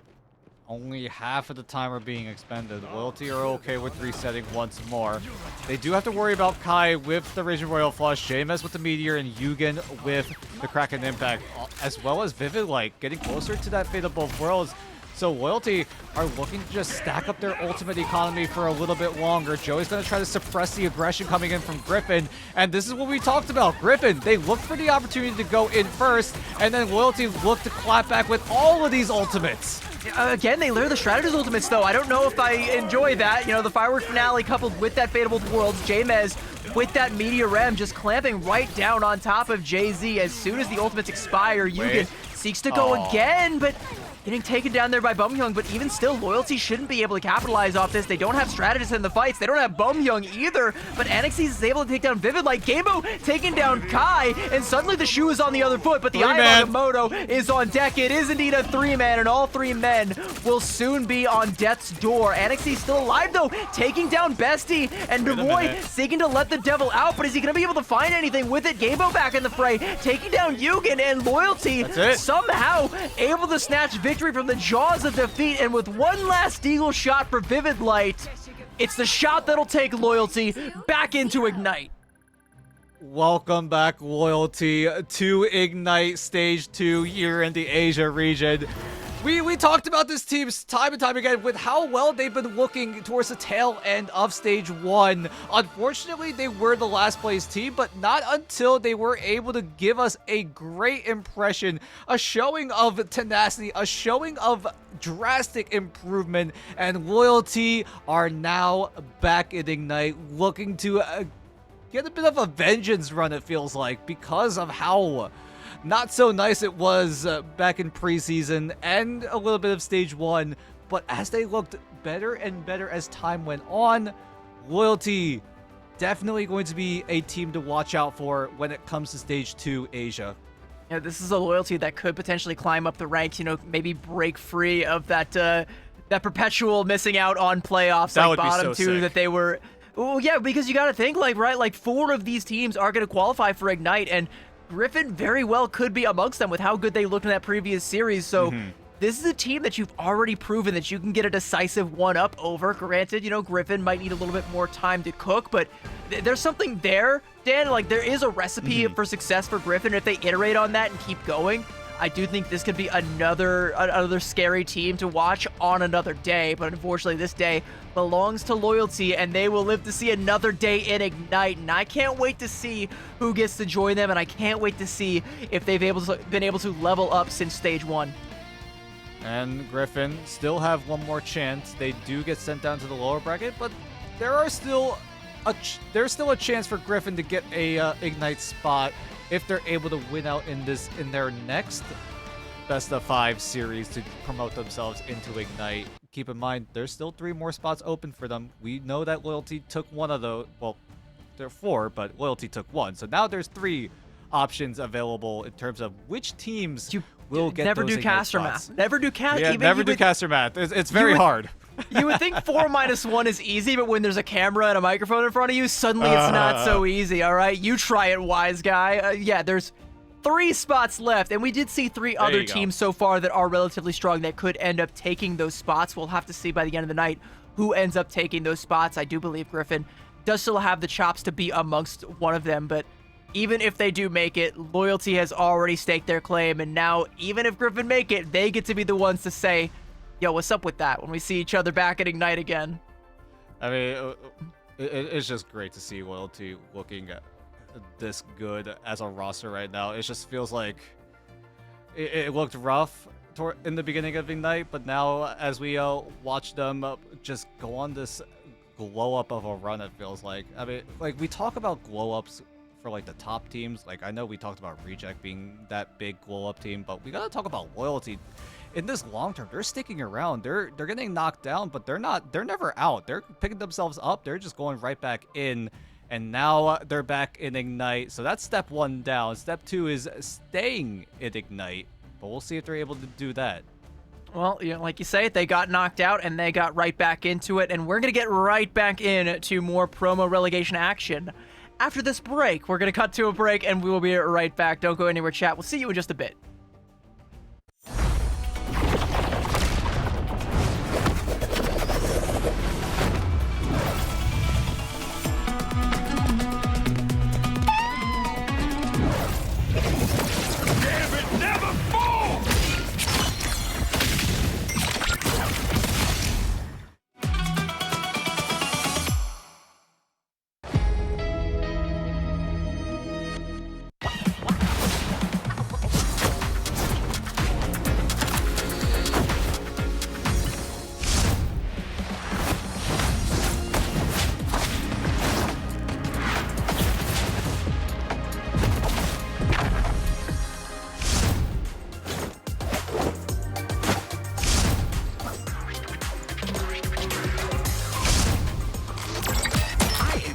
Good at this. You know where to hide.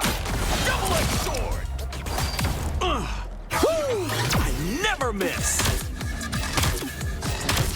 I am too good at this.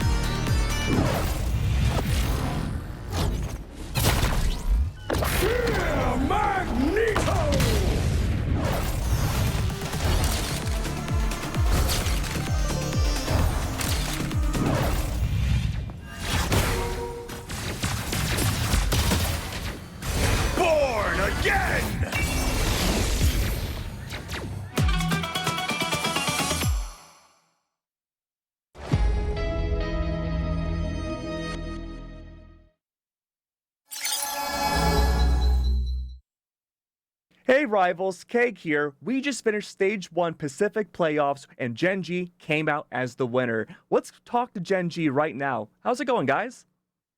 Hi, I'm Zimstari, a Vanguard player for Genji. Hi, I'm FMCL, a duelist for Genji, and we're feeling good. Into the mid-season finals. And if you didn't know who they were, if you forgot who they were after DreamHack Atlanta, they are Chopper Mag, they are Gen G, they are your Pacific champions, your kings of the Pacific. The best in this part of the world, this neck of the woods belongs to them, and they'll claim that cash prize and that first seed going into mid-season finals. You heard J-Mac in that previous interview. Reject, they're happy that they get to go to mid-season finals alongside Gen G. He's glad they get to go together, but they wanted that first seed, but Gen G said no, that belongs to us, and there is not a thing in the world you could do to take it from us. They took it, they seized the moment, and they are your champions.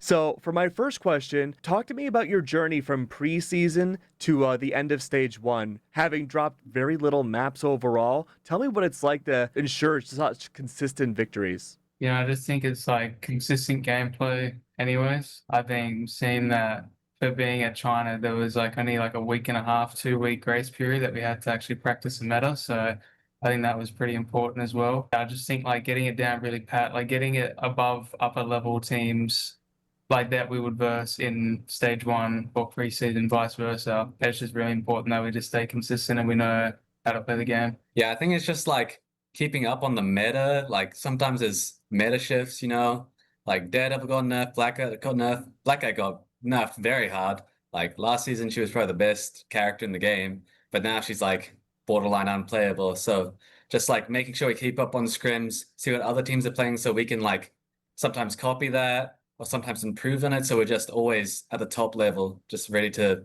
always win. You guys have been a team that has shown very little weakness all throughout preseason and stage 1, but there was one area that we did notice maybe there was some faltering, and that was Heart of Heaven in the last 2 days. You lost it up against Reject before, but then you ended up winning it today. Talk to me about Heart of Heaven and what was going on yesterday and what was different today. Look, I mean, we've never needed to practice that map because no teams except them, even in scrims before, would take us to that map. So I just think it was like we just had to like recognize how to play that map again and what to do. I personally think that map was still very close, even though that we lost and it was our worst map. But today, we just played better than what we did on the map yesterday. We just played against them better. Like we just didn't let them do anything against us on defense or attack. So I think that was a very good improvement from yesterday's map. Yeah, I just think we don't really practice the map. Myself, I don't like that map at all. So we don't pick it really ever in scrims, and no other team really picks it. It's not the most liked map. And then coming in this morning, we actually did some practice on it. We figured out what comps we'd like to play into what they were playing. I think they did a little bit of that as well against what we were playing. But yeah, I think we just came in stronger today on that map just because we practiced in the morning and just knew what we were going to play. Hey, speaking of knowing what you want to play, Gen G's team coordination has proven to be some of the best in the world. Your team fights have almost always ended in aces with everyone on the enemy team completely gone. Talk to me about your executes and your team coordination that sets Gen G apart from everybody else in the region. I think it's just like pre-fight planning. If we lose a fight before and we just pre-fight plan and we say what they have and we say what we're going to do, it's very easy to execute a good team wipe after that, or it's very good to execute a kill and then to go on to a team wipe. I just think ult cycles is a very big thing as well. You see like most of the time we always have like very close to an ult, or we have an ult on standby that we can use when we go to attack or defense. I just think that it's like important to like we comm a lot what to do and where they are and how to use our ults in the ult economy. I think the main thing that leads to us winning most team fights is just having better ult tracking. Like pretty much every team fight we win, it's because we're up an ult, or we just manage to like counter an ult, like eating a Groot ult with mag ult per se. But it's like always up on ults, which just allows us to just walk over the enemy team most of the time. Like mainly with Gambit ult, we'll always be up like a Gambit ult, and we just go in the next fight. Like we'll lose the fight, like not on purpose, but like they use more ults than us, so we're just gonna lose that fight. Next fight we come with a Gambit ult and immediately clean up, get ace. So what's interesting about the Pacific region is that For the preseason and for the group stage, we had two smaller regions duking it out in their respective teams. You, of course, are from Oceania, but for Asia's playoffs, there was 6 teams from Asia that got to make it into playoffs, and then only 2 representatives from OCE. That makes you one of the smallest, I guess, sub-regions in the entire world. How does it feel to be one of 2 teams to make it to playoffs and beat every other team that qualified? I think it's pretty rewarding. You know, even in the past, we've shown that we can still win our region and still beat Asia, even on like stage games or, you know, when we like just at land. I think it's like a very dominant thing for people to see that like we can win our own region and then go to win Asia as well.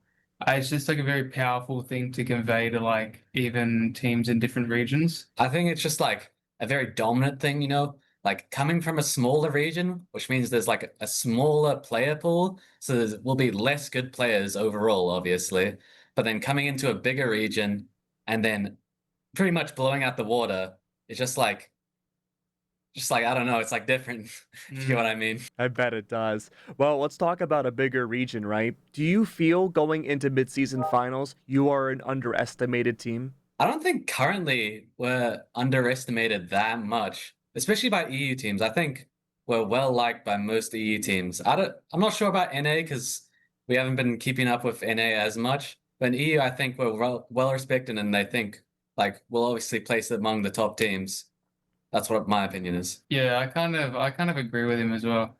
It's like EU have a bit more lenient opinions than what NA does. I guess you could say it's a bit more, EU is a bit more comforting to like teams that can actually like go head to head with them than what NA does. Like they could just go in on the day and be like, yeah, we're going to beat them. Like it's just how it is. But I think they don't need to underestimate us. Like I don't think like a lot of player individual skill and player skill and team consistency has changed. But even if you look at the past, you know, it's just been the same like level of team play, and we're looking to go further. So speaking of international teams again, is there one team internationally that you two want to face? I want to beat Swamp Gaming because their coach likes to VOD review other teams lots and always just talk about their mistakes. But when is someone watching his team and talking about their mistakes? No?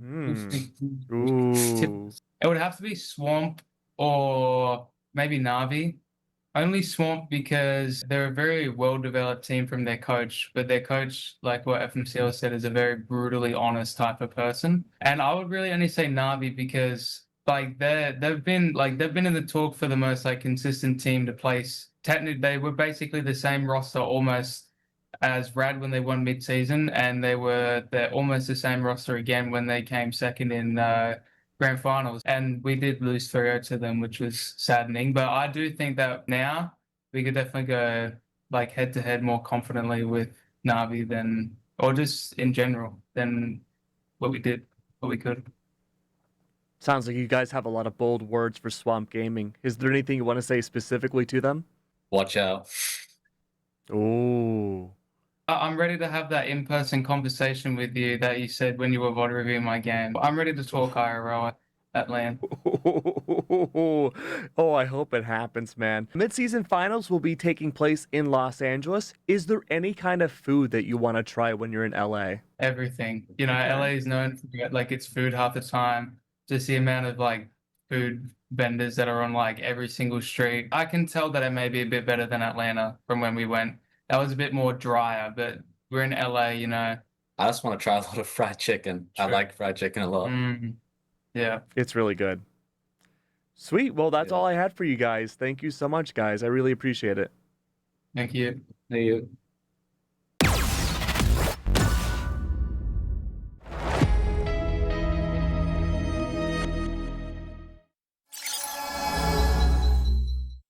Big duelist ultimates, and also coming up on a Royal Flush before long. Like if Gen G want to play with their food a little bit, they can just wait until Salvation, you know, has this Royal Flush and then pop either the Final Judgment or the Galactic Legend. Take your pick, because it doesn't matter. The burgers don't have any tool to be able to absorb the damage.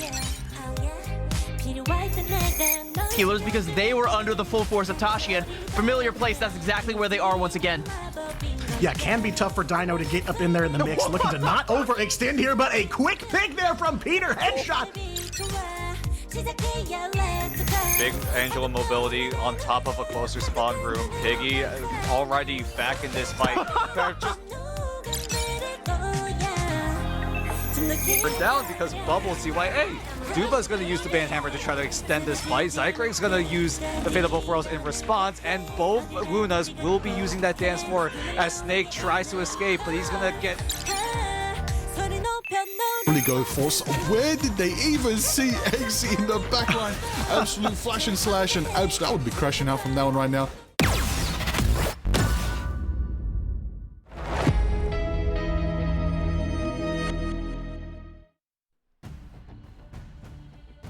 Welcome back, rivals, to more promotion relegation action. We are up for promoting another team to Ignite here in Asia. We've already seen Loyalty make the cut. They're going to be in the winners finals of this tournament, but we've got another team that will soon be joining them.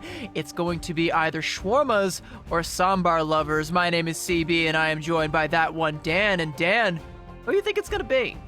Oh, I mean, both teams have a very, very good shot. But honestly, from watching these two teams play in their earlier matches on the broadcast earlier, I kind of want Sambar Lovers to get promoted. I mean, Mimi on this hit scan duelist, whatever it be, whether it be the Elsa, whether it be the Black Widow, like they have been cooking. They've been cooking, and I feel like they have a.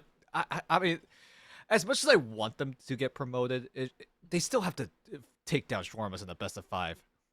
I agree. You know, Mimi's been popping off on the Widow, but I will see your Mimi and I will raise you Mickey India on the Loki, duplicating a Black Widow. This is true. This is true. It's already making rounds on social media as we speak. Make sure you guys check that out because that was an absolute banger of a clip. Either way, we still have to start things off in this banger of a series with this ban draft because right now we are seeing a little bit of a deviation from what we saw in our last series. Shawarma's putting a little more prioritization on the Gambit one-sided, which does allow Sambar Lovers to get that Mantis one-sided. Yeah, and as we've seen in the past, I think it's typically the Mantis that has the upper hand when it comes to this particular head-to-head, but we'll have to see. You know, it's not an open and shut case, right? Like either of them, I think, can be beatable by the other one depending on how you play it. Neither one will have the Loki in tow, though, and I also kind of like the Captain America, again, a target ban up against Sambar Lovers, and I think, you know, we saw that a little bit in the previous series, but we also haven't seen it come through when he's been available to play. Interesting lock coming in from Sambar Lovers onto the Vanguard Deadpool that allows tempo in favor of Sambar Lovers. If the Shawarmas are not able to secure that in time, they do take away the Daredevil, and at the very least will be able to, at the very least, synergize with this Gambit with the Raging Royal Flush onto the Galactic Legend. And do Sambar Lovers take out the Rogue here, or do they deem that Shawarmas don't have that strong of a Rogue player? I think, honestly, it's a tough call point, because it's a little late. It is a little bit late. Instead, they're going to go for a one-sided ban pool. That's a better idea, I feel like. That's probably... You essentially guarantee early fight tempo in favor of Sambar Lovers. Taking this Vanguard Deadpool one-sided means that Shawarmas are not able to match the tempo that Sambar Lovers are about to throw at them. But here's the thing. So you're gambling on that Rogue that we talked about, and Axileo's already hovering over that. And I think, you know, there's not a lot of Rogue players that really have hands on the Rogue. It's only at, like, the top levels that it becomes, like, a pick you got to worry about, because there's a couple of players that are pretty good at it. But, you know, having the enhanced, always-on team up with the Gambit, I think kind of, you know, shores up any weaknesses you might have on the hero. Kind of makes it idiot-proof. So, yeah, you know, while I do like the Vanpool ban, you do have to, like, trade one for the other. It's either that or the Rogue, and we'll see if they made the right call. We do load into Celestial Husk. I believe this is our first Celestial Husk of the night. I feel like we've seen a lot of Krakoa, it feels. I don't know if that's the RNG we're gearing towards. So be it, but right now, both teams... Oh, are we seeing both sides do a kidnap play? Oh, this is gonna be interesting. Oh, this is gonna be fun. Oh, we about to have fun. Gonna be a Spider-Man pointing meme. All right, this is about to be incredible. All right, Toji POV, and he is gonna look and see. They know. Yeah, They know. they know exactly what's happening. Oh my god. How are we? What's going on? Kidnap us if we come right to you. Portal right on top of them, and Mickey with the mines dropping down right on top of Yobo and Lou, and you can peer into every reality, but you missed one, and you didn't see that one coming. I mean, none of us saw that coming, and both of these teams are just like, hey, whoa, wait, why are they doing what we're doing? But they're just gonna both ditch the kidnap play. They were able to find one elimination, but it's still gonna be a fairly even neutral fight. Proxy is looking to try and pressure out Mimi on that Black Widow. Will do just that. Successful KO, but rezzed back up. But early cap coming through for Shawarma, so a little bit of a rough task here for Sambar lovers, but Mimi taking it to the skies, getting revenge. What a disgusting way to get your pound of flesh back, get your licks in there, and Shawarma's now on the back foot of Sambar lovers with a man advantage and with a band hammer as well, trying to keep the pressure going. Maybe find a flip here, but Asar says spin to win. He's just doing donuts on it. That's going to be enough to keep Shawarma's in control here as Toji and Axeleo getting back into the fray, and Axeleo making the most out of this Gambit team up, and yeah, just pummeling the back line of Sambar lovers, and Shawarma's hold fast. And that's the power of Mr. and Mrs. X. The enhanced team up between the Gambit and the Rogue allows Axeleo to have permanent access to AoE damage, AoE heals for the rest of his allies. And Sambar lovers, they try to get an early advantage with this Vanguard Deadpool one-sided, but it falls flat, so now Shawarmas have a load of advantage coming into this next fight. And it turns out the power of love does triumph over all. In fact, it even triumphs over the meta pick. Is sure, you can have your Black Widows, you can have your Mantises, doesn't amount to a whole hill of beans. Oh my god. Cancel from Mimi, though, shutting down and taking down proxies as well. No Royal Flush, no Star-Lord, no Shawarmas as Sambar lovers just take over the point and find the flip with ease, and Mimi with a third in that fight. Good lord, what a disgusting play. This isn't the first time Mimi has done that. In the past series that we saw Mimi shut down 2 ultimates, one Kraken Impact and another Eternal Bond. And so far, Mimi's doing the exact same thing. He has picked up from where he left off by shutting down this Razor Royal Flush from Shawarmas, and that allows Sambar to just cruise on into this point flip. They don't have to worry about using ultimates on their end. If you want to pop your ult, if you ever feel like you're safe, just remember, Mimi is out there and he's probably got you down on the other side of a scope. Heartbreaker coming out from Axeleo, with Shawarma's trying to break their way through it, but Hyunbo and Lou able to isolate a Rocket Raccoon. Hybrid forced to pop the CYA to stabilize it. Now Mimi fancies himself another duel with proxies, and still feeling the burn of that first early loss, is now taken 2 for 1 now, and I get Shawarmas again on the back foot. Hybrid taking down another headshot coming out from Mimi. It just gets more disgusting by the minute, and Shawarmas looking to try and bounce their way back, though, as Mimi will be pummeled by the haymakers there. Hyunbo and Lou trading out Axeleo, as Sambar lovers were able to find the flip midway through that fight, and the KO starting to tilt in their favor. But not until Proxies uses the Galactic Legend. He finds a quick double out of nowhere, as Shawarmas still are able to retain control and are able to flip it over in their favor. So a clutch ultimate coming in from Proxies is able to clap right back. I'm loving this duel between Mimi and Proxies. Both duelists are doing so much work for their respective teams, and right now, Shawarmas are looking to get that upper hand coming into Final Fight territory, but the problem is Sambar have 2 ultimates at bay. There's going to be that CYA coming through. Mimi trying to make the most out of that damage. Dusk with the Ice Arts is going to be able to find proxies. No duel this time. Is actually going to be the strategist role-playing as a duelist. Axeleo getting taken down as well, and no res for that one. Royal Flush can be met with the Assassin's Focus. Mimi again going to be looking for a headshot. Dusk trying to keep that front line toughed up here. Banhammer coming up from Hyunbo and Lou, and Sambar lovers trying to utilize every utility that they have. Mimi able to take down Hybrid, taking down Proxies, another double KO. This guy is gross. I don't know where he's been hiding this whole time, but we might be seeing more of him at this rate. I mean, like Mimi foregoing other hit scan options, things like the Elsa, maybe even Star-Lord, maybe even the Winter Soldier, goes onto the Black Widow and is showing how strong he is on this character. As Shawarmas, they're going to go for a portal play to try to go for a recontest. maybe this is the way that they try to fight back in, but with a lack of ultimates available on Shawarmas, this is going to be an uphill battle, but at the very least are able to find Thunder, so no BRB will be in play.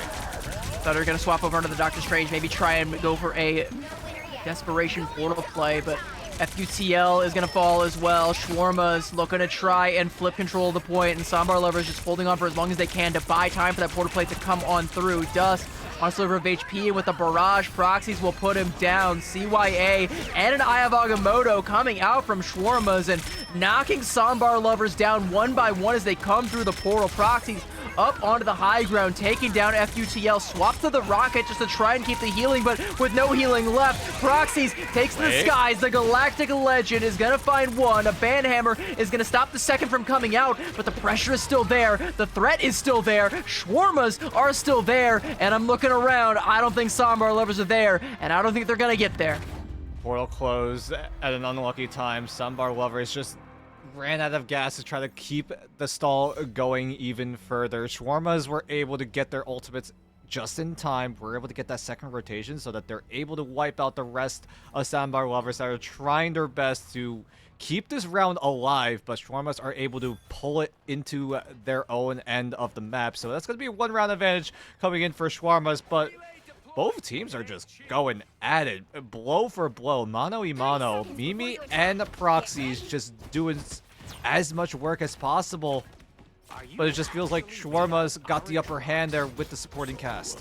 Like, Mimi is like pulling off some crazy, disgusting, heroic plays, things that I never thought I would see before, but hey, Black Widow is meta. We get to see it now, and we get to see a specialist at play with it, but Shawarmas, I think, are just kind of executing on the team fights a little bit better. Like, Proxies is getting the better of some of these duels, just enough to try and keep it on an even playing field, and Shawarmas, as a collective, are able to make up the deficit and just barely edge out Sambar Lovers on that first point, but that is only the first one. We have got so much more to go, and for point number 2, gonna be Shawarmas making a couple of adjustments here as they're back on the Magneto, back on the Thing, and trying to keep this beefy front line, but that is very kidnappable as FUTL taking Toji for a ride. The healing will be there, the Magma will be there, and the retaliation will be there, and so is the Heartbreakers at Soleo, taking down 2, and he's got the third in his sights. Proxy, a greedy little thing that he is, will take it away from him and find potentially a double of his own. Yep, finishes off FUTL, and there it is. And Sambar Lovers dispatched. Shawarma's easy first cap.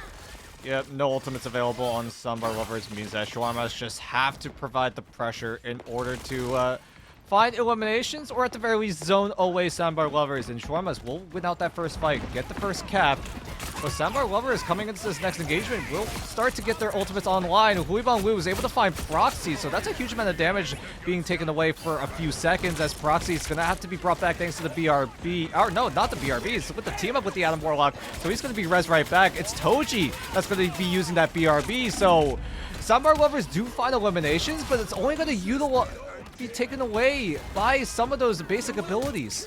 A lot of these new team-ups, it was a rich get richer situation. Star-Lord was already oppressive, but now you got to deal with him twice because he's just got a free Adam Warlock cocoon wrapped into a BRB. Like, whatever, like, he's just got an extra life every single time, and that plus the actual BRB means that everything that Sambar Lovers got, Shawarmas just took it away passively, like no effort. Now 50% and ticking, and Sambar Lovers, sure, they've got ultimates, but Shawarmas have already proven, like, they don't care. Like, they are happy to lose a couple of members in this fight as long as they can bring them right back. Nikki India, not going to need to be brought back. There's a CYA to keep him alive, even through that Beast of the Abyss that comes out. Mimi, Assassin's Focus. Again, we've seen Heroics coming out, and Shawarmas have seen it as well. They don't want to peek their heads out and risk losing them. Meteor M coming out, but Mimi, now as the angle takes down Nikki India. Okay. Good shot coming through. BRB. A cheeky little angle, but the BRB is there, and the Haymakers are doing their job. Proxies with the Galactic Legend finds a triple off the back of it, make it a quad, of course. Why not? 85% and counting, and Shawarmas not taking their foot off the gas. If you thought Resurrection was annoying enough, welcome to Season 9 of Marvel Rivals, where Star-Lord can resurrect with his own team up with the Adam Warlock, and or get himself back with the BRB. Portal comes in for Sambar Lovers for a desperation attempt. Dusk does have to fade of both worlds, so if someone does get taken down dangerously low, at the very least, Sandbar are able to extend this fight. Oh my god, that's a 5-man clobbering time, but can it result into anything? They are able to find one. FQTL is trying his best to try to neutralize. Axelio's there with the Heartbreaker, and as that dance floor expires, so too might be the lives of Sandbar lovers. Proxies lives on 1 HP, comes back into the fray. Mimi is able to take him down this time, but Mimi doesn't really have the space to be able to get out onto the point and contest. It doesn't matter. He's going to have to find so many more KOs, and they're just not going to come. No opportunities are going to come, and Shawarmas will take it 2-0. And Sambar lovers, I mean, again, how do you deal with it when you have all of these reses coming through? Sure, Mimi can find all of these hero picks, but it doesn't matter when they're instantly negated by the team-ups and by the BRBs. Just, it seems like infinite reses. If it's not the right pick, if it's not proxies on the Star-Lord, then it just doesn't matter. Yeah, and it just felt like every time Sandbar lovers had an opportunity, Shawarmas kind of was just like, yeah, about that. We have a res. We have 2, in fact. And they were able to just win off of those two team-ups, essentially, right? With the Star-Lord getting the res with the Adam Warlock team-up, then you got the BRB, so Shawarmas kind of just utilized it to their utmost advantage. Proxy's just going absolutely ham on the Star-Lord as well. 20 final hits in 9 minutes. And bro got a Hexa in there somewhere. Bro got a Hexa in there somewhere. I don't even know if we even saw, like, the full Hexa come to fruition, but we definitely saw some quads. We saw some crazy plays coming out from Proxies, and it's like, all right, maybe Mimi won a couple of battles in that duel, but I think Proxies won the war.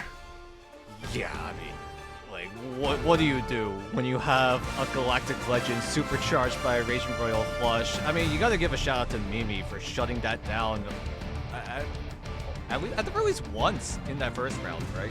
Being able to neutralize it completely, and that gave Sandbar lovers a slight advantage, but Mimi, every time he's able to shut down an ultimate, that was really when Sandbar lovers had that advantage. But if Mimi was not able to find any sort of key eliminations, it just felt like Sandbar lovers just were struggling to find any sort of opportunity, despite having a one-sided ban pool as well.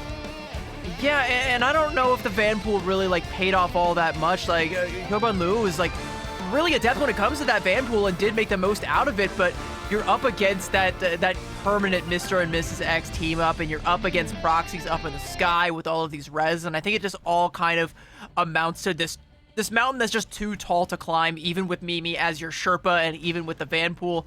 Just not the right tool for the occasion, right? Like, I think Shawarmas did a great job of reading that and being able to deal with it quite well, and again, you know, it was kind of that choice. You know, you make a decision which you want to deal with. Do you want to deal with the Van Pool? Do you want to deal with the Rogue? And I think they chose incorrectly. They did already have the Protect onto the Van Pool, so they didn't have to worry about, you know, Hyoban Lu not getting it. They just didn't want to take the mirror in that, and I think that might be one of their biggest follies, but even if you take that totally out of the equation, Proxies popped off, and you can't always account for that. Yeah, I mean, they also committed like a lot of their saves. I believe they got the second save onto the Star-Lord, so there were opportunities for Sandbar lovers to try to take it away, but because they were able to secure that Wombo combo, it just felt like Sandbar lovers just ran out of options. As we take a look at where we're going for map number 2, it does seem like Sandbar lovers are taking us to the Museum of Contemplation. I feel like I feel like this map is taken away, or at least from in my own personal games. I have not seen this map in days.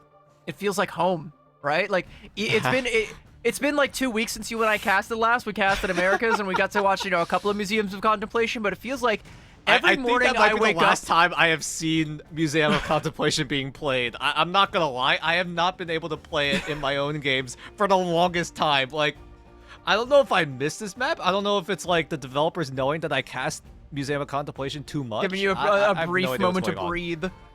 Every morning I wake up and I'm not either casting a match of Museum or loading into one in-game. It feels like something's just off. Like, you know, Mercury's in retrograde or whatever. Like, it's just, you know, the chakras, they're unaligned. I need to be on a Museum. I need to be escorting a inflatable Doctor Strange ASAP.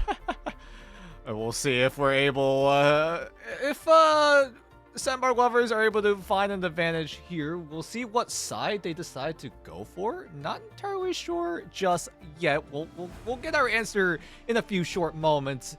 But right now, like, is this the winning formula? Because, right, when we saw Museum of Contemplation being picked so much, at least at Ignite, it just felt like every time they went for it, it was always the defensive side. It does kind of feel like, you know, it's very first team defender sided because you do get the opportunity to set the bar, and it's easy to do that when you have access to things like the Adam Warlock, the Loki, you know, I think, you know, as we've kind of seen in the Tier 2 EMEA, and as I think we're going to kind of continue to see, like we've seen a little bit of it here as well. Triple is very much so back on the menu when it comes to convoy maps, and even though, you know, Museum tends to be a little bit more open-ended in what you can play, it definitely lends itself quite well to that triple, but it also does occasionally lend itself quite well to a Captain America, and Huiban Liu finally going to go for the protect on that. No longer will I be target banned.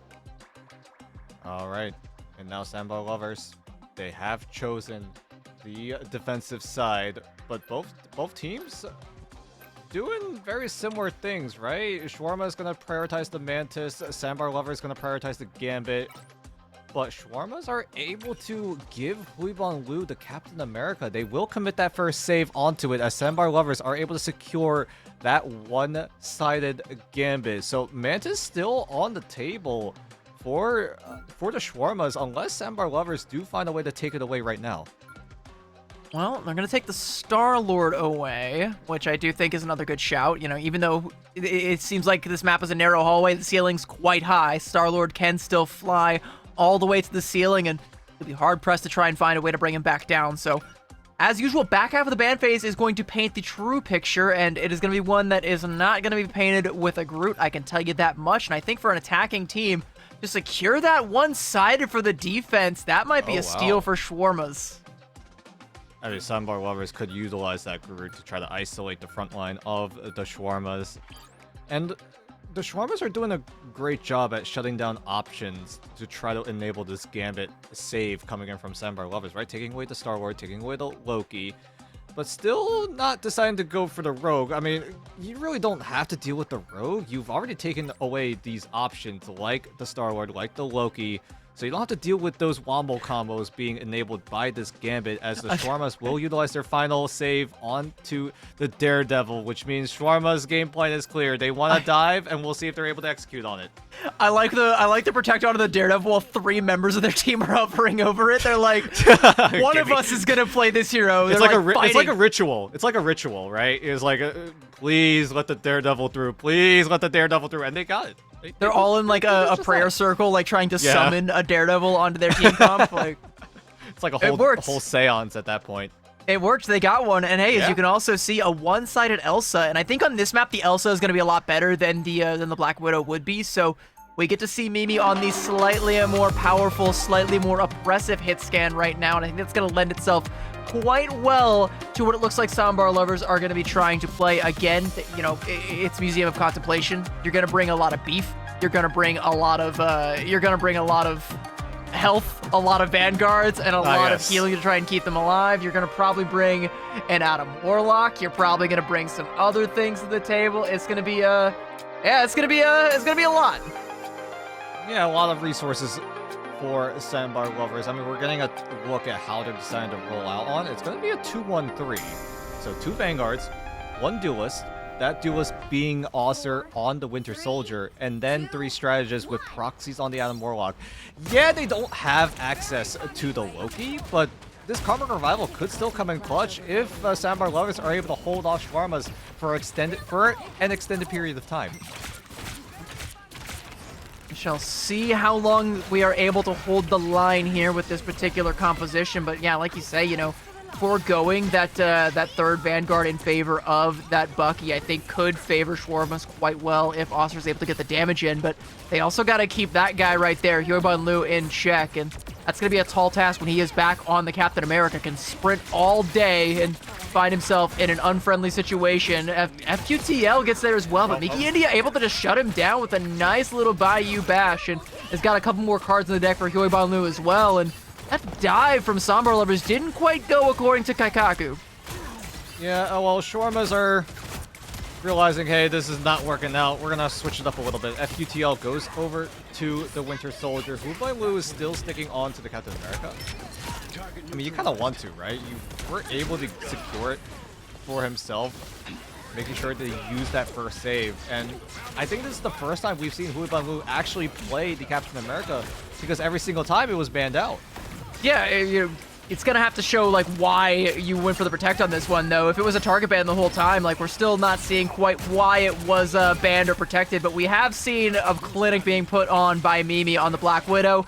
Now getting a nice little early frag there on the Elsa, looking to try and keep that momentum going. Good CYA placement from Hybrid, very difficult for the other side to shut down. With that damage amp, Proxys is able to put Lu down, and again, the Captain America falling flat, and I think the Glartrox did as well. I heard a Glartrox threatened to get released, but I think it got put back in its cage. Mimi not able to let that one rip, and now relying on the health pack for salvation as Shawarma's holding on strong. FUTL with a nice little two-piece, though. Gonna get Sambar Lovers back into this one, but as Shawarma's getting res right back up on the same high ground where that CYA was placed, the Karmic Revival will be as well, and everybody back into the fray. FQTL not able to get the Kraken impact, capped by Asar, and cancels the ultimate, and Shawarma's again holding strong and holding on to 3 more big ults.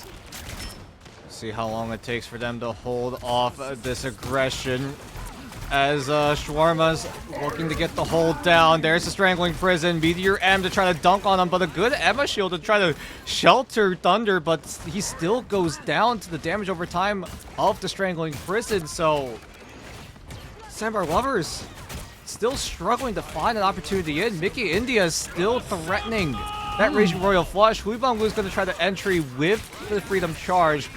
But how much space can Sambar Lovers get until Mickey India claps right back? I mean, Mickey India just like lets them come in and then pops the ultimate, and all the damage coming through, though. Great place coming out there from Sambar Lovers, but again, a res from Proxies. Mickey India is able to finish off Dusk, and Sambar Lovers just don't really have the tools to keep this one going. Toji taking down FUTL, and Shawarmas are more than happy to throw themselves in the grindstone just to slow things down a little bit more. Lu wants to try and go in and take down Asar and deny a recontest that could come out, but Axeleo is already over onto the Doctor Strange, so even though Sambar Lovers win this fight, Shawarmas will be back for another one, and as you hear that portal coming through, here they come, and there's a CYA as well. Prox is getting taken down, but has a self-cocoon. A BRB, actually, no, the BRB getting canceled. He's gonna be down. Psionic Seduction from Lil Uzi, not able to lock anybody down. Invisible Boundary trying to lock the point down. FUTL on this Bucky, letting the Rotten Turn shots fly, taking down Toji, and it might be enough to keep this card inching on forward, as very few members from Shawarmas have the manpower to be able to go in and stall it out. Less than 3 meters left to go, and as one by one Shawarmas fall, point A capped for Sambar Lovers. Ooh, just barely. Sambar are able to secure it. FQTL's getting closer to that. What is it? Kraken Impact. I'm just getting jumbled up at this point. Osir also has the exact same ultimate as well. So those are the only 2 ultimates that we're going to have to deal with coming into this next engagement. Maybe if this neutral fight goes long enough, Toji will have access to the Meteor M. But right now, Lu just pressuring the backline time and time again, going for these soft dives to try to disrupt it, and is able to identify where this BRB is, so that's going to be taken out of commission as well. And, you know, it's not an elim, but it's good enough. It's just as good as an elim. And now the Kraken Impact from FUTL going to look to try and get some real elims, but it's going to be also taken up. Here we go. Gets the debuffs. Is he going to be able to clean one up? What a hook! Threads the needle, takes down 2, able to find them, get the reset, looking to pop the 3rd. He's going again, and the quad is going to disappear before his eyes, but with a Trooper's Fist, he catches Lu on the exit. And that's going to be an easy fight win there for Shawarmas. What a play from Asar, and he's still got 1 more in the chamber. He'll let it go. Not going to go again. The job is done, my friend. It's time to clock out.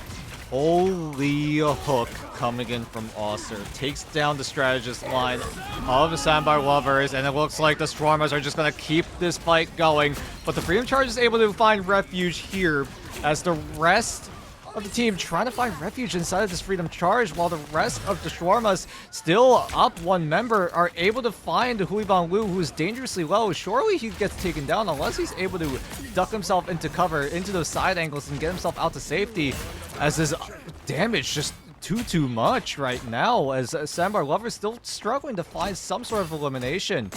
Something worth mentioning is since FQTL swapped off of the Daredevil and over onto the Bucky, that Goiban Lu is all by himself. Mimi with that Glartrox, able to take down Axeleo though, might open the door, but there's a Meteor M threatening to close it, and Proxy's with a nice little cheeky headshot at point blank onto the Uzi. Gonna be enough to keep... Oh no! That is a late invisible boundary from Sambar Lovers. I was gonna say enough to keep Schwarmus in this fight, but they may have won it at this rate. FUTL is able to take down Ossar, but the Goddess of Death from up on high will take down Mimi, has Dusk in his sights. The Fatal Worlds will keep Dusk alive, but it's only gonna keep this this push alive for a very short time, as eventually Swarmers are gonna come right back on in, and all it takes is one key Elim to turn the tide. FQTL with this Kraken impact is gonna have to work overtime. We'll see if he's able to find anything with it this time around. It went wide last time. There's going to be a portal play from Mimi to try and get Sambar Lovers back to full strength, but it's just buying Shawarmas more time to get up to that next fight-winning ult. Yeah, and we're creeping closer and closer to that Strangling Prison, Kraken Impact Wombo combo that has shown so much success, so much value. FQTL is trying to do his best to try to find any sort of value with this Kraken Impact, but Toji is just able to cut him down to pieces, and the hold is looking to be successful here for the Shawarmas as they just have to clean up these eliminations. No portal, no play, and that's where the line is drawn. That's where the defense is held, and now we swap sides. And yeah, again, like Hyoibon Lu on that Captain America, right? Like, I don't think it bore the fruit that it really needed to in order to warrant that protect. As soon as FQTL swaps off that Daredevil and onto the Bucky, suddenly Hyoibon Lu is all by himself when it comes to trying to go in and harass backliners. And he's still able to get stuff done, right? Like, don't get me wrong, being able to search out the BRBs and be there to harass the backliners and still, you know, get out alive, that's still value, and that's still going to amount to card progress, but it doesn't amount to any elims to keep that advantage going, and he can't really, like, get a whole lot more done, and Shawarmas just do a good job of identifying where he is, turning around, forcing him away, and making the most of his downtime. When he's off trying to chase a health pack or trying to get back to his team to get a little bit more healing, that's when Shawarmas press the advantage, and Sambar Lovers... It's basically a 5v6, right? Like, it's that little window of time where it's not an elim, but it's close enough. Yeah, you just essentially put him out of commission for, what, 3 or 4 seconds while he's struggling to find a health pack, like you said. And that gives Shawarmas an opportunity to strike, right? You don't have a reliable front line to deal with. You only have to deal with one Vanguard, so you just have to work around it, right? Find those eliminations onto the back line and then make your way from there. Just literally just destroy Sandbar Lovers from the inside out. Triple strategist with a strat pool is an interesting interesting look from Sambar Lovers. Shawarmas on a good old-fashioned, it's like the old-fashioned infinite ammo composition, all right? I'm sorry, Bucky, you're no longer invited to the party, but you can still do a fair bit of damage. Proxies with that infinite ammo team up with the rocket just melts down Lil Uzi, and the Shield of the Seraphim wasn't going to save you from this punishment, my friend, and that is going to be an easy first corner captain. You can see Sambar Lovers on the back foot right now. Good shots coming out from Mimi to put down Axeleo. It'll be res right back up, but we'll at least make him think twice about poking his big tree head around that corner again. Yeah, we'll see how long it takes until Sandbar Lovers have some sort of response, right? Strat pool, the ultimate should be coming up first before anyone else even has a chance to counteract it. Maybe they try to combo it with Mimi with this Kraken Impact already at 80%, miles ahead of anyone else apart from this strat pool. Maybe this is the chance where Sandbar Lovers get a hold down and at the very least stabilized, but a great bionic hook right onto Proxies and is able to take him out before anyone is there to save him. And it's off the back of that final exam that's coming out from FQTL, like so much overhealth being granted to himself and the rest of his team that Mimi is able to get that bionic hook off. Now has that Kraken Impact for the next fight here, and we'll see if he's able to keep his team alive through it, as Sambar Lovers, or sorry, as Shawarmas are going to be coming up on a wealth of ultimates to be able to turn it back. Mimi wants to go now while he's got the opportunity. There's a Kraken Impact on the other side as well, and neither is going to amount to an elim, but as the Raging Royal Flush comes through, forces out the invisible boundary from Dusk. Ossar, now with the Kraken Impact, again, not able to find anything. As it's inside of the invisible boundary, there's just nowhere that you can find that elim. Hyoibon Lu goes in deep, taking down Vicky India. CYA comes out, but it's a little bit late. Hyoibon Lu getting cleaned up, though, as the res now comes through, and Proxies pressing the advantage with the final judgment, pushing all of Sambar Lovers into this little corner. He is putting the fish into the barrel himself, shooting them all down with a little bit of buckshot. He'll help secure point A for his team. There you go. Although it was a little bit labored, they still are able to get it done in the end with 4 minutes on the clock as well. And finding these staggered eliminations means that the Shawarmas are able to give themselves a ton of room to work with. So it's going to leave Sambar Lovers to figure out the winning formula here. They go back to the Daredevil to combine it with Hui Banglu onto Captain America to try to find some sort of cheeky elimination in the backline. Because right now, the backline, they don't really have much peel options. The best thing you really got is either a hybrid to try to dash away or Mickey India with the team up with the Magneto to try to just knock back the dive coming in from Sambar Lovers right now. Oh, what an Eye of Agamotto coming out from Lil Uzi, and that it should be a nice fight win coming through for Sambar Lovers, but I'm a little bit worried, Dan, because I feel like that Freedom Charge for Hoi Ban Lu that came out to start that fight, it looked like it was forced out. Like, that came out as he was slamming back to his team for a little bit of healing. I'm not sure, like, what prompted that, but he definitely wasn't feeling comfortable trying to extend that fight. I think they just wanted to double down and try and win it, and with the time bank, I think you're okay with that if you're Shawarmas. That is a huge stall ultimate you don't have to worry about anymore. Good hook coming up from me, but it gets Axeleo right where he wants to be. Strangling Prison comes out, and so much damage coming through. Hoi Ban Lu able to take down Asar, but you're going to need so much more than that, as now Proxy's letting the shots ring. The assault rifle is doing some assaulting, and FQTL is going to have to file a charge for that one. Good thing he's on the lawyer. He is going to need one after the assaulting that Proxy's has put down, and he'll have plenty of time to think about it, as I'm assuming this card is going all the way, and there's not a whole lot left that Sambar Lovers can do to stop it. Yeah, the only thing they really have is the Devil Out to try to find an aggressive elimination, as FQTL is able to isolate Osir, so no chance of an Assassin's Focus being used. Mickey India very, very close to that Raging Royal Flush, but Hybrid is there with the CYA to amplify the damage on the Shawarmas as they creep closer and closer to the finish line. Here comes the final judgment. Can they find the value that they need? Raging Royal Flush just doubling down on the damage, and Assassin's Focus from Osir now that he's on an angle and doesn't even need to find a shot because the rest of his team found all the shots and then some. And that is a shot that's going to give them a 2-0 lead in this series, as Sambar Lovers are on the brink of a lower bracket visit. You can see their visions of Ignite fading before their very eyes. They can still make it, but this is an opportunity that is passing them by. I mean, there were just so many resources available on the side of the Shawarmas. It really just felt like Sambar Lovers. They never had that response there in that final fight. They ran out of gas. Shawarma still had a lot of resources at bay, and a quick little ult up was all it took for them to get to that finish line and get the win here on the museum. As we head into map number 3, it's guaranteed going to be convergence, and now it's a question of where will we end up as we take a look at the final stat lines. I mean, Proxies, again, going absolutely ham with 15 final hits and 23,000 damage.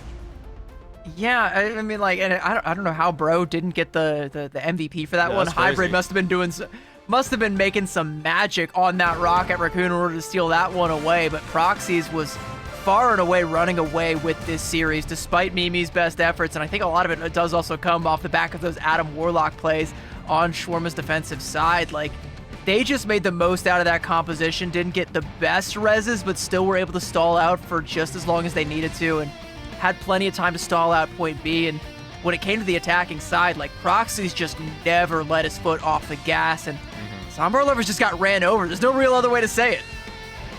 Yeah, I mean, like, at this point, Shawarma's, what can you really do, right? You rely so much on Mimi to get these clutch eliminations, either whether it be to shut down an ultimate or find eliminations through certain ultimates. And, like, it's just looking really tough for Mimi to try to break through, because it feels like the Shawarmas are definitely trying to rely on something magical to happen when Sambar Lovers are going for any sort of aggressive moves, whether it be with the CYA or the Raging Royal Flush, and Shawarma's just never found opportunities to go for those miracle plays, those clutch plays, and it's kind of biting the back here. Yeah, it's I think Mimi is learning in real time that no one man can do it all by himself. It does take a village, and it's going up against a village that is it seems like they're coming together. A very effective and well-fed village. You know what they're having for dinner? They're having shawarma. I did take a look, right? Some people in chat are saying, hey, I want to be a fan of the shawarmas because they're making me want to have a shawarma right now. And so far, shawarmas, one more map is all it takes for them to make it into Ignite, and we get to see more shawarmas. Although we miss out on the burgers and we make a lot of burgers jokes, I think the shawarmas could take their place, and now we can. I think we've got a mandate for one food-related team in Asia at all times, and I mean, shawarmas. I mean, yeah, they might just be filling our quota right here. We'll see if Sambar lovers want to put a delay onto that one, as they have chosen our next map. They're going to be taking us to Central Park, and I don't know. This is like another one where, again, like I feel like a broken record, because I do feel like, again, you got to keep an eye on the Adam Warlock. It's something that always is a threat on a map like this. It's one of those convergence maps where it's almost, I don't want to say almost always going to come out, but it's a really, really strong option that a lot of teams like to lean into. So we're making adjustments here. Both sides take away the gambit. How do Sandbar lovers decide to operate with this? I'm not entirely sure. We'll get the first save onto the Vanguard Deadpool instead of the Mantis. That might be a mistake. I gotta say, I think giving up the Mantis is bad. Is terrible, because you've given that up and the Gambit. So now the two strongest heroes in the game, bar none, you don't have access to, and shawarmas are able to make off with arguably the stronger of the two. And yeah, yikes. That's kind of rough. I mean, we talked about how well this Mantis can slot into so many different compositions. I mean, Mantis was already good at slotting into triple strat, but now the fact that this Mantis is able to be facilitated in a 2-strat line means that the possibilities are endless in how you want to slot in this Mantis. Although some teams still don't really want to go for it, even though they are able to secure the Mantis, you still have that in your back pocket if you do choose to end up going for that option. I want to see this next ban from Sambar lovers, because the ban onto the Widow is interesting. Okay, Loki ban I think is wise, because here's what I was afraid of, Dan, was shawarmas having access to Mantis, Loki, Adam. Like, that would be like you just can't win. Like, that's like assembling like all 5 pieces of Exodia, except there's only 3. Like, those are the only ones you really need. Yeah, at this point, why not? Throw in an Ultron as well. Make it 4 strats. Come on, do a reject, right? Do a 1-1-4. It'd be silly, but you know. Have you seen Piggy on Jeff? He carries. Dude, that's what I'm saying. Piggy Jeff carries. Not Lostro though. That was a really weird Loki copy, but that's a whole different story. But right now, both teams. Ignite promotion is on the line, but right now the advantage is fully in favor of shawarmas, because right now they just have to win one more map as we get further and further into this ban trap. Oh, wow. That's a Felicia Hardy save, if I've seen one. Yeah, I don't want to say, like, I think it can be wise on this map. I do think Black Cat can be very strong on Central Park, but I also kind of feel like, there's a lot of things that you're probably more afraid of losing out to here. Losing the Venom, okay, I think that kind of hurts. And I guess, going for the Black Cat Protect after the Daredevil ban, I think makes sense, because, like, if both of them ended up banned, then FQTL might have been out of good options to play. You'd end up in another situation where, like, maybe you have Huaban Liu on a dive Vanguard, and, again, just kind of ends up alone and can't really get a whole lot done, without that, like, second punch there for the dive. Yeah. I mean, you can really be flexible with how you want to play the Deadpool, right? You can play him front to back. You can also play him dive. It's just so versatile in how you want to utilize this pick. You can go aggressive. You can go passive. You can try to find cheeky little ways to find eliminations with the bubble. Try to isolate the line of sight from the strategist. But the big advantage when you do have a Deadpool is that ultimate. It just comes up so fast. There's just no way to shut it down. The only way you can shut it down, really, is to just survive it. Well, something else that I do think is interesting, and on this map in particular, is Mimi is currently hovering the Black Widow, and, we've seen how dangerous he is. One of the most impressive people that I think we've seen all day when it comes to this hero, and banded out from the side of shawarma, so it's going to be uncontested, unmirrored, but on the attacking side, I think it's kind of difficult to find the angles to make the most out of it. It does kind of ring very similar to the Elsa. Good tech there from Huiban Liu. Nice little way to get into the backline. And I was gonna say, I don't know if Shawarmas even know what hit them, but Hybrid already peppering the shots. If they didn't know before, they definitely know now. Yeah, so that's gonna mean that Shawarmas are gonna have to Bye, play a little Mimi. bit differently. Okay, yeah, well, good Mad Cannon coming from Toji to just wipe out Mimi from the face of the earth for 3 more seconds. As I was saying, it's difficult to find anyway. the angles on the attack as Black Widow. There's like, where can you go that like that is just not a threat? Like that can happen to you at any moment, especially if you don't have like vanguards that can make the space for you. And if Huiban Liu is on a flank and nobody's chasing him, there is no space. There's going to be a Banhammer coming out. There's Huiban Liu taking down Mickey India, but there's going to be a Cocoon to res him right back up, but Hybrid falling as well, and Shawarma's able to return fire, but it's enough to get Sambar Lovers at least in the door. They will get that first tick, and trying to stop the recontest coming out from Shawarma's, and second tick is inevitable as well. Banhammer though from Oster to try and snuff it out, but FUTL taking down Mickey India, and Axeleo, a nice little double, and tries to catch the third, but the Doctor Strange tucks tail and runs through the portal, gets the healing back up to full HP, but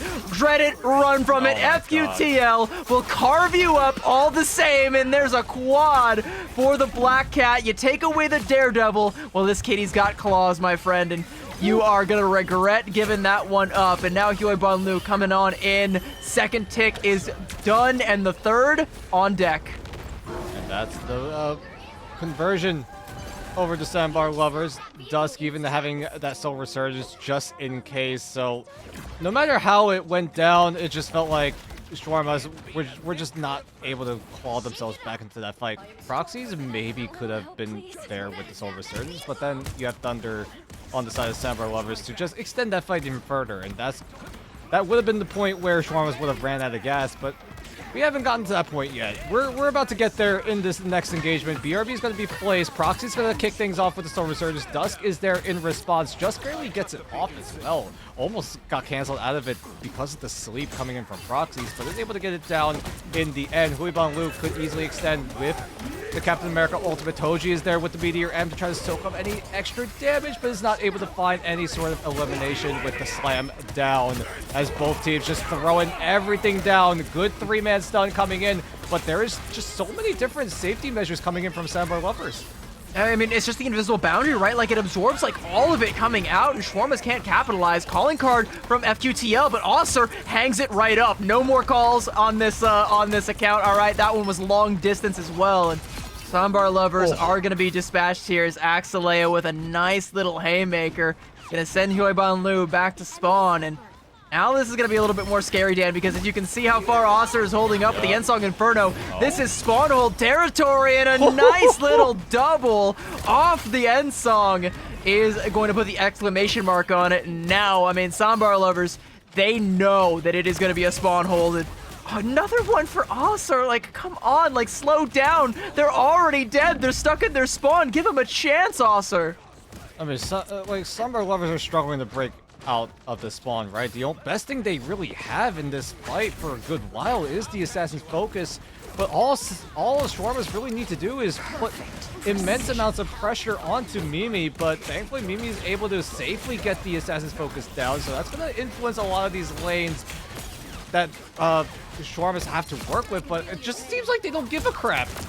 Yeah, like, you don't really even have to put the pressure onto Mimi. You just have to just not give him the angles, and you know, as soon as they see that Assassin's Focus come out, they all just, like, back around the corner until you can send Axeleo out, and he's the thing, right? Like, he's got so much HP, he's not going to get bursted down in time, and he's able to pressure back Huiban Liu. You're not able to make space, and Mimi's not able to find the shots, so that ultimate, as good as Mimi has been with it, it just doesn't find what it needs because it wasn't the right moment to pop it, and Shawarmas knew it. They know they've got the advantage, and they're looking to press it. A Banhammer's going to come out from Lil Uzi, and that should be enough to at least get Sambar Lover's foot in the door, but Shawarmas want to close it. Soul Resurgence coming out. Oster again is just firing on all cylinders, and Thunder is being burnt up right now. Another double, and got Mimi in his sights to be the triple. Proxies will take that one down as Mimi takes Hybrid down with him, but one single raccoon ain't gonna be enough to get this cart rolling.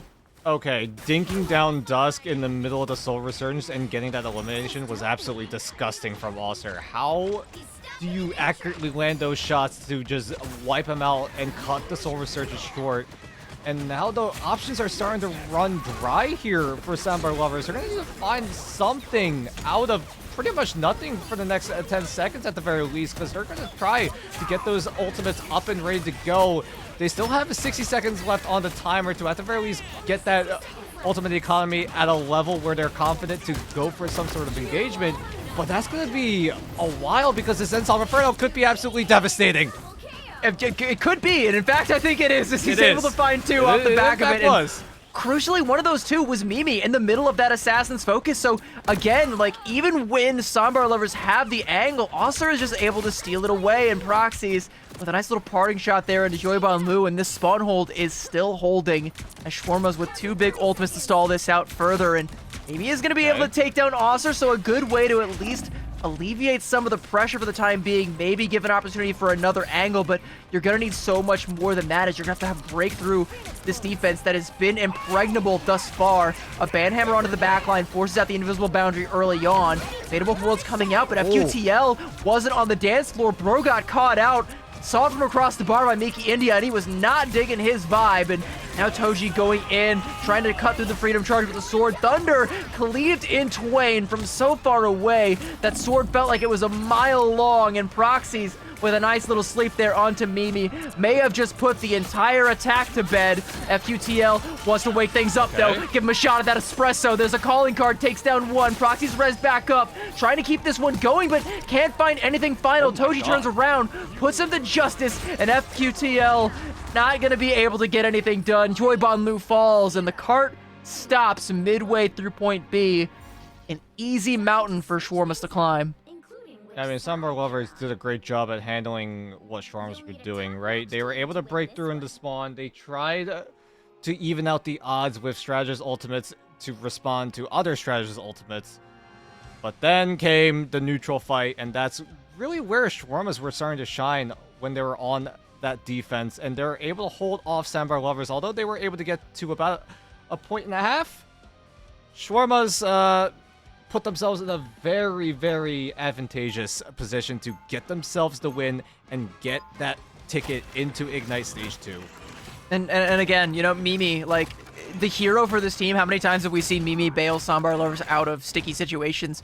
It's just too sticky on Central Park, right? Like, you just don't have any angles by default. You have to fight for every single one of them, and I don't know, like, if that's the play, if you're trying to set your Widow up for success, I don't know that the Captain America is really the best choice. Because, again, like, Shawarmas, they can just decide not to engage, right? Like, they can just simply ignore the Captain America, and as long as the backline doesn't fall, they're fine, right? And Mimi is never going to get the shots, and, you know, Shawarmas, even though it's not the most ideal of fights to have to worry about that cap in the backline, if that's not the biggest threat, then they are fine dealing with whatever else is on their plate. They eat it all up, and now they just got to finish one last meal, and they have punched their ticket to Ignite. We'll see if Soundbar Lovers have anything left in the tank to say about it. This defense is going to have to be perfect if they want to stop what's coming their way. And it has to be perfect from start to finish. No mistakes here. No mistakes from here on out. Oster is able to find Dust, but the BRB is the only thing going to be invested thus far. So we're back to even footing for both sides as everyone trying to find any sort of advantageous move. Mimi is able to find Proxies, although he's trying to seek refuge with the invisibility of the crowd. So that's the BRB gone on the side of the Shawarma. So no more BRB in play. We're now in 6 versus 6. Make it a 5 versus 6. Dust gonna go ahead and take down Toji, and Mimi taking out Axeleo, and it's looking pretty good for Soundbar Lovers. A nice little two-piece for Mimi. Disgusting, gross, ew. How many times we gotta say it? This is like next level Widow play. Oster has had enough of it though, is gonna put him down, has to give his life to make it happen. But the attack from Shawarma is for the time being snuffed out. At the very least, the spawn room is close enough so that Shawarmas are able to quickly regroup when you compare it to Soundbar Lovers trying to do it as well. They're gonna go for the portal play again. Take a few more seconds. Yeah, they're gonna go for the baby portal play once again up into this high ground position. And maybe this is the rotational play that allows Shawarmas to get themselves into that first checkpoint, or at the very least break through. Good Carbon Crush to try to isolate this fellow Magneto of Guibang Lu. But are they able to convert this elimination? The Metal Curtain is there to protect himself. The Soul Bond also to help sustain for just a little bit longer, but Lil Uzi is still going to go down. And now with that Assassin's Focus coming out from Mimi, a CYA as well, and so much damage coming through. The Endsong Inferno to try and burst it down, but it's the team that's being bursted down. While Oster was up in the sky, the ground war was won by Mimi, and he'll take Oster down as well. Axeleo with the Carbon Crush. Psionic Seduction as well, trying to snuff Sambar Lovers back into the spawn there, into that door. Meteor M drops right on top of Mimi, and Sambar Lovers just can't seem to get themselves out of these choke points here as Shawarmas have managed to get themselves on the point, managed to get themselves that first tick, looking to try and get the second. There's still some beefy members of Sambar Lovers. Meteor M now online for Huey Bon Lu, and he's looking to try and find somebody, but Miki India with the Ice Arts piercing, pops his bubble, quite literally bursting it. Trading out for Proxy's life again, though. It's a war of attrition, but it's one that Sambar Lovers are winning, and with this Karmic Revival, they have more troops to keep this one going. But the dance floor needs to be used immediately. Mickey gets taken down dangerously low because of the sleep. So that's going to force the Fatal Bofrost to be invested. But the thing is, Sambar Lovers, all they have is a singular Groot ultimate, and with no follow-up, they're not going to find any sort of elimination. FQTL taken down to the Cocoon, is able to come right back up, and is able to get the revenge frag onto Proxies. Mickey also going down on the side of the Shawarmas means that this defense is starting to look a little bit better here. It's messy as all hell, but like Sambar Lovers are able to make it work. Mimi coming back into the fray, making the damage, like finding the damage that it needs to find time and time again. And Shawarmas, like they just haven't been able to get more than that one single tick, like every single time. Like I said, it's a war of attrition if both sides are losing so many members, and Shawarmas just don't have the tools to be able to brute force it the rest of the way. They just can't get it. And now Assassin's Focus and Soul Resurgence online, and this could be a win con for Sambar Lovers. We're going to see that Assassin's Focus coming out early on, and you can already see Shawarmas, they're respecting it now. They're not peeking out. In fact, they're going to wait for this ultimate to expire, but Miki gets sniped. Wow. Threading the needle again is Mimi. The res will be there. Galactic Legend from Proxies inside of that Psionic Seduction with the CYA. Everything and the kitchen sink being thrown, and Proxies goes in deep. He'll take down Huey Bon Lu. It's not going to be enough to get this one for Shawarmas, as Lil Uzi also going to be burned down by Axeleo. There's a Meteor M as Lil Uzi gets reses up. Mimi on one hell of an angle, and Hybrid is going to feel the Hellfire being rained down from above. But speaking of Hellfire, Oster has been raining it down all game long and says, I've been too quiet for far too long, and the cap comes throughout all of it. Sambar Lovers, they fought as hard as they could, but they have to give up point A, and now it is all on this point B defense, and they have given up the portal. It's not a great look, Dan. Portal even being invested, which means that I think at most they have 2 fights left on the side of Sambar Lovers to try to hold off the Shawarmas as a push onto that finish line. That's where the map will end. That's where Shawarmas could punch their tickets into Ignite Stage 2, but they still have to get through a few more fights. Job's not done, as both teams looking to try their best to either hold off that promotion to Ignite or just, you know, get themselves that ticket and grab it for themselves. We'll see how this fight turns out here, because we're barreling towards final fight territory. Yeah, and there's not going to be a portal play for any stall potential, so it needs to be one here and now for Sambar Lovers. CYA is going to come out, but it gets bursted down right away, and even with the Strangling Prison invested, Miki India read it like a book. There's a dance floor, and it's all Shawarmas right now, popping every ultimate. Endsong Inferno. Lil Uzi is going to be bursted down, and Huey Bon Lu on a sliver of HP. Karmic Revival is going to come out, and Mimi with the Assassin's Focus. He's been the hero so many times. Please tell me you got one more in the tank, but nobody's touching. 0.27 meters away. Mimi has to be the one to touch, but his body's just too squishy. It falls over, it topples like dominoes, and with the Galactic Legend taken to the skies, Proxy looks to punch that ticket, does now with a Soul Resurgence, trying to do all he can to stop the inevitable, slow it down as best he can. He'll take down Toji, and it might just be enough if he can find one more. It's just a backline in his sights, and Proxy's still lurking around. Mimi back into the fray, looking to try and take Proxy's down, does shut him down. CYA now coming out late for Hybrid. Proxy's won't be there to make damage, though. Didn't get rezzed. Mimi trying to push the advantage, find one more. But Sambar Lovers have managed to find the flip, and as Mimi finds his second KO, there is still a chance, Dan. There is still a chance. Oh my god. 17 seconds on the clock. Now we're in final fight territory, as both Sambar Lovers and Shawarmas. This fight needs to be so important. Proxy's channels to Portal. cuts off the line of sight for Sandbar Lovers for a bit. Toji's there with the Meteor to try to provide safe passage. Who comes out on here? Meteor M, I don't know if it landed where it needed to, but Axeleo comes through and takes down Dusk. It'll be res back up, but these backliners are so far away from where the fight is happening, and Lil Uzi needed the healing, but it just wasn't there. Maybe able to take down Hybrid, though. Cut the healing off on the other side. Looks to try and burst down Osser, but he just can't seem to find the shot. There's so many targets in his way. He just can't get it done, and now Dusk is there with the healing, keeping Mimi alive, shutting down Axeleo, and it might be possible, Dan. It's looking good, but Mickey India taking down Yoiban Lu. Mimi again, Assassin's Focus. Needs to be the hero one last time, but it's just not enough. Toji taking down Dusk. Osser shutting Mimi down, and Shawarmas keep the pressure going. Lil Uzi tries to throw in the Strangling Prison, but no prison can contain Shawarmas. Welcome to Ignite, Shawarmas. Good to see ya. Welcome. It's gonna be a fun stage 2, Dan. It's gonna be a fun stage 2. All right, time for us to go to the green room and cook up some shawarma jokes, because we got another food-based team in Ignite. Burgers are gone, but the shawarmas will run into stage 2 Ignite. Oh my goodness, what a performance coming in from shawarmas, sweeping away Sandbar Lovers, who looked so hot coming into this series, right? Putting a lot of emphasis onto Mimi with this Black Widow, but unfortunately just was not enough to get Sandbar Lovers, at the very least, make it a little more competitive against the Shawarmas, because Shawarmas right now, they're looking like a well-oiled machine. Sometimes it was proxies popping off, sometimes it was Osser, sometimes it was someone else on the Shawarmas, and that well-oiled machine of a team is the winning formula to get consistent wins in the Ignite stage.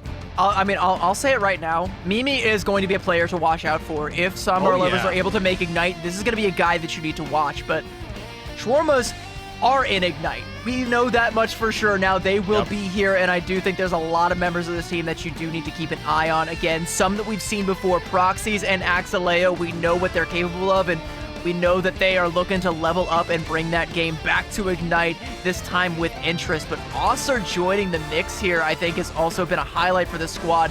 Oftentimes taking it to Mimi, even at a disadvantage. Like, Phoenix ain't as strong as she once was these days. Black Widow has, trumped her in the meta like 2-3 times over. Doesn't matter. If you're able to click the heads, on the Phoenix, doesn't matter. Sure, ban it out, take your one-sided Widow. Doesn't matter. I'm just simply going to out-aim you. As good as you are, just better. Yeah, that's just a skill differential in the end. Shawarmas, we haven't really talked about it a whole lot, right? Shawarmas do have players that have played in Ignite in the past. Proxies has played in Ignite before. Axolio has played in Ignite as well way back in 2025. So there's at least 2 players on the Shawarmas making a comeback here in the Ignite stage.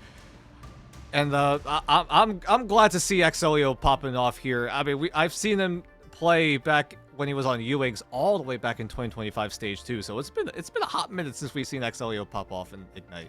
And well, it won't be too long before we get to see him again, or it'll probably feel like a long time because we still got to get through the next couple weeks before mid-season finals, and then the break after that. But then stage 2, we will see Axelio again. That much we do know. And yeah, there's a lot to look forward to when it comes to this squad, and I'm already like I'm already looking at I'm looking forward to stage 2 and thinking like, all right, so we still have Reject, Z10, we still have AAAD. How are some of these teams going to slot up against some of those teams? How are these teams going to slot up against XOXO? I know you're already salivating at the thought. I said XO and your ears perked up. I'm saying it right now. XOXO will make it to LAN. They will make it to LAN this year. And I'm going to die by this statement. I'm going to keep it dear to my heart. Oh, well, okay, Dan, I'm gonna tell you, I hate to break it, I'm gonna tell you all the reasons why that's not going to happen. It's gonna take me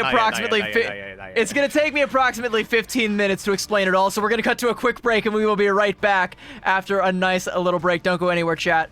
We'll be right back, and I'll have Dan set straight by then.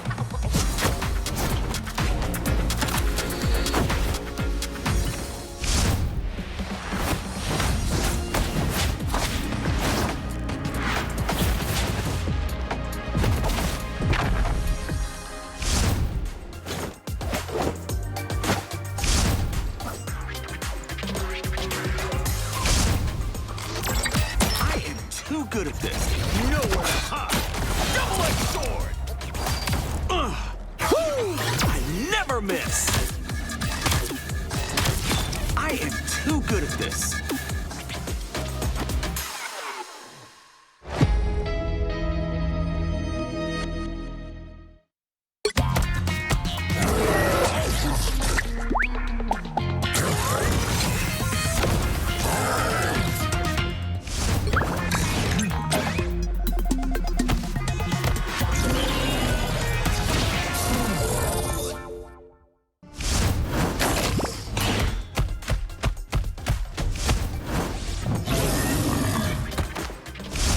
Prehistoric protection!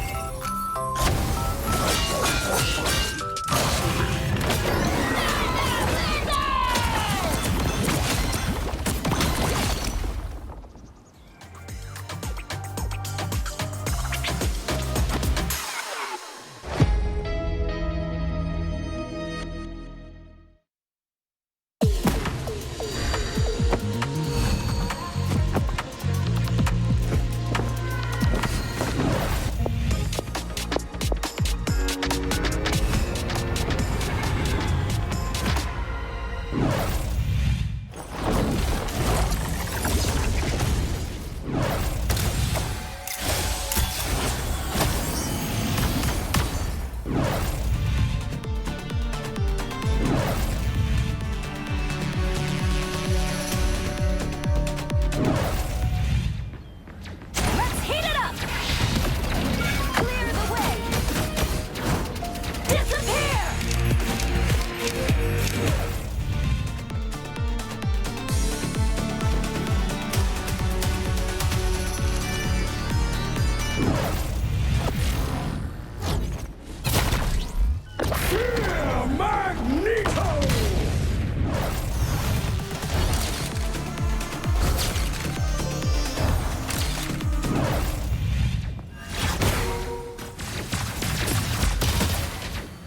Born again!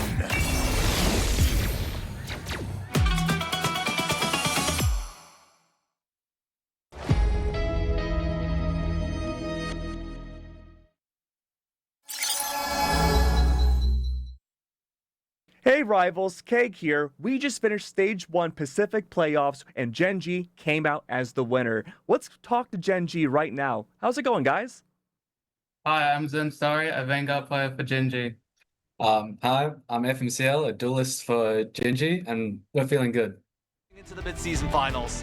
And if you didn't know who they were, if you forgot who they were after DreamHack Atlanta, they are Chopper Mag, they are Genji, they are your Pacific champions, your kings of the Pacific, the best in this part of the world. This neck of the woods belongs to them, and they'll claim that cash prize and that first seed going into mid-season finals. You heard J-Mac in that previous interview. Reject, they're happy that they get to go to mid-season finals alongside Genji. He's glad they get to go together, but they wanted that first seed, but Genji said no, that belongs to us, and there is not a thing in the world you could do to take it from us.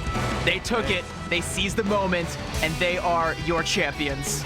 So, for my first question, talk to me about your journey from preseason to the end of Stage 1. Having dropped very little maps overall, tell me what it's like to ensure such consistent victories. Yeah, I just think it's like consistent gameplay anyways. I think seeing that for being at China, there was like only like a week and a half, 2 week grace period that we had to actually practice the meta. So I think that was pretty important as well. I just think like getting it down really pat, like getting it above upper level teams like that we would verse in Stage 1 or preseason, vice versa. It's just really important that we just stay consistent and we know how to play the game. Yeah, I think it's just like keeping up on the meta. Like sometimes there's meta shifts, you know, like Daredevil got nerfed, Black Cat got nerfed. Black Cat got nerfed very hard.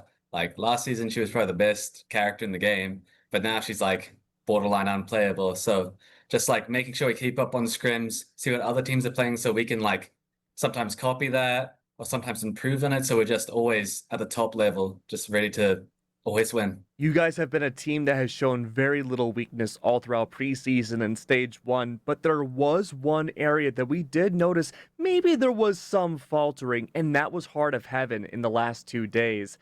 You lost it up against the Reject before, but then you ended up winning it today. Talk to me about Heart of Heaven and what was going on yesterday and what was different today. Look, I mean, we've never needed to practice that map because no teams except them, even in scrims before, would take us to that map. So I just think it was like we just had to like recognize how to play that map again and what to do. I personally think that map was still very close, even though that we lost and it was our worst map. But today, you know, we just played better than what we did on the map yesterday. We just played against them better. Like we just didn't let them do anything against us on defense or attack. So I think that was a very good improvement from yesterday's map. Yeah, I just think we don't really practice the map. Myself, I don't like that map at all. So we don't pick it really ever in scrims, and no other team really picks it. It's not the most liked map. And then coming in this morning, we actually did some practice on it. We figured out what comps we'd like to play into what they were playing. I think they did a little bit of that as well against what we were playing. But yeah, I think we just came in stronger today on that map just because we practiced in the morning and just knew what we were going to play. Hey, speaking of knowing what you want to play, Gen G's team coordination has proven to be some of the best in the world. Your team fights have almost always ended in aces with everyone on the enemy team completely gone. Talk to me about your executes and your team coordination that sets Gen G apart from everybody else in the region.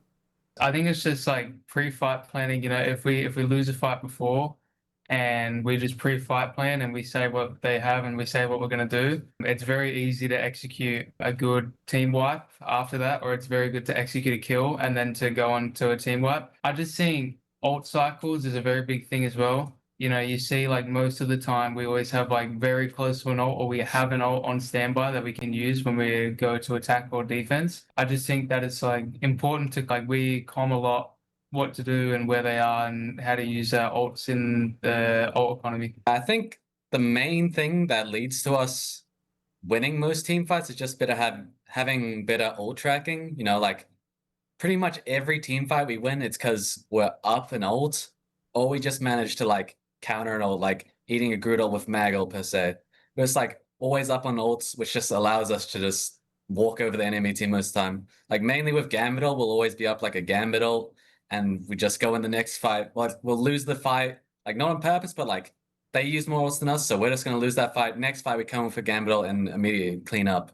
Get ace. So what's interesting about the Pacific region is that for the preseason and for the group stage, we had two smaller regions duking it out in their respective teams. You, of course, are from Oceania, but for Asia's playoffs, there was 6 teams from Asia that got to make it into playoffs, and then only 2 representatives from OCE. That makes you one of the smallest, I guess, sub-regions in the entire world. How does it feel to be one of 2 teams to make it to playoffs and beat every other team that qualified? I think it's pretty rewarding. You know, even in the past, we've shown that we can still win our region and still beat Asia, even on like stage games or, you know, when we like just at lands. I think it's like a very dominant thing for people to see that like we can win our own region and then go to win Asia as well. It's just like a very powerful thing to convey to like even teams in different regions. I think it's just like a very dominant thing, you know, like coming from a smaller region, which means there's like a smaller player pool. So there will be less good players overall, obviously. But then coming into a bigger region and then pretty much blowing out the water, it's just like, I don't know, it's like different. You know what I mean? I bet it does. Well, let's talk about a bigger region, right? Do you feel going into midseason finals, you are an underestimated team? I don't think currently we're underestimated that much, especially by EU teams. I think we're well liked by most EU teams. I'm not sure about NA because we haven't been keeping up with NA as much. But in EU, I think we're well respected, and they think like we'll obviously place it among the top teams. That's what my opinion is. Yeah, I kind of agree with him as well. It's like EU have a bit more lenient opinions than what NA does. I guess you could say it's a bit more, EU is a bit more comforting to like teams that can actually like go head to head with them than what NA does. Like they could just go in on the day and be like, yeah, we're going to beat them. Like, it's just how it is. But I think they don't need to underestimate us. Like, I don't think like a lot of player individual skill and player skill and team consistency has changed. But even if you look at the past, you know, it's just been the same like level of team play, and we're looking to go further. So, speaking of international teams again, is there one team internationally that you two want to face? I want to beat Swamp Gaming because their coach likes to VOD review other teams lots and always just talk about their mistakes. But when is someone watching his team and talking about their mistakes? No? Ooh. It would have to be Swamp or maybe Navi. Only Swamp because they're a very well-developed team from their coach, but their coach, like what FMCL said, is a very brutally honest type of person. And I would really only say Navi because like they've been in the talk for the most like consistent team to place. Technically, they were basically the same roster almost as Rad when they won mid-season, and they're almost the same roster again when they came second in grand finals, and we did lose 3-0 to them, which was saddening. But I do think that now we could definitely go like head to head more confidently with Navi than, or just in general, than what we could. Sounds like you guys have a lot of bold words for Swamp Gaming. Is there anything you want to say specifically to them? Watch out. Oh. I'm ready to have that in-person conversation with you that you said when you were VOD reviewing my game. I'm ready to talk IRL at LAN. Oh, I hope it happens, man. Mid-season finals will be taking place in Los Angeles. Is there any kind of food that you want to try when you're in LA? Everything. You know, LA is known for like its food half the time. Just the amount of like food vendors that are on like every single street. I can tell that it may be a bit better than Atlanta from when we went. That was a bit more drier, but we're in LA, you know. I just want to try a lot of fried chicken. Sure. I like fried chicken a lot. Yeah. It's really good. Sweet. Well, that's all I had for you guys. Thank you so much, guys. I really appreciate it. Thank you. Thank you.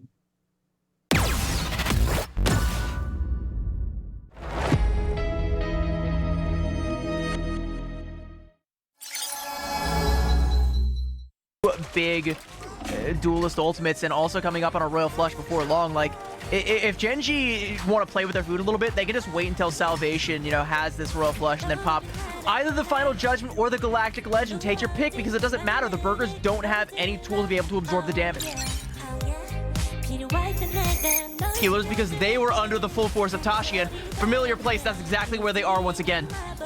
Yeah, can be tough for Dino to get up in there in the mix. Looking to not overextend here, but a quick pick there from Peter. Headshot. Big Angela mobility on top of a closer spawn room. Piggy already back in this fight. Just down because Bubble CYA. Duba's going to use the Banhammer to try to extend this fight. Zycring's going to use the Fatal Furrows in response, and both Lunas will be using that dance floor as Snake tries to escape, but he's going to get... Really go force. Where did they even see Eggsy in the backline? Absolute flash and slash, and absolute. I would be crashing out from that one right now.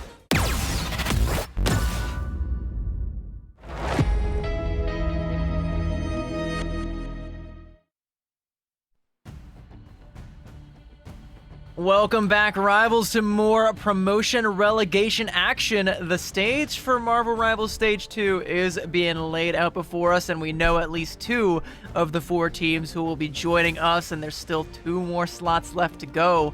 But Dan, it is Last Chance Saloon from here on out. It's all lower bracket. It is win and you are in, lose and you're out.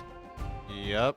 This is your final chance to punch your ticket into Ignite Stage 2. It's either going to be Griffin or All In.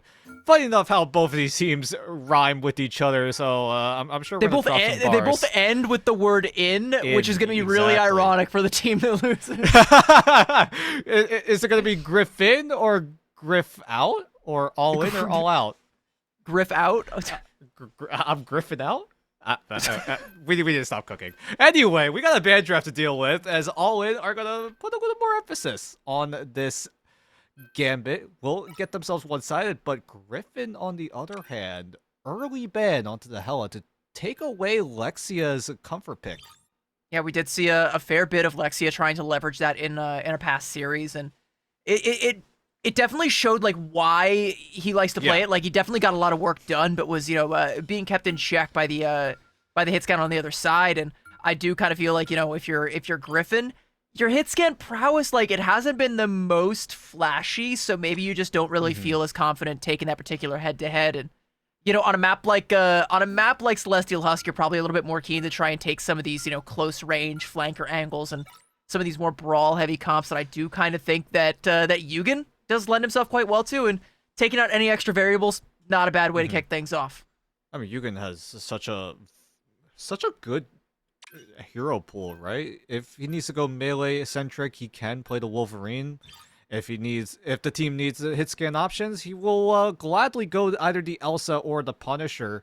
And those have been his go-to picks, as Griffin also are able to secure the Vanguard Deadpool. So lots of early tempo coming in for Griffin, unless All In are able to match it with the Vanguard Deadpool save of their own. Yeah, I mean, they do have the opportunity to do so, and I do think a lot of teams, especially, as we've seen in this tournament, have been clutching that Vanguard Deadpool as best they can, because again, he's kind of like that's, I said earlier, he's the Star-Lord of the Vanguard role. He's like a Swiss Army knife. You can slap him into any composition and be perfectly comfortable. And I got to imagine these teams have gotten a lot of practice with him, but Venom is a very strong dive Vanguard. Some might say the strongest right now, and with the Phoenix team up as well as the Blade team up, we talked a lot about, the different ways that that can benefit your team. I do like that Protect coming out. But I also like Griffin's ban onto the Daredevil, so if All In want to go all in with this dive, it's going to be a little bit more difficult, because you're going to be a little more limited in terms of the information, right? You're not going to be able to accelerate the dive process. You're going to have to spend some time scouting out where Griffin are before you want to go for those engagements, because, I mean, this Black Cat, yeah, you do have to flame more, but that requires line of sight now. Ooh, wait. Gav actually hovering a nice little cheeky sneak there. All In are going to have the enhanced Mr. and Mrs. X team up that we've seen. Again, it's rare to find, like, genuinely a really good rogue player, but I do think the damage boost that you get from that team up, it makes it basically so, like, it's idiot proof. Like, if you are if you're competent on this hero, suddenly you become him. Like, you're just him. So I might confirm this, because of this team up, I've been having way too much fun on the rogue, and I don't play rogue. And I mean, I don't want to undersell like any of these players in this tournament, because gotta be you're definitely more than competent on the heroes if you've gotten this far. So yeah, it's definitely something to be feared, and something that All In were able to just kind of like sneak on in through the back door though. So we'll see. As Griffin in an interesting 2-2-2 look, Jamez, absent the Venom, has opted for the Hulk and looking to try and set up a dive, I believe, with Navoy off on a flank angle with the Daredevil. We'll see if that ends up coming to fruition. And a nice little angle here from Yugen as well. A power position underneath that high ground there, where he can pepper away at the front line of All In. Look at the positioning coming from Griffin. Everyone is spread out. Wherever you look, there's going to be a member of Griffin trying to close in onto All In. And there's the engagement coming in, though. All In are able to just shut down the dive attempt coming in from Griffin. Will take out Navoy, so a huge chunk of damage being taken out of the window. Gav is able to secure a quick little double. Sangshin is there to try to equalize things out.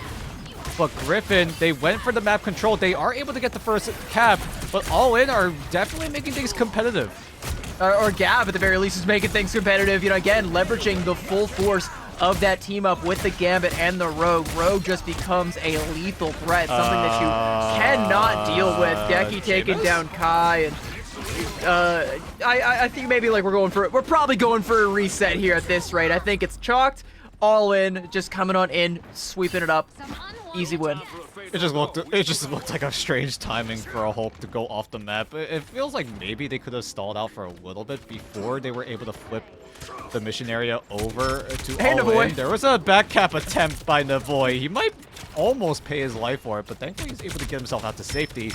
But for now, All In looking to retain this space. Jamez still waiting to go evolve. No, he's going to switch over to the Vanguard Deadpool. So maybe this is the way for Griffin to get a retake going, as All In are going to lose that rogue.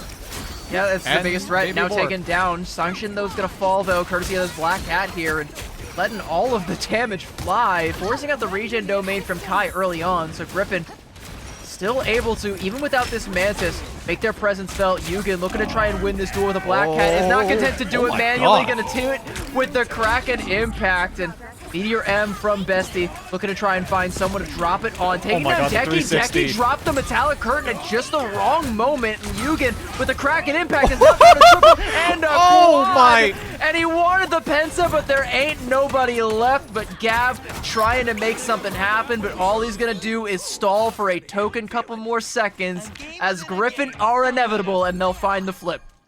I mean, Yugen is just him on this Winter Soldier. Every time he gets access to Kraken Impact, he is just stamping people left, right, and center. Griffin off of that Kraken Impact, and only the Meteor M also being invested by the likes of Griffin means that they still have options in terms of what they want to do in order to handle what All In are about to throw at them. The only thing they have to worry about is Gav with his Heartbreaker, because everyone on Griffin are going to have to use some sort of ultimates before that Heartbreaker becomes a problem to suck up any ult charge. Well, all of the ults coming out from All In, the CYA and the Final Judgment, they are able to take down Kai at the end of it, but likely going to be traded out for Yugen, and yeah, like All In just able to make the most out of this ultimate advantage. Navoy letting the devil out though, taking down Lexia, looking to try and find more, does take down the Rocket as well, and it is now 3 men down, and All In will find the flip, but Griffin, I think, still have a man advantage in this fight. They might be able to turn this one again in their favor as Sanction taking down Gav, and they'll flip it right back, only giving up the lead for a scant few seconds. I feel like Gav should have used that Heartbreaker a little bit earlier. Now it feels like the opportunity has kind of just went away. Everyone on Griffin already used their ultimate, so this Heartbreaker isn't really going to do a whole lot. Although it's going to be good damage, but it just feels like you had a moment to try to shut down the opportunity for Griffin to win out in this fight, but Gav just holding onto this Heartbreaker might just hold on to it for the next round. Oh, never mind. He tried to go for it and then immediately got slept down by Sangshin. Yeah, that's heartbreaking, I'll tell you that much. Still making the most out of it even without the ultimate, is able to take Sangshin down, get a little bit of payback for that one, but payback ain't gonna win you this point, my friend. Decky taking down Bestie. Might get your foot in the door, though, but avoid trading it out. J-Mez taking Decky down. It's gonna be a teleport play that comes out from the side of All In, but there's only a couple of members that can even keep the contest going for the time being, and a Meteor M is gonna be hanging on deck here before long for Bestie. If they even live that long to need to deal with it, because the Void taking down Lexia, J-Mez still feels uncontested. Rose in his lane, he's thriving, just letting those deagles sing, and oh, it is music to my ears. It's just a little bit of Glock ASMR. Yep. I mean, with that skin, you just, if you are able to land your shots, you get a little tune going, right? It's quite literally music to your ears if you're running that mummy costume from the battle pass. But anyway, Griffin are able to secure that first point. I feel like we have to call back to All In again, right? This isn't the first time where All In have an advantageous spot to be in, but they're just not able to clean up these fights, right? Like, this is a rematch from what we saw earlier tonight, right? When All In had that moment to just run away with the game, they just never found a way to efficiently and cleanly close out these fights. And then I think Griffin they were just were- able I to think they stall were- time and time again. I think they were afraid to like overplay their hand though. Like they had like all 6 ultimates and they used like 4 of them and were only able to find like 1 elim off of it. And like, I don't know, I think they were afraid to double down. Like I think they had enough already accomplished that they felt like they could just take it the rest of the way in the neutral, but then Griffin just simply said nah and then won in the neutral. And you know, we call out that Heartbreaker from Gav. We were looking at it, you know, mod check, it never comes out, and when he finally gets the chance to pop it, it's too little too late, and even then it gets slept. And yeah, like you say, like they're just not able to close these things out. And again, I think it is just they felt like they were worried about overcommitting. I will say this though, All In are making adjustments, putting Alexia on to the Cyclops. I believe this is the first Cyclops we have seen. Great bionic hook from Yugen to isolate this rogue, who does get himself out to safety, but not until he gets the ability absorption onto the Mantis Sleep, and then there's the Heartbreaker in tandem with the CYA. Navoy has caught the rocket out away from the rest of the formation, so it's going to be a backline trade for a backline trade. Sanction is still in the fight and still lethal, taking down Lexia with a headshot, and Griffin, off of letting the devil out, are going to find the first cap here, and All In, again, are going to be left looking at the lights, wondering where did it all go wrong? I mean, Navoy used the devil out, but All In used the Fate of Both Worlds, a Feast of the Abyss. No, not a Feast of the Abyss, the Heartbreaker. That He was swapped finally... off of the Rogue onto the Venom.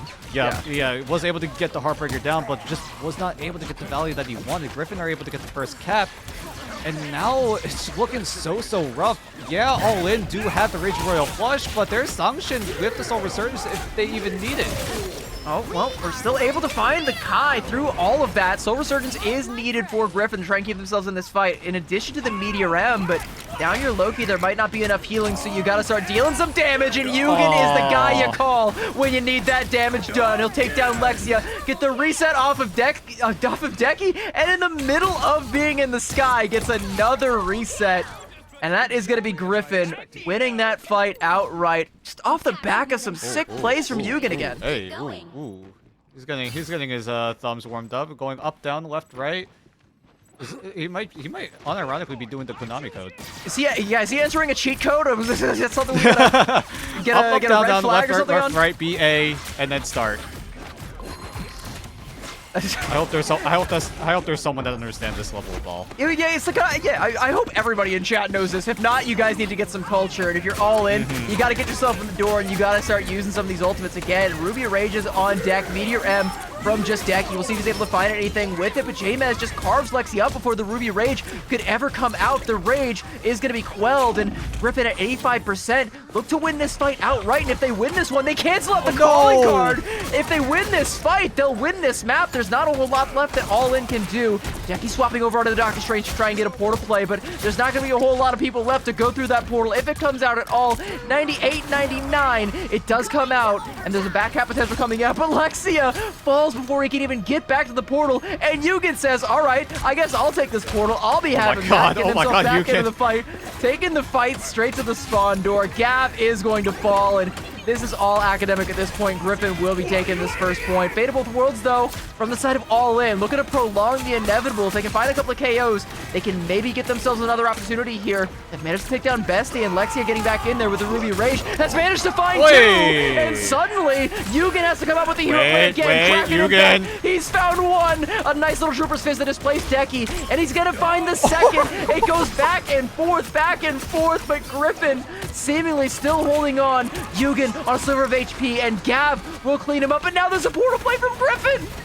Oh my god, Griffin are able to hold off from the heroics of Yugen, is able to just stamp out some members of All In, so it makes it a little bit more difficult for All In to clean out in this fight.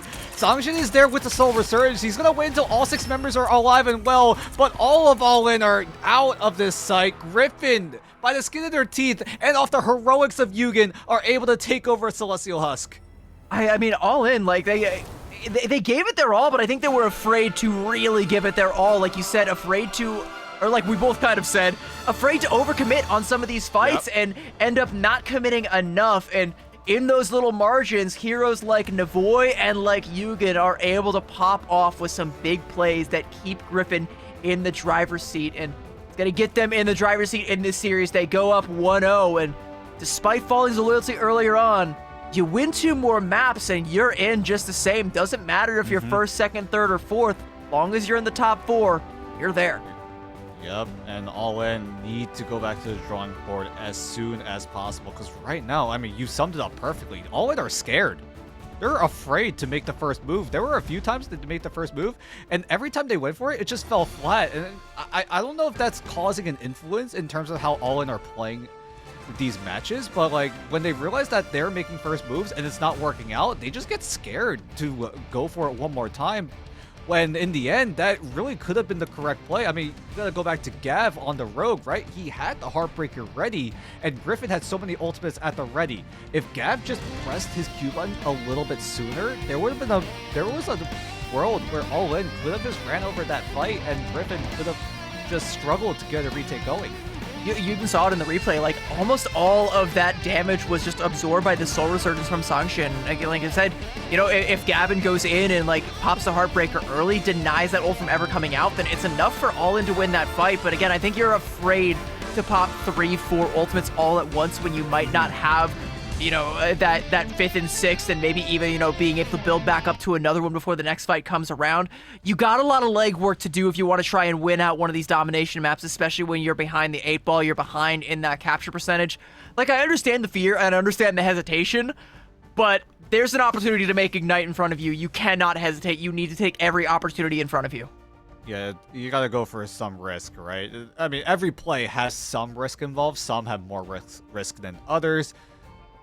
But right now, All In are just playing a little too defensive, a little too safe, and that gives Griffin so much room to work with, doing whatever the heck they want when it comes to going for fight engagements, going for certain picks. And you saw how Griffin were playing around the map as well, right? They were spreading themselves out, covering all of these angles so that when All In do want to go for something different, there's going to be someone on Griffin being there and just notifying the rest of his team like, hey, All In are doing this, let's just do this approach and then try to shut down what All In are trying to do.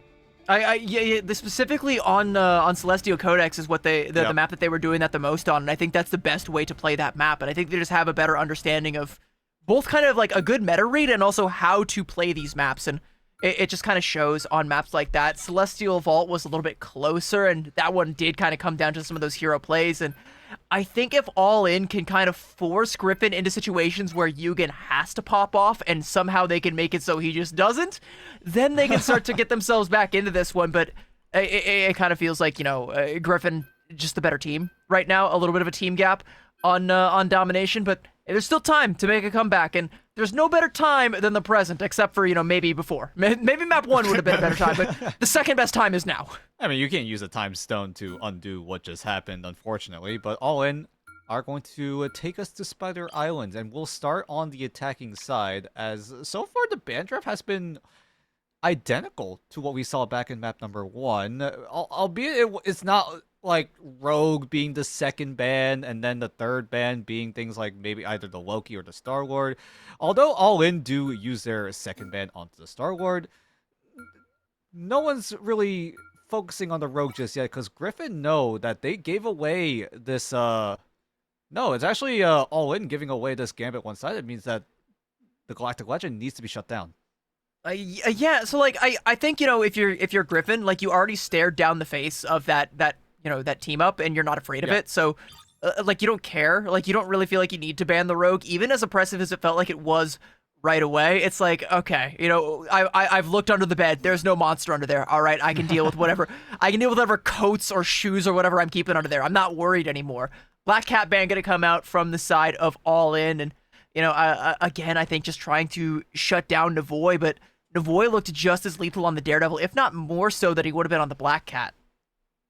I mean, if you have access to the Daredevil, it just means that you have a way to accelerate the dive process. You don't have to wait and scout out the entirety of the opposing team. You can just go right on in, because of the passive coming in from Daredevil. You can see where everyone is at all times within a 40-meter radius, and that is arguably, actually, no, not even arguably, that is the most broken thing about Daredevil's kit right now. Yeah, and I think, you know, will continue to be for quite some time. Interesting Wolverine ban at the end there. Interesting. I mean, that means that Griffin wanted to run triple. They don't have to deal with the Wolverine trying to shred down the Vanguards. That's the biggest assumption coming in, if Griffin really want to make sure that this triple gets the full hold down. And so far, they're already angling towards it. Sangshin and Kai hovering over the Mantis and the Loki. And then there's Bestie and Jamez with the Groot and the Mag. Unless we go towards a 2-2-2 style of play coming in from Griffin, we'll see how they decide to operate this composition. They still have access to the Adam Warlock if they so choose to go that route. But so far, they are leaning more towards a traditional 2-2-2.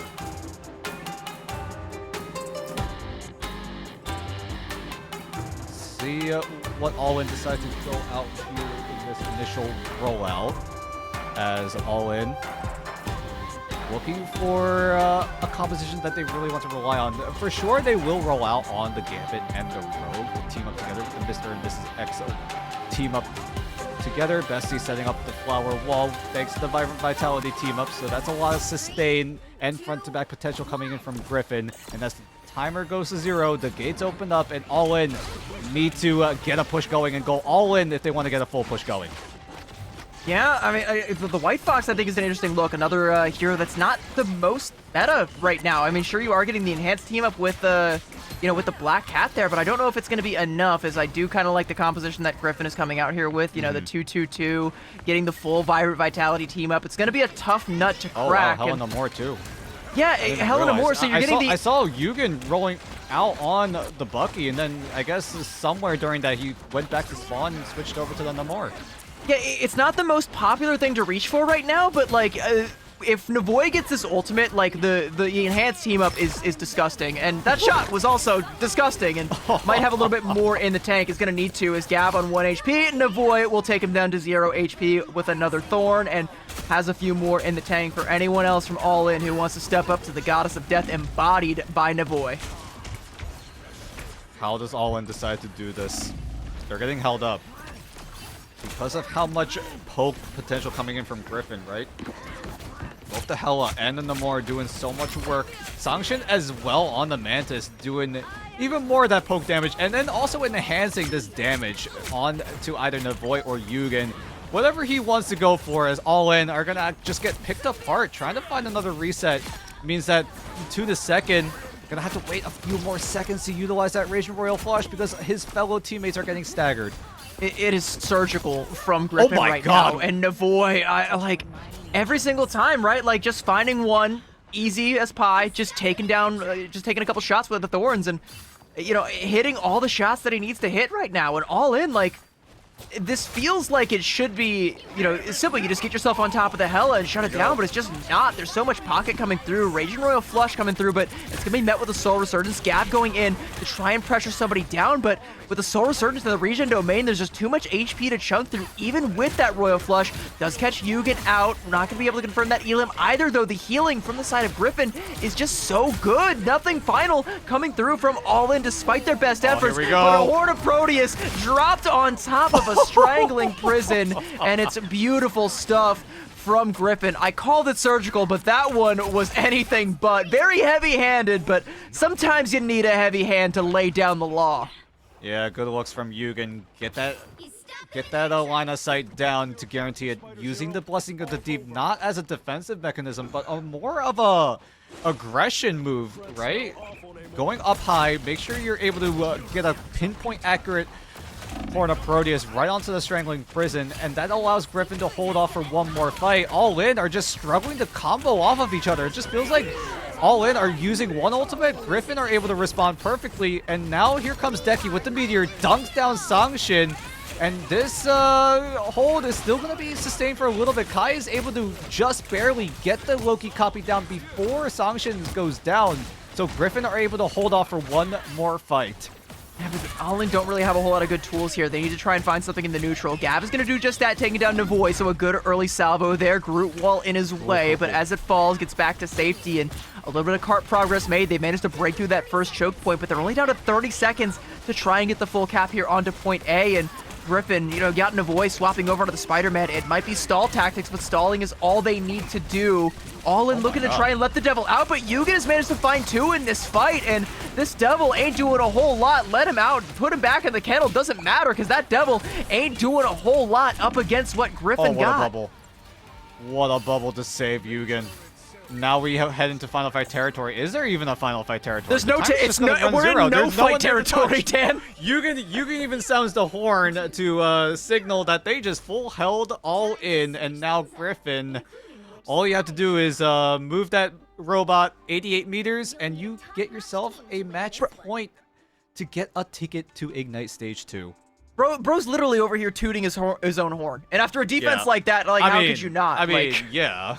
I mean, you run a composition that we don't see very, very often, the Helena Moore, and Yugen is just frying with just simple left clicks, and then sometimes you get value with the Horn of Proteus, but Yugen is just way too damn accurate with these left clicks. Sometimes the classics are classics for a reason, all right? Yeah. Like Johnny Cash, the Beatles, like all the classics. I was trying to think of like other artists, but like my brain is fried after like 6-7 hours of nonstop promo relegation action. Sometimes the classics are the classics, Helen Moore can be in that conversation as well. It's a classic team up, and it's been beefed up in this new patch, and it's not something that we thought we would see today, but hey, it works out. It's enough to get Griffin the full cap here. And now Spider Islands, like, it should be a cakewalk for them to get all the way there and complete the capture here. We'll see if All In have a little bit better of a defense than they do in offense. Yeah, I put the handcuffs back on there, Decky. I think, it does feel like that. They're Gotta just be- shackled. Shackled in their own heads, it feels like, because whenever they went for aggressive moves, there was someone shutting it down on the side of Griffin. And speaking of Griffin, what a shot coming in from Yugen. On to the Hawkeye, is utilizing the Psylocke team up, so it's a little bit more of a shotgun arrow. Okay, well, finally we've managed to take down one member of Griffin. We're going to be able to take down Navoy with a nice little Bayou bash there, but we've already given up so much ground. Like, look how far back All In are playing. They've already given up that first corner. They've already given up the choke, and it just gets so much easier for Griffin to be able to get this cap going. They only really need to win one fight now, and, if they do it before the portal play comes out, like, that's it. That's done. That's the map. So Griffin have already set themselves up for success just by putting the fear into All In. Gab going in with that ability absorption, but you're going to have to absorb a couple of these arrows. Yugen got one for you and a few more in the quiver. Decky next in his sights, and he doesn't even got the ult, but he doesn't miss. Yeah, he's just landing everything right now. Lexia is trying his best to try to control the high ground as the Cyclops is able to dig down Navoy. So at the very least, no dive pressure for the time being, as All In, this is their golden moment to try to stabilize for a little bit, and this is already Final Fight territory. That convoy is already 3 meters away from ending this map. Yeah, and 3 meters away from disaster, Lexia does bail them out with a couple of key KOs, and yeah, I've got a late one onto Sanctions. A little bit of stagger coming out. Griffin need to collect themselves, and All In looking for any more staggers they can find, and Lexia catches Navoy slipping, and that's good stuff for All In. They're going to be able to get this time bank down underneath 2 minutes, but they still got to hold for 2 minutes, which means, again, they're going to have to be very careful with these ultimates. Again, well, it could be, but they might be afraid of that. Like, it might be another situation where they're afraid to ult up. They're going to go in with a Rage and Royal Flush early on, but met with a Soul Resurgence as a Ruby Rage to try and burst through it. And All In, again, they've got more tools, but they just won't pop them. And now Yugen going to go ahead and pop the ult, and now this time again, he doesn't miss. Decky going to flatten him with a Meteor M, put an end to that one before it really starts to kick off. And Black Cat able to take down Kai there as well, and this might be another fight win for All In, and maybe holding on to that Royal Flush was a good thing. Yeah, and Tuna Second is able to, at the very least, hold on to it for another day. Portal's going to be invested by Gav so that the rest of All In are 6 members strong. Griffin going to go back to the drawing board. Yugen goes off the Hawkeye after using the Hunter's Sight. Now goes over to the Bucky that we all know and love, Bestie. Already prepping that Strangling Prison. Although there is no combo with the Bucky ultimate, there is still Kai with the Loki copy to allow Griffin to rush on in. Regen Domain forced out, and Black Cat off on an angle here, has the calling card, looks to try and burst down Sangshin, does a great job of doing it. The rest of the targets you will find, though, are housed nicely in a Regen Domain. J-Mez taking down just Decky, and Navoy taking down Lexia, and Griffin are turning this fight, and as much value as that Black Cat frag got, it ain't gonna be enough to stop Griffin from getting the full cap here, as they are 1 man away. Eye of Agamotto coming out, stuns onto 1, but Bestie, that is a stunning performance with a 2-piece off the Groot to close it out, and Griffin, before they were 2 maps away, now they are 1. Ignite calls, and it seems like they are ready to pick up. Spot number 3 is ready to be claimed, and it feels like Griffin are in a very, very clear shot at getting that golden road to Ignite. Bestie getting the MVP as Griffin, again, 1 more map until you are in Ignite. And it's going to be a return to Ignite for Yugen, who previously played on Loyalty back in preseason of this year, and now is back into the depths of MRC and now is looking to get himself another shot at playing an Ignite. No shade to Bestie, but why is Bestie the MVP when you got J-Mez 16-0? No casualties, went deathless the whole time. You had Yugen and Navoy popping off, 9 final hits from Yugen, 7 from Navoy, making the most of that Hell and a More team up. I'm not saying, Bestie wasn't contributing. Bro was definitely putting in the legwork, was definitely a key part of this team's success on that map, but I feel like there's a lot of different members that one could have gone to as well. This team, like, they're coming together again. They're gelling. We didn't see it in the last series with this squad. But again, they've got that sauce. And, maybe they're playing with their food a little bit this time around. Reading the ancient text, bringing back some of the classics with the Hell and a More. But, hey, if it works, it works. Sometimes the old-fashioned way is the best way. Yeah, I mean, Griffin did a little bit of those fun little picks, right? Putting Yugen on the Hawkeye for a little bit. I can guarantee you All In was not having any fun with it. Yeah, I mean that Hunter site definitely just shredded down Gav on the Rogue. That was a little bit disgusting, but like you can see how strong the Mantis is as well, right? Griffin are prioritizing the one-sided Mantis more than All In, because All In still think that the Gambit is still the correct play, but if you took a glance at the team-ups side of that scoreboard, right? Mantis is enabling an empowered Loki, an empowered Groot team-up. So Griffin just have so much front-to-back potential because of the sheer amount of sustain that they have. And All In feels like they're not really too aware of it. They're like, yeah, we can give the Mantis away. I feel like we could deal with these team-ups a little bit, but Griffin, it just felt like every time, they just refuse to go down because of the sheer amount of sustain playing this front-to-back style. I'm afraid they cannot deal with these team-ups, Dan, and I'm also afraid that they are leaning a little bit too heavily into that particular one with the Rogue and the Gambit. It's strong. Like I said, it does kind of make it idiot-proof, but it does feel also like it's just not working for All In. Like, Gav is trying really hard to make something happen and has managed to find some key picks on certain occasions, but also ended up with the most casualties in the lobby on that matchup. Eight times taking trips back to the spawn for him. And the key thing about that Rogue and making the most of that team up is you got to keep her alive and in the fight. And if your team's split off and you can't actually support her aggression, then it doesn't really matter. So Griffin have put themselves in a situation where they don't have to be afraid of that Rogue, which means they don't have to ban that Rogue, which means whether or not All In play it from here on out, they could just totally not put Gav on that at all. It's just another free ban, though. I mean, the biggest adjustment that I think I can really see for All In is to prioritize the Mantis. But if the pattern keeps on going, All In are still going to try to get their hands on the one-sided Gambit, and they do exactly that. Griffin, now, for sure, 99.9% will be able to secure this Mantis one-sided yet again, and maybe get more team-ups empowered because of this Mantis save. Do All In try to take away things like the Loki and the Groot, maybe? Well, so here's the thing, right? It's Central Park, and I kind of feel like Yugen's already hovering over the Atom. You might need to ban out the Atom, because that might be the best way to shut down the potential triple strat with the spawn, or with a double Karmic Revival composition that a lot of teams like to play on maps like Central Park, and instead, they're going to go ahead and ban out the Groot. They've got one ban left. It could be onto either the Loki or the Atom, but unless Griffin save it. Again, it's going to have to be one or the other. Yeah, I mean, Griffin for sure would want to go for the Loki. It's just enable the front to back. Although you don't have access to the Groot anymore, it's still very, very strong of a backline, and they're going to pounce on it. They did think about it a little bit, but they're still going to be able to facilitate this Mantis Loki backline, whereas All In, where do you go from here? You're gonna have to think about Yugen at the very least. Maybe you take away the Adam Warlock, maybe you take away one of those duelists that Yugen has been cooking on, but no, it's gonna be the Black Cat to deny Navoy from that pick.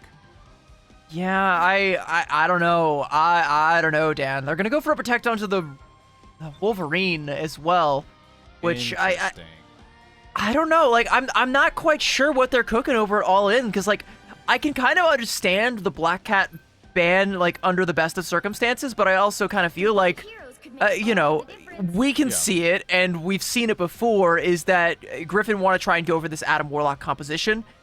the ban needed to be the Atom. Like, that was the correct answer, and I think they just guessed wrong. Like, sure, okay, yeah, Navoy isn't going to be on the Black Cat, but Daredevil is still on the field, so that's not even, like, you know, there's still a threat of a die that could come out from Navoy, and when you're going up first on the attacking side, I doubt, you know, Griffin's going to be using that to defend. Like, I'm seeing triple, Dan. Yep, it's going to be a triple with the Penny Parker flavor into the mix of it. So, lots of anchor potential all in. You're going to have to get a little creative in trying to shut down this Penny nest that is going to be empowered by Yugen on the Rocket Raccoon. So, not only does it allow Bestie to get some better quality nests, it does allow Yugen to get a shorter cooldown of the BRB, because why the heck not? Why not make this fight 6 versus 7?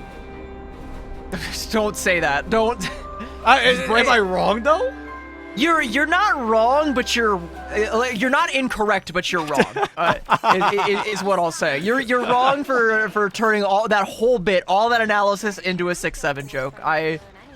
I'm not ashamed of you. I'm proud of you, actually. I'm proud of you. Anyway, Griffin, mercifully, actually not going to come out with the Adam Warlock, like you say, coming out with the Rogue, with the Rocket, as opposed to. So you're still going to get some reses, but again, yeah, you can duplicate it with that Loki, and then, you know, you also got Bestie on the Penny, Bestie and his Nesties. It's going to make it all the more difficult to try and get through this choke point.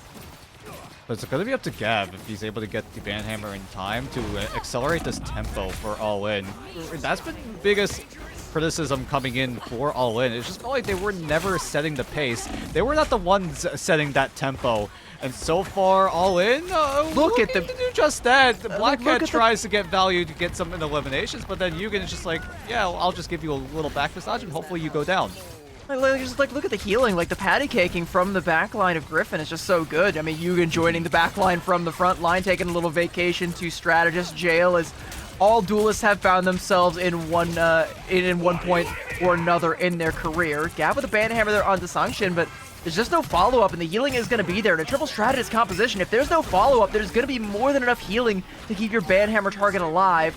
Lexia's going to be able to best Bestie, but he'll be rezzed back up, and even though the nests have been broken, this is an opportunity for a recontest here. That's a good pickoff, though, on Desanction. Short of the Soul Resurgence, the biggest defensive tool now gone. The second best as well, and now all the strategists gone, and All In may have seemingly found it. Someone's going to have to swap to the Doctor Strange. Spider Sweeper just to buy them time, but All In looking to keep this advantage going. Fate of Both Worlds coming out from the side of All In. Calling card should be on deck should they decide to pop it, and indeed they shall. Gav looking to try and put down Navoy, cuts him in twain with the katana, shutting down the Meteor M. Sanction is back with the Soul Resurgence, but Griffin are all out of sorts right now. Well, at the very least, Jameis is there with the Silent Seduction to stall out All In's Raging Royal Flush. But Deki could come up huge with this Meteor M to try to find any sort of key elimination. Navoy's trying to come back onto Spider-Man to try to stall out a little bit. Gav is able to find that BRB. Kai going down, All In. They're looking to break through right now, but Griffin are still doing a good job at stalling out what All In wants to do, and they're still struggling to clean up this fight.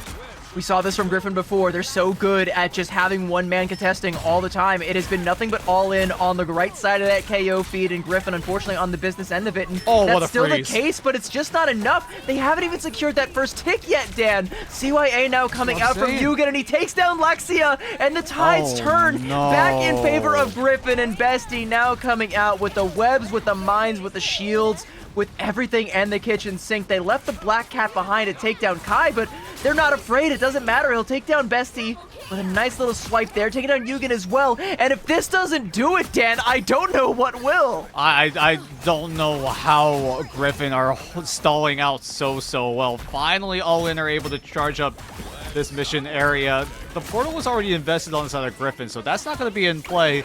So it does seem like Griffin are going to have to concede on Venom? this first, as, yeah, Sangshin goes over to the Venom to try to stall for just a little bit longer, but the inevitable comes in. All In finally take over that first checkpoint. Yeah, but like they almost didn't get it done, and like that was the concerning part. It does reach a point, right, where like the recontest is just impossible. There was no way Sangshin was gonna 1v6 that one, but the fact that it got that close when it really shouldn't have been, like for the past minute and a half straight, All In were winning that fight, but just like I said way back when, Griffin's last series on Krakoa, it doesn't matter if you win the fight on the defensive side. If you're in control, all you gotta do is not lose it, and they avoided losing that one for such an insane amount of time, and they've set themselves up for success here on the defensive side. All In have a Wells of ultimates. Ruby Rage in on the back line. Kai bursted down. There was a Banhammer invested from Gab as well, and that should be enough to get All In to start snowballing this out of control. Should be enough to threaten that second point cap. Griffin are going to be forced to make a desperation play. At the very least, they will have one more fight to work with. Unless All In are going for that close hold, they have the ultimate advantage. If 2 in a second is able to get that Raging Royal Flush right now, there's a chance that Griffin don't have a chance to touch this point. There's a chance that Griffin don't have a chance. There's that Raging Royal Flush coming out. Psionic Seduction from J-Mez to try and snuff it out. Met with a Metallic Curtain from Decky, avoiding getting seduced by the wily charms of J-Mez. Down on Soul Resurgence from Kai, giving Griffin a leg to stand on, but they're going to need so much more than that as there's more tools on deck from All In, but they're a little bit too late to the punch with that Fate of Both Worlds, and J-Mez was right on time with a kick, taking down 2 in a second, and you're down a key member. All In, though, look to try and keep this one going. A second Soul Resurgence now from Sangshin to try and return the favor, and again, the pendulum swings back and forth, but at the end of the day, it's Griffin again, standing out on top, and Lexia, the last one standing, the last one to fall, and All In. Only a minute left, and that point B cap felt like it was promised, but promise was not kept. A very late Soul Resurgence from Sangshin was the reason Griffin were able to hold on just barely. I mean, it did use a lot from Griffin, but right now, Griffin, they've got that Kraken Impact coming up online. All In, they just have a Meteor and a calling card. So it's going to be up to offense if they want to go for anything. Decky could also use the Meteor defensively to try to deny Yugen from getting any value with his Kraken Impact, but we'll see how Yugen decides to handle this. He's staying close to his fellow strategists to make sure to keep them alive, peel his fellow strategists from the dive potential coming in from All In, but with this calling card in play, Griffin are struggling a little bit. Yugen does go down while trying to get value with that Kraken Impact, but at the very least, Griffin are able to hold on with 10 seconds left as well. We're in final fight territory. I think you can take enough with that Kraken Impact. He stopped any support coming through from Black Cat trying to dive on, so they were able to peel, and now Decky is going to fall, not able to find anything on that Meteor M. Gav is there, but he won't be there for much longer. Has to go back through the portal to get another life, and now 22nd is in J-Mez's sights, and Navoy is going to let the devil out all over that back line. That's a two-piece. Yugen coming through with the Trooper's Fist, and everybody from All In falling one by one, and Griffin, off a beautiful defense, have set themselves up for success, and now there is a definitive line, Dan, and if they cross it, they will be Ignite bound. All they gotta do is reach out and grab it. Yep. Being ready for Ignite is right in their sights. All In need to get a hold. That was quite the rhyme. This bars. Yeah, we are going crazy with this. Ignite right in their sights? I should start beatboxing. I'm not even doing this intentionally. This is just coming out from my own volition. It's just like, I'm not even thinking about this too much. But either way, All In really need to think about how they want to get a hold down. Maybe they just decide to go for the Adam Warlock route. Do they want to go triple? But no, All In, they want some damage in their bank. Maybe even a little more backline access with this Black Cat. I mean, this Black Cat has been cooking very, very well. But without a dive Vanguard for All In, I mean, the best thing you've got is just Decky. Yeah, and like, again, like, you know, Vanpool, he's kind of like a hybrid. Like, he's not a dive Vanguard, but he can help with the dive. He's good at, you know, moving back and forth. He's a good middleman between, like, a dive Vanguard and an anchor Vanguard. Can go back and forth between being whichever one you need him to be, but is not the best for doing it with just himself and a Black Cat. I don't know if I agree with the 2-2-2 here when you have things like the Rocket, like the Atom, all available that you could be using as opposed to, you know, this Cyclops. Like, I think either the Black Cat or the Cyclops or both could have been left at the door to try and just go for a triple. I think that's just better right now than what All In have been playing with, but we'll see if they're able to make do with what they've come out here with. Surely they've got a plan. I sure hope they do. Otherwise, it will be the last opportunity they get as they are one map away from extinction. Good early KO there onto Sangshin's. Great way to start this defense off on the right foot. It'll be res right back up, but The Black Cat already making her presence felt. Lexia has a good angle onto the backline here, can be an oppressive force. Stop them from getting the support that they need to the front line, but Navoy with a kidnap just dumps Deki off the side of the map and now looking to tear Gav up, and Yugen there with a turret is going to do just that. The Loki goes off the map to try and take a reset, and All In are all out. Oh my. Yep, and Portal's gonna try to attempt it to be channeled. Not sure if it'll come in time. Griffin, huge pick on to the Vanguard Deadpool. Means that they're not gonna have that early tempo. No Banhammer is gonna be an influence in this fight. Sangshin just amplifying the entirety of this Griffin roster, and All In just can't find a way to match the sheer amount of damage being thrown at them. The boy is able to find Gav, and yeah, like you said, Griffin just, quick as you like it, take over the first checkpoint. Yeah, like they sent in the Doctor Strange, the TP, they fall one by one, and like the last couple members of All In, like they're so afraid, like they're taking shelter in that little alleyway, I guess trying to support the front line while the front line contests, but when the front line's gone, there ain't a whole lot left that you can do, and there goes your Black Cat as well. Griffin getting that first cap and 4:45 in the time bank, and they are pressing the advantage. They can smell it, they can taste it, they know Ignite is in their sights, and Navoy wants it now. He doesn't want to wait. He'll take down 2, and he's going to go in, keep those claws flying, help assist with 2 more falling, and this is disaster class right now for All In. They're running out of time, they're running out of bodies, and they're running out of opportunities to try and go for a contest here. A Soul Resurgence is on deck for Sangshin. So many other ultimates, literally everything but that last stand are about to come on deck in this next fight. Griffin could literally ult dump this and buy themselves their way into Ignite. We're gonna have one more opportunity now for All In to try and find something, find anything.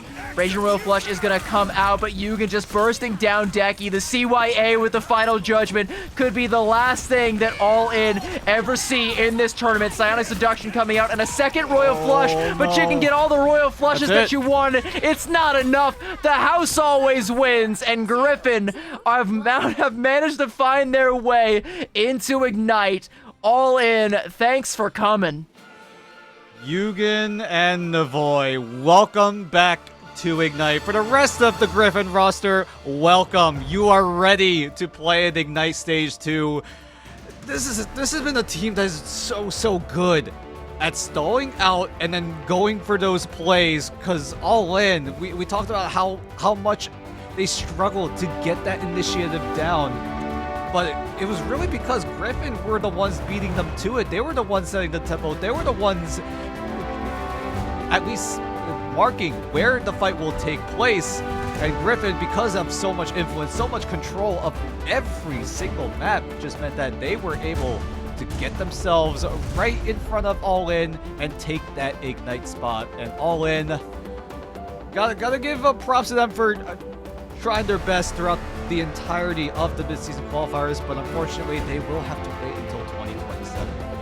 Everybody does have their opportunity. Griffin, they have managed to find theirs. Like you said, a second opportunity for the likes of Navoy and Yugen. Very well deserved. And even though Griffin fall earlier on to Loyalty, they're able to pick themselves back up and get right back into what got them this far. Like you say, being able to stall out these points for so long. Their defensives have been so good. Like, so well coordinated, so well timed.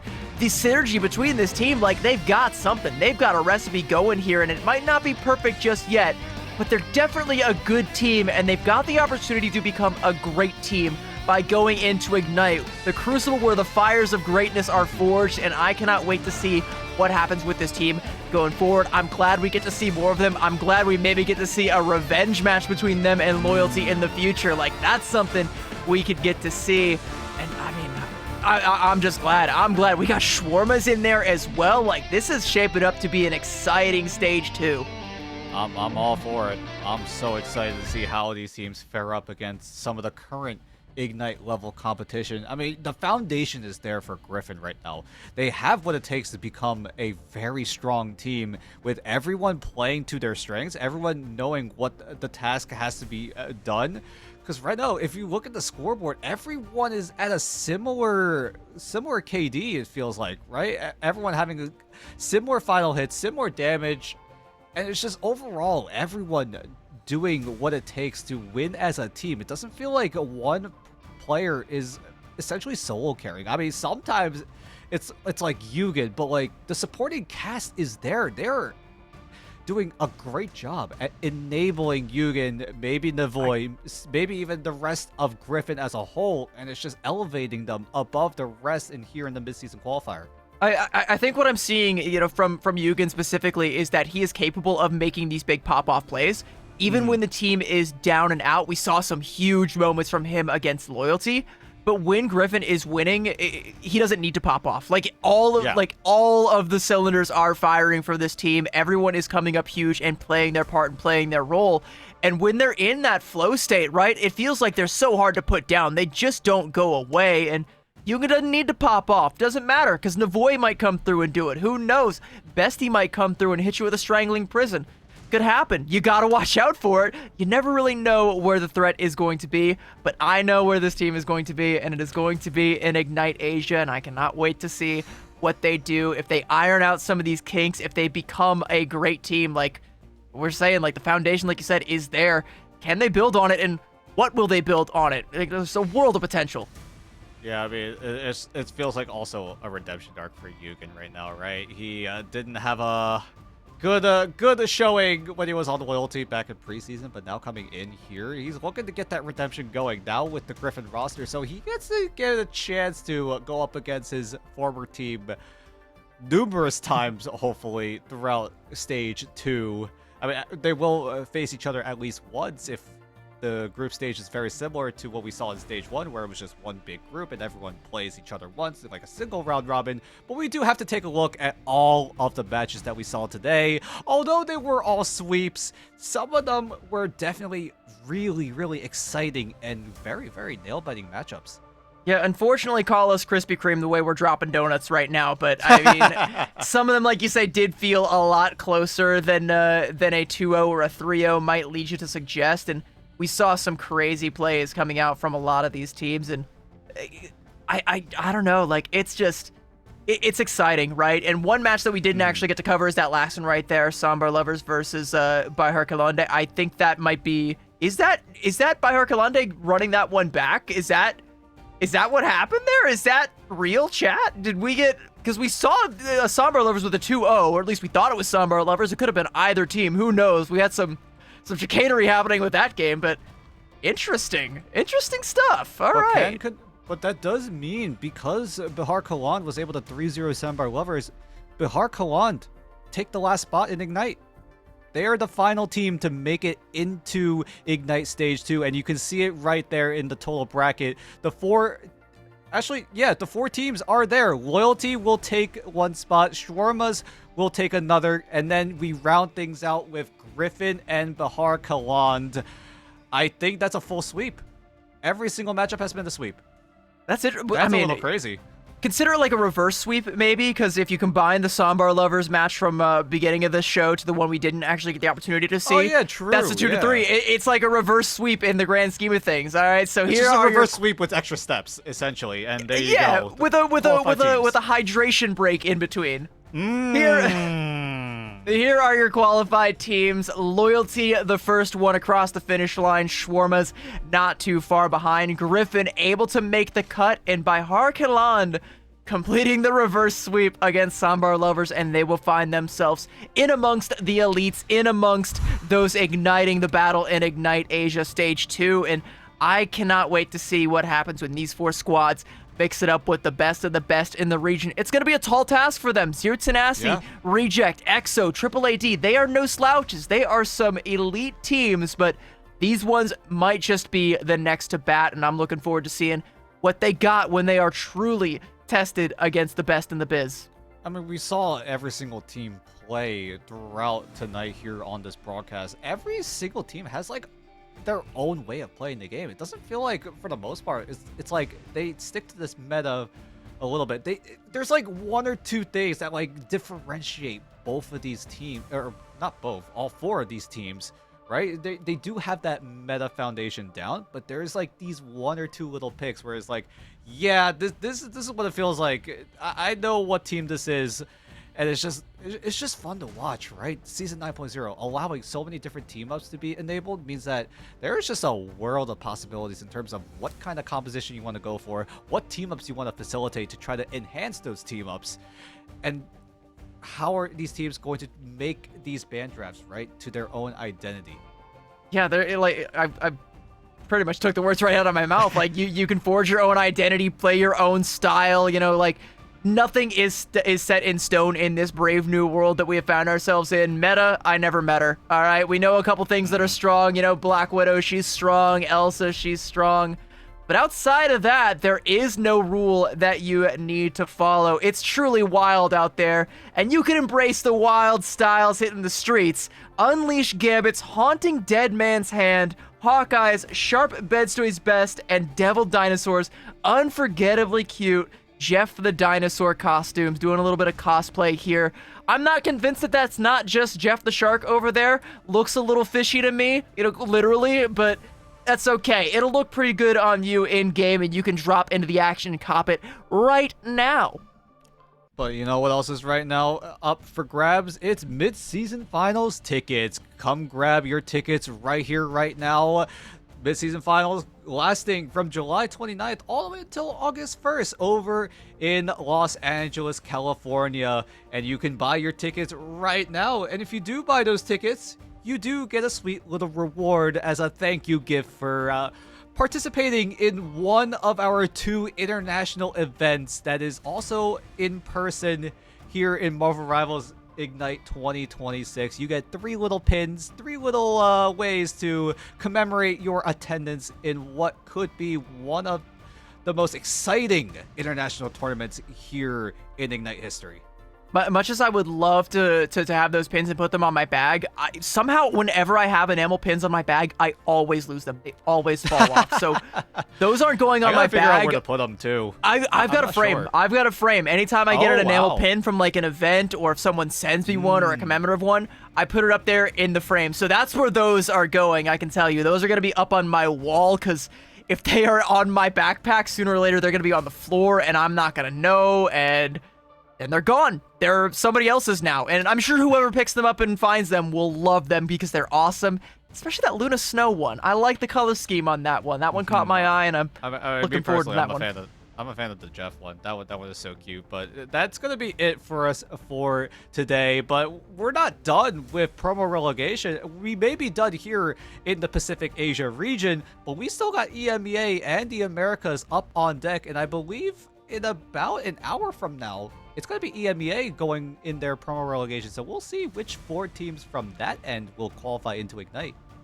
Yeah, so for those of you over here in the United States, you know, over here in North America, it's still early in the morning for you. If you're going to want to watch a little bit more Ignite action throughout the day, grab yourself a breakfast bagel up at the store, up at the corner on the street, and get yourself right on back here before EMEA kicks off to see who gets to join us for the EMEA region stage 2 and for Americas as well. All day long, we got promo relegation action coming your way, and you don't want to miss a second of it. But thank you for being here with us in the Pacific, and we will see you next time, Rivals. Bye-bye.